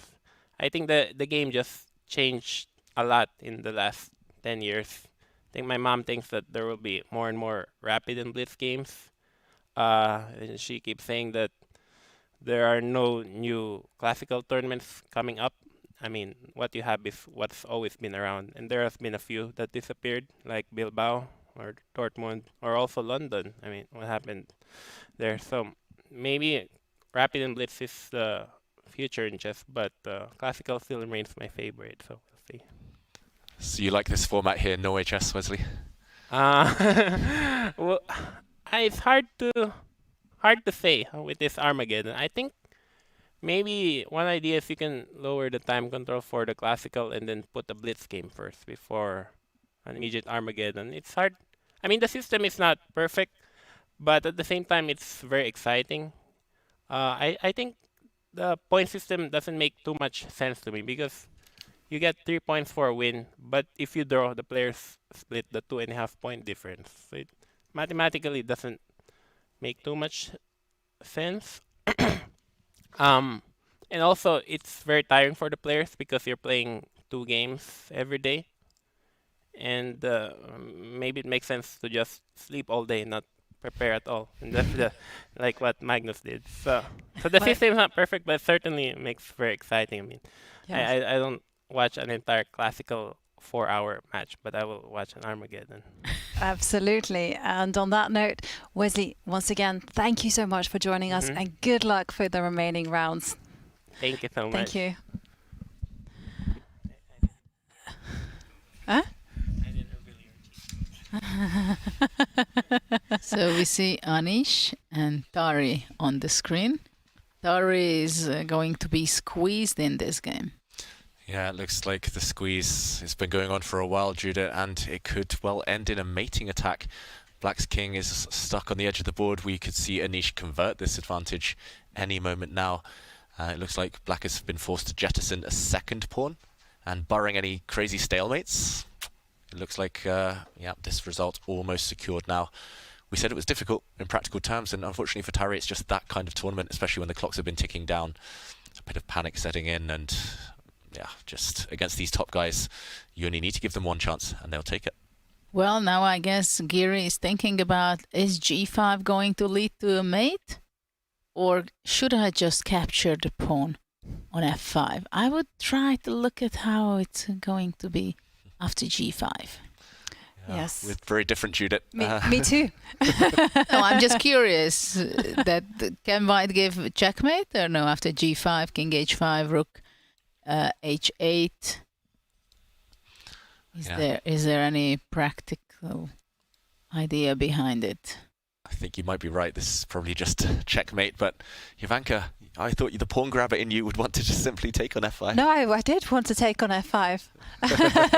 There was no calculation involved whatsoever for me. I did see g5 and I thought, well, maybe that might lead to mate, but, you know, put it in the bank, as I say, and take the pawn and win. He wants to win beautifully. However, Anish, should we quickly jump in, Judith, show these checkmating attacks that you're going for? Well, let's see if it works. I'm not sure it works. Yep. Check, king h5. First of all, don't retreat. This is checkmate. The black king on g7 trapped. So king h5, as you say, rook h8. Hitting the pawn. I have to play h6, I guess. I can throw in a check, but you can just grab a pawn before running back. I think you can take this one safely. Yes, that was the plan. Just h6, and now checkmate me. So what about rook g8? Ooh, trying to lure me away. I will not take your rook. Yeah, you will move away to c6, right? Yep, I'll move somewhere. And the question now, finishing G touches. takes h6? Yeah, this is probably just more than sufficient. Now I cannot play rook takes h6 just to show another pretty checkmating pattern. The lawnmower checkmate. Instead, Yeah, I mean, I can give a couple of checks, but you just run. The white king is super safe. And surely, sooner or later, this pawn will promote. How do you get the rooks out the way? Well, maybe. But maybe there is just no way to defend black's position.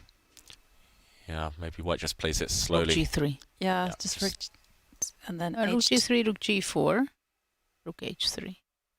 Well, probably everything wins. That's the problem for black. And of course, what you guys said, G takes F5 just to grab the pawn. It is very tempting. I just want to build a protective shell around the white king, just Right. F3, E4, Exactly. and the king will be nice and If pretty. the rook comes to B4, we just go E4, as you highlighted, and you are 2 pawns up. You're preparing yourself for a rook trade. Yeah, so will Anish go for glory? Will he try and checkmate? Basically, he wants to calculate everything, I think, because Tari has 3 minutes left on the clock, but Anish also has not so much time, going down under 5 minutes. But this is an interesting question here, because we were having a conversation about perfectionism. So Anish, you know, he has 4.5 minutes. He doesn't get any added time until he hits move 41, which he will do, but it will only be 10 seconds.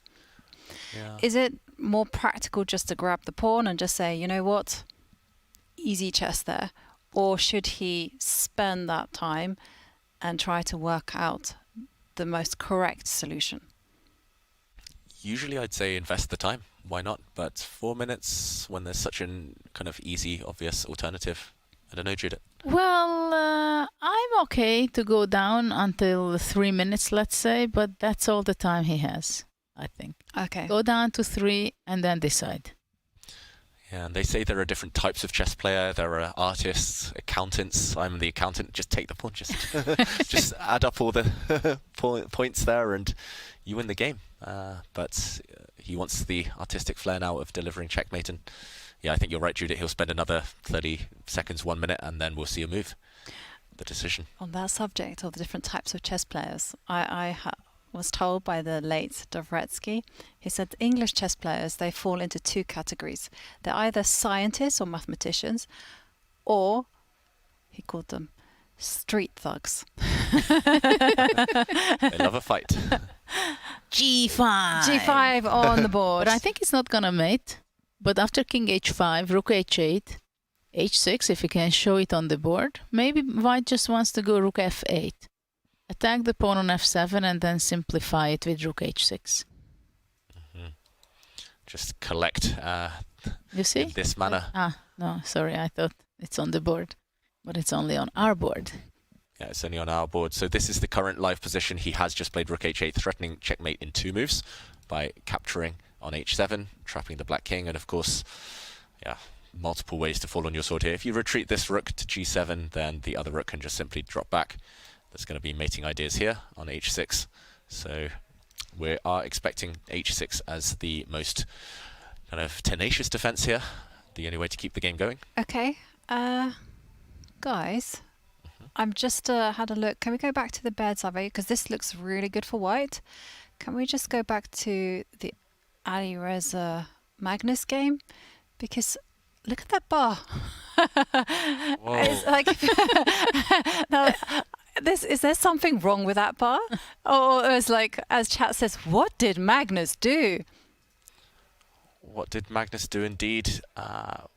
Wow, this game has changed. He's no longer simply a piece up for 2 pawns. Suddenly it's a rook for bishop and knight, and both sides have passed pawns. If white doesn't promote his c-pawn, Look at that, 38 seconds for Firouzja. It looks easier to play with white. At least you just push your pawn to c7 and hope for the best, but hey, Firouzja fighting. So is there some like rook h8 idea with rook h2 and the white king can't escape? Wow. Whoa. Wow, could that be the idea? Jovanka, as you say, go for counterplay against the white king. Magnus instantly c7, pushing his pawn, and moment of truth, rook h8. How's this white king going to hide? He might have to go walkabout if Magnus wants to win this game, and his technique has been lacking, you've got to say, this tournament. Even if he wins this game, you will think there must have been smoother ways to do it. Wesley said himself, trading the queens, you know, the minimalist approach, but it might have backfired. The obvious move, it's on the board, rook h8, with 26 seconds left. So how can... well, if rook b1, the problem is for white, I believe, that rook h2 check, king goes up, the other rook comes to check, and after king f4, black can go king g6. And there is a rook f2 mate opportunity. So actually black is maybe not threatening right now much. Maybe e3 can be the next move if it would be black to move. Yeah, Magnus's king in some big trouble. Suddenly white's bishop, which was so kind of, yeah, it was just the best piece on the board. Suddenly it's not contributing. White's bishop just staring into thin air. It's all about the white king. The black rook's getting around, getting active. Maybe this is what Magnus missed, this maneuver, just kind of vacating squares, getting the two black rooks lined up. And okay, 3 minutes against 26 seconds. Yeah, but 3 results are possible here. Absolutely, but the thing is though, Firouzja's plan is so straightforward, whereas how is Magnus ever going to promote his pawn? You have to look after the king. Magnus is frustrated. And rightly so, he knows what he's done. He's missed something. What do you even play here? It's incredible, right? He had such a commanding position, and now it's just wild, as David says. Yeah, I mean, there are 3 results. passed pawns for black. Yeah, and the white king is unsafe. Well, he does make a move with his knight. Big threat of knight to d8 check. And Alireza, did you see him bang out that move? Give a check. King has to run. Wow, and Magnus is walking forward into the lion's den. No checkmates on the white king yet, but Alireza simply taking another pawn, watching the white c-pawn from behind this time. Okay, but now check and takes the pawn on e6. Ooh, and look at the bar. It is creeping in black's favour. Whoa. Yeah, oh not my surprising. God. The white king in huge trouble. What happens if you take on e6 with that white knight? Is there a checkmate? Maybe simply rook check, and after king f4, e3. He's reaching for that pawn. And rook c4 check, mate. He's threatening there. Yeah, Magnus has gambled, but it's going to backfire, and Firouzja still has enough time to think. Firouzja really thrives in these calculation type of positions. Knight takes e6, you've just got to play it, Magnus. No alternative now. Rook h3 and d3. Okay, he gives that check. He's going to play the move you mentioned there, Judith, I think. But can't It's a he race. give a check on f3 as you've kind of... Take the rooks off. And then take the rooks off and then push your pawns. And we're being told that rook f3 is the only move to save this game. If black pushes forward with e3, maybe white can give a knight check, and it gets crazy still. Wow. Rook f3, the only move to keep the balance. Will Firouzja find it? Only 25 seconds. And he plays it with 20-something, 30 seconds on the clock. Yeah, rook's off the board. Which way to capture back? That's the question. G-pawn, E-pawn. E-pawn, I have the intuition. He does too. Firouzja, same instinct. And take a look at Fabiano Caruana in chat saying we're all buzzed during these games. Ah, shout out to Fabi. Why aren't you here with us? We need help understanding, unpicking this game. Because it looks like anything but a draw. Black's pawn's running. Yeah. It's a race. Well, f2 is a huge threat. I mean, how is white going to cope with that? By stepping back with the king? But then you're at the risk of getting checkmated. Worst time to blunder. I don't understand. The evaluation bar was in the center a moment ago, but black simply has this huge threat. Is black not just winning with f2, f4, f1, queen? You simply can't stop it as white. What is the idea here? You can block with your bishop, maybe. But you still push with f2. Yeah. And the pawn, black will promote with a check. And he who checks first wins. Wow. And Fabi again telling us that this is not an ideal result. It certainly isn't. And it's incredible. Yeah, for the standings means Firouzja will make up some ground on Fabi. Well, Magnus, I would have put a lot of money. Hikaru said it himself. Magnus is going to win this game. He's going to close it out. And he had an extra piece simply.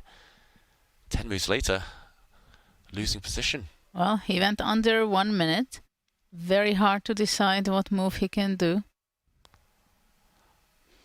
Is he going to play bishop c5? He looks like he was reaching for his king. Is he going to step back to Maybe g3? king g3. It says, but then rook g2 check. And king g3, it does allow an under promotion checkmate. That is beautiful from Fabi.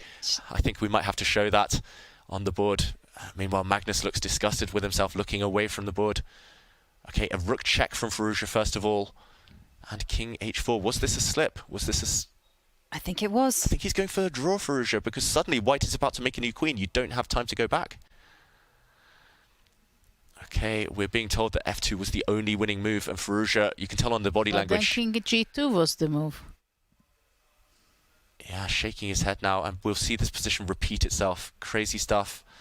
Neither side can play for a win without too much risk here, and... Draw. Draw. Wow.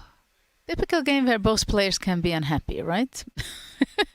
So many twists and turns. Where to even start? I mean, it was the tales of the unexpected. It looked like complete one-way traffic for Magnus. He looked completely overwhelming. And then we tune in and Alireza has turned it around. It's like mission impossible. And now I think Magnus now demonstrating a win. This under promotion checkmate that Fabiano Caruana in chat, big shout out to Fabi, did mention. Yeah, so much to unpack from that game, and the players still discussing it as they get ready for that Armageddon. We should mention another result has ticked in now. Anish Giri did convert his advantage against Arian Tari as expected, and just to show the closing stages, the final moves of this game, because it did look like Magnus Carlsen, after so many adventures, was crashing down to defeat. E takes f3 with the correct move, king back to g3, and f2 would have been the bone crusher here, promoting to a knight. If white, for example, let's say, makes a new queen, then suddenly a knight promotion, and this king is getting checkmated. Look at this. No matter where the king goes, it gets checkmated either on f4 or on h4. This would have been a beautiful finish. But after f2, king g2 was the move. Yeah, and this would have put Alireza off, surely. King g2. And then g3, I guess. g3, and black's rook is simply coming down, coming across, and rook c1, f1 queen would have won the game for Firouzja. Wow, dramatic stuff. Just not enough time to calculate through all the complications there for either side. Wow, what a missed opportunity by Magnus in this game. And it seemed like there is really one way, no question that he's going to be winning. What a save by Alireza, but a big help from Magnus. Yeah, when it rains it pours, and at the moment Magnus simply can't win a classical game, no matter how hard he tries. So close though in that one. Oh, more chess though for us. That'll be a treat. Armageddon. Well, that was such a dramatic moment, and it's the perfect time for us to take a break as we anticipate the next Armageddon between Magnus Carlsen and Alireza Firouzja. So don't go away.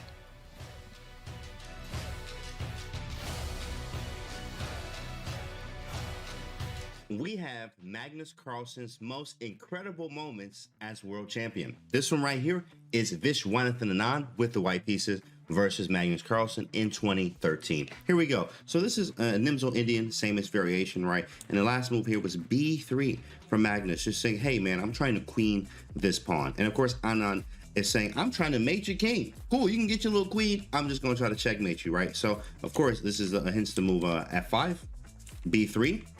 And he's like, cool. Well, Viswanathan Anand says, hey, okay, you can get this queen. I'm going to try to go for mate. So he goes queen f4, get another piece in the game. This looks very, very dangerous here. Knight c7. What the heck is going on? Knight to c7. He thought it'd be something spectacular. He was like, yeah, I'm waiting for this one. But it's just knight to c7. Defensive move. Cool. Allows f6 to happen here. f6 is going to take on g7.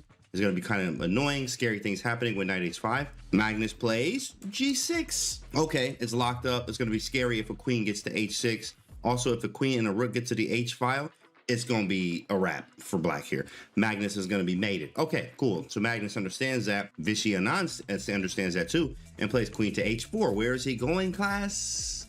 h6, right? He's about to mate. He's also trying to get the rook over here too as well. Okay, cool. With that being said, your move. What do you do now? It's black to move. Here's the move. Hence, knight c7 to put the knight on e8. The saying goes, a knight on e8 is actually f8. That's is what they say. There is no mate. Anand understands this. He said, oh, there's no more mate. That's cool. I'm going to put my queen right here.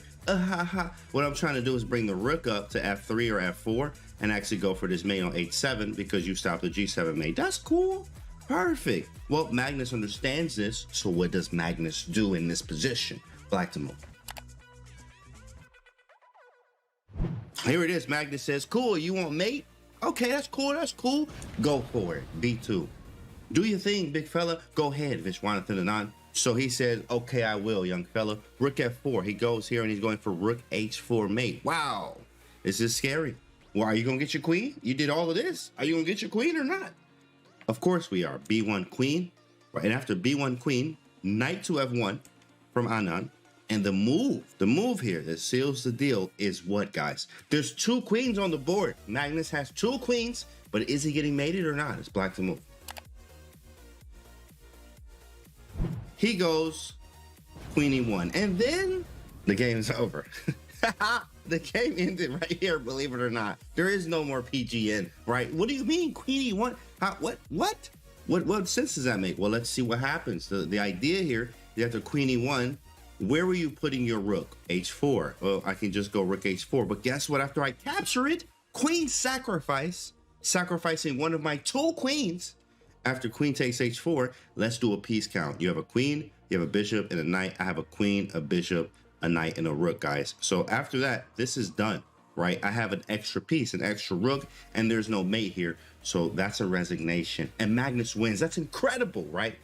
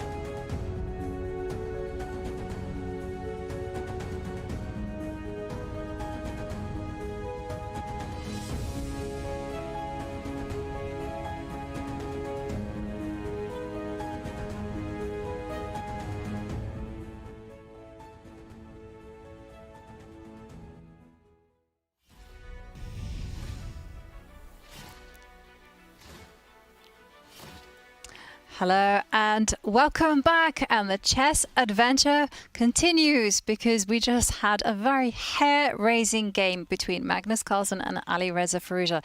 It did end in a draw and there were a lot of adventures along the way, but this all means that in approximately 7 minutes we are going to see our final Armageddon of the night. And that game was so crazy, so mind-blowing in so many different ways. Shall we have a recap of those last few moves just to kind of get our heads around what exactly happened? I'd love to. So if we bring up the board, we can see what was really going on, if we can understand a bit of it. Even that will be a challenge, Judith. It was such a wild game. And we left it when we were with Wesley So a bit earlier after Black sacrificed a piece. We thought, out of desperation, more than anything, bishop takes f4, giving up the bishop, at least activating the knight. And here, Wesley said, okay, the scared move would be queen b3. Actually, Magnus did play this. Maybe keeping the queens on the board would have been the more practical try, because Black's queen is so sidelined right now. But after the queen trade, we saw a few more moves from both sides, very logical stuff. And it was here, after a knight check, the black knight regrouping and landing on e4, that Magnus maybe let it slip. Judah, in the break we were discussing, why did Magnus give up his rook for this knight? Well, I think it's interesting to point out, if you look at it in the last 3 moves, Black from f4, his knight was brought to e4, relocating it in a much better square through h3, g5, e4, and now creating an idea which is kind of scary, that Black can go rook to h3 with a check on g3, possibly a perpetual check, but even if things go very wrong, Black can go king f7, and even the other rook can show up on the h file. So probably this made Magnus think that, okay, I don't want to deal with this knight on e4, but maybe with accurate play, maybe there is still some winning advantage, and this is why chess is so interesting nowadays also, because I'm sure the engine will say it's plus 5.3. If you make the only good moves, the winning moves, then of course it's very simple and easy, and it's easy to say, it's just the winning position. We don't even have to look at it because it's done, it's cooked.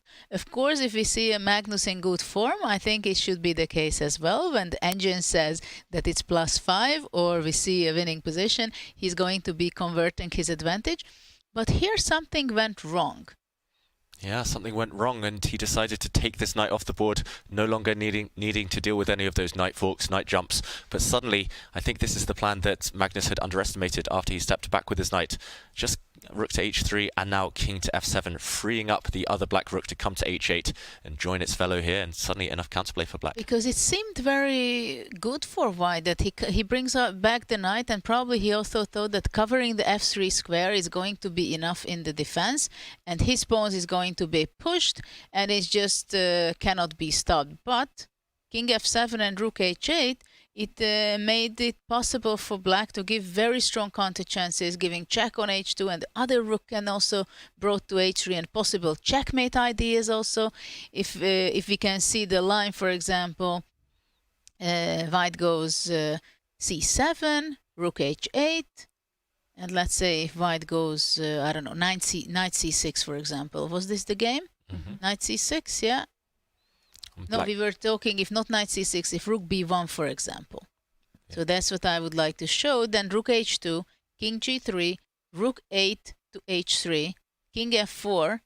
And if rook f2, then king would be sneaking out on g5, but Black can play king g6. And in the next move, rook f2 mate is a threat. So white does not have time to queen the pawn. And but maybe knight f5 is possible. Yeah, maybe just rook f1 as well, coming back to defend. Or rook f1 coming back to the defense. Yeah, rook this would have c3. been really crazy line. And I think we saw something equally crazy in the game. You said it, Judith, knight c6 instead, threatening knight d8 check, followed by making a new queen, and counterplay from Firouzja, rook h2, and he took this pawn. And this was where Magnus did blunder. Actually, he played a losing move, knight to d8 check, a very natural one, but maybe the only move to keep the balance. Difficult, and I'm not sure I would have found it with no time on the clock. Rook h1. Ooh. Just And trying it's to a perpetual check probably with rook c3, right? Yeah, the idea is to deflect this black rook away so we can make a new queen, but so difficult to spot sacrifices like that. And as you mentioned, Judith, most likely the game would have ended in a draw here. Instead, we saw a draw in a crazier way. And okay, they're off. It's Armageddon. It is Armageddon, and Magnus starts with 10 minutes on the clock. Alireza has 7 minutes. And remember, Magnus playing with the white pieces is in a must-win situation. The players will get a 1-second move increment once they pass move 41. And oh, look at that. Bishop Magnus d3 on the board. with a sense of humor, putting his bishop on d3 for the second time today in front of its own d-pawn. And now we know the inspiration behind Magnus's opening choice in the first classical game. He clearly prepared this line against the Petrov, and he thought, okay, a bishop on d3 there wasn't bad. Why not play it against the Sicilian? But this is the Petrov. There have been a trade of e-pawns, and it's just a question about whether white is able to generate enough activity with his extra move here in a symmetrical position. Well, this is not a nice thing from Firouzja to play the Petrov, which is so drawy sometimes. And we would wanted to see something g5 and firework in this game also. But it seems like Firouzja is so happy to get away in the classical game that he says, okay, draw brings the victory in Armageddon. So let's be very solid. Wow, and black looks rock solid. I'm really surprised by Magnus's opening approach in a must-win situation, needing to win with white for the points here because he's allowed some trades already. And shout out to Eric Rosen in the chat. He says, oh, no Stafford Gambit. Yeah, no Stafford Gambit, unfortunately, at this level. Not yet, at least. Maybe in the last round, if Hikaru needs to beat Fabiano for tournament victory there, we will see an opening like that one. But okay, what do you think, Judith? Any chances for white to create an advantage? Well, Magnus has to create something. The question is where is he going to bring the bishop to develop? Is he going to play b3 and bishop b2? Or bishop to e3 or f4 later? But for the moment, he goes queen b3, attacking the b7 pawn. b7 swiftly defended. Queen c8. Yeah, black is a bit cramped, you've got to say. Maybe d5 and knight d4 is a very typical way of continuing the fight. And it's on the board. You call it, Judith, you predict it, and white's knight is going to find a beautiful outpost, or beautiful square at least, on d4, gaining time in the process. And you think Magnus will keep pieces on. Oh, wow, he trades off, creates a very strong d-pawn here for himself. Makes a lot of sense, because now if white is reaching c5 and rook c1 or rook d1, white has a very nice position. So this is why knight d7, immediately trying to block the opportunity for white to go c5. Yeah, black's knight wants to come around to c5 itself and hit this white queen. And yeah, both players playing extremely fast up to this point. Magnus has maintained his time advantage 3 extra minutes. I think rook e1 is a sensible move, but he goes rook c1, and after knight c5, I believe he wants to bring back the queen to d1 and later play b4. It makes a lot of sense. There's so many ways that Magnus can expand with his pawns, and Alireza actually playing b6. Yeah, weakening some squares, but at least holding up the advance of white's queenside majority there. It's going to be extremely difficult for Magnus to get that c5 break in a bit later. He's going to have to regroup his pieces. It's going to take a slower pace now, the game. Okay, first he jumps. Magnus He insists. I want to play c5. You're not going to stop that. And I like the way Alireza just goes, be my guest. I'm waiting for that. And here it is on the board. Wow, I've got to say I'm surprised. Magnus just going route 1, super direct here with c5. This is going to lead to a bunch of piece trades, but he's arguing that with his extra d-pawn here in the center, he's cramping down black's position, and black has some isolated pawns on the queen side. Well, right now it's not so easy. Where white is going to be moving his queen because the b2 pawn has to be defended. So queen a3 seems to be the best move for that, but you don't want to enter into the pin, right? Yeah, queen a3, you walk into that pin and it might take a while to break that tension. So what to do? If you step across to the c file, then after a bunch of exchanges, a bunch of trades on c5, the black rook is simply going to gobble up that pawn on b2. But after all, maybe it is possible to go queen to c3, let's say, and if everything is exchanged on c5 and rook captures the b2, d6 might be the move. And the great Whoa. Counterattack. Magnus does not move his queen out of the eye line of the black rook. Instead, bishop a6 hitting the black queen. Chaos for the first time in this game. Wow. Clever move, creative move. It is very clever, but I'm guessing that Firouzja obviously can't touch the white queen, has to just move his queen anywhere that protects the knight on d7. Yeah, and the question is here, if firstly you can move the queen, as you say, Jovanka, can we take this knight off the board? Because it protects the white bishop, it protects the white queen, and from there the knight is jumping to take the white queen. There's a lot of calculation to be done suddenly. Yes, which is usually something that you don't have time for in Armageddon. But he moved queen e8 because he wants to keep the queens on the board. Knight b7, I would think. And you can see that move did not meet with the computer's approval. It's been awarded a question mark, and knight b7. And knight b6 there, and look at the a7 weakness. Exactly. Oh, that pawn keeps dropping off in every game. Every day we see bishop takes a7 somehow happened. Hikaru played it in his game. I think we've seen it in various stages. And wow, big threat, as you say, Judith.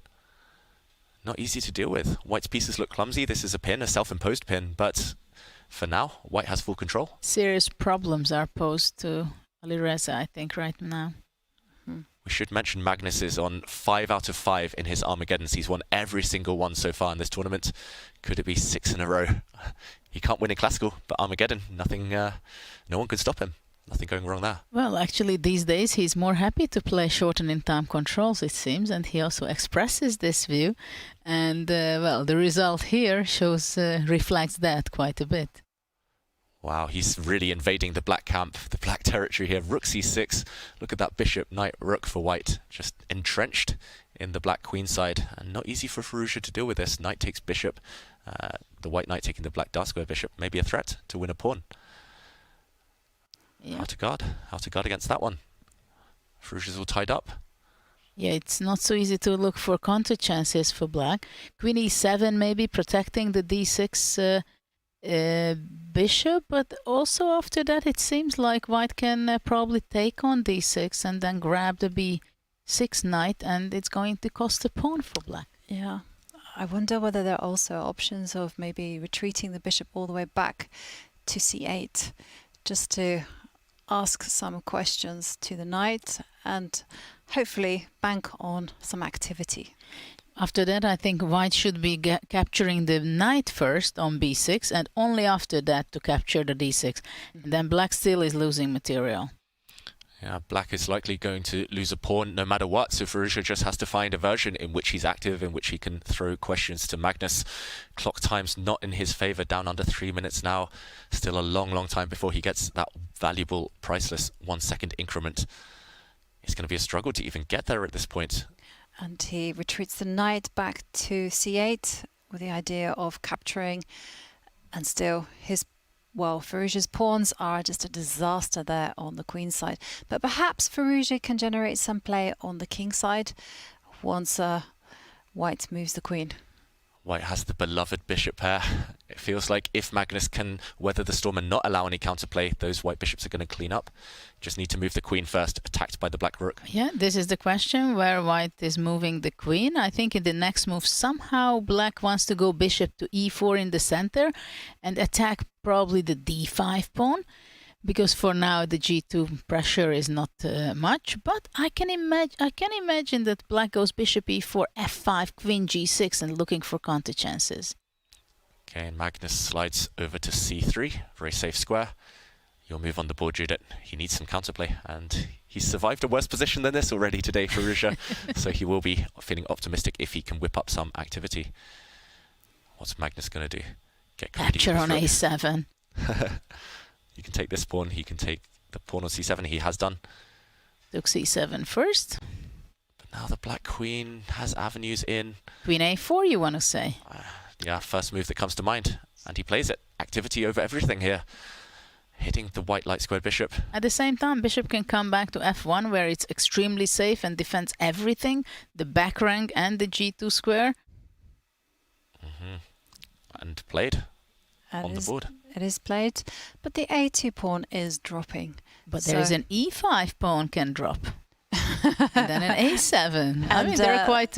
we're going to see that because that's exactly what's happened in the game. And the problem is for black, if queen d5 takes, then rook d7, and the piece is going to be falling off for Firouzja. Yeah, you cannot take that white pawn on d5. You will lose a piece. You get skewered at the end there. And Firouzja shaking his head for the first time in this game. But how does he maintain the piece? I don't think he can. I think he's missed this. I think he was banking on the fact that he played queen takes pawn, but this will not work. And wow, Firouzja stops the clock and resigns.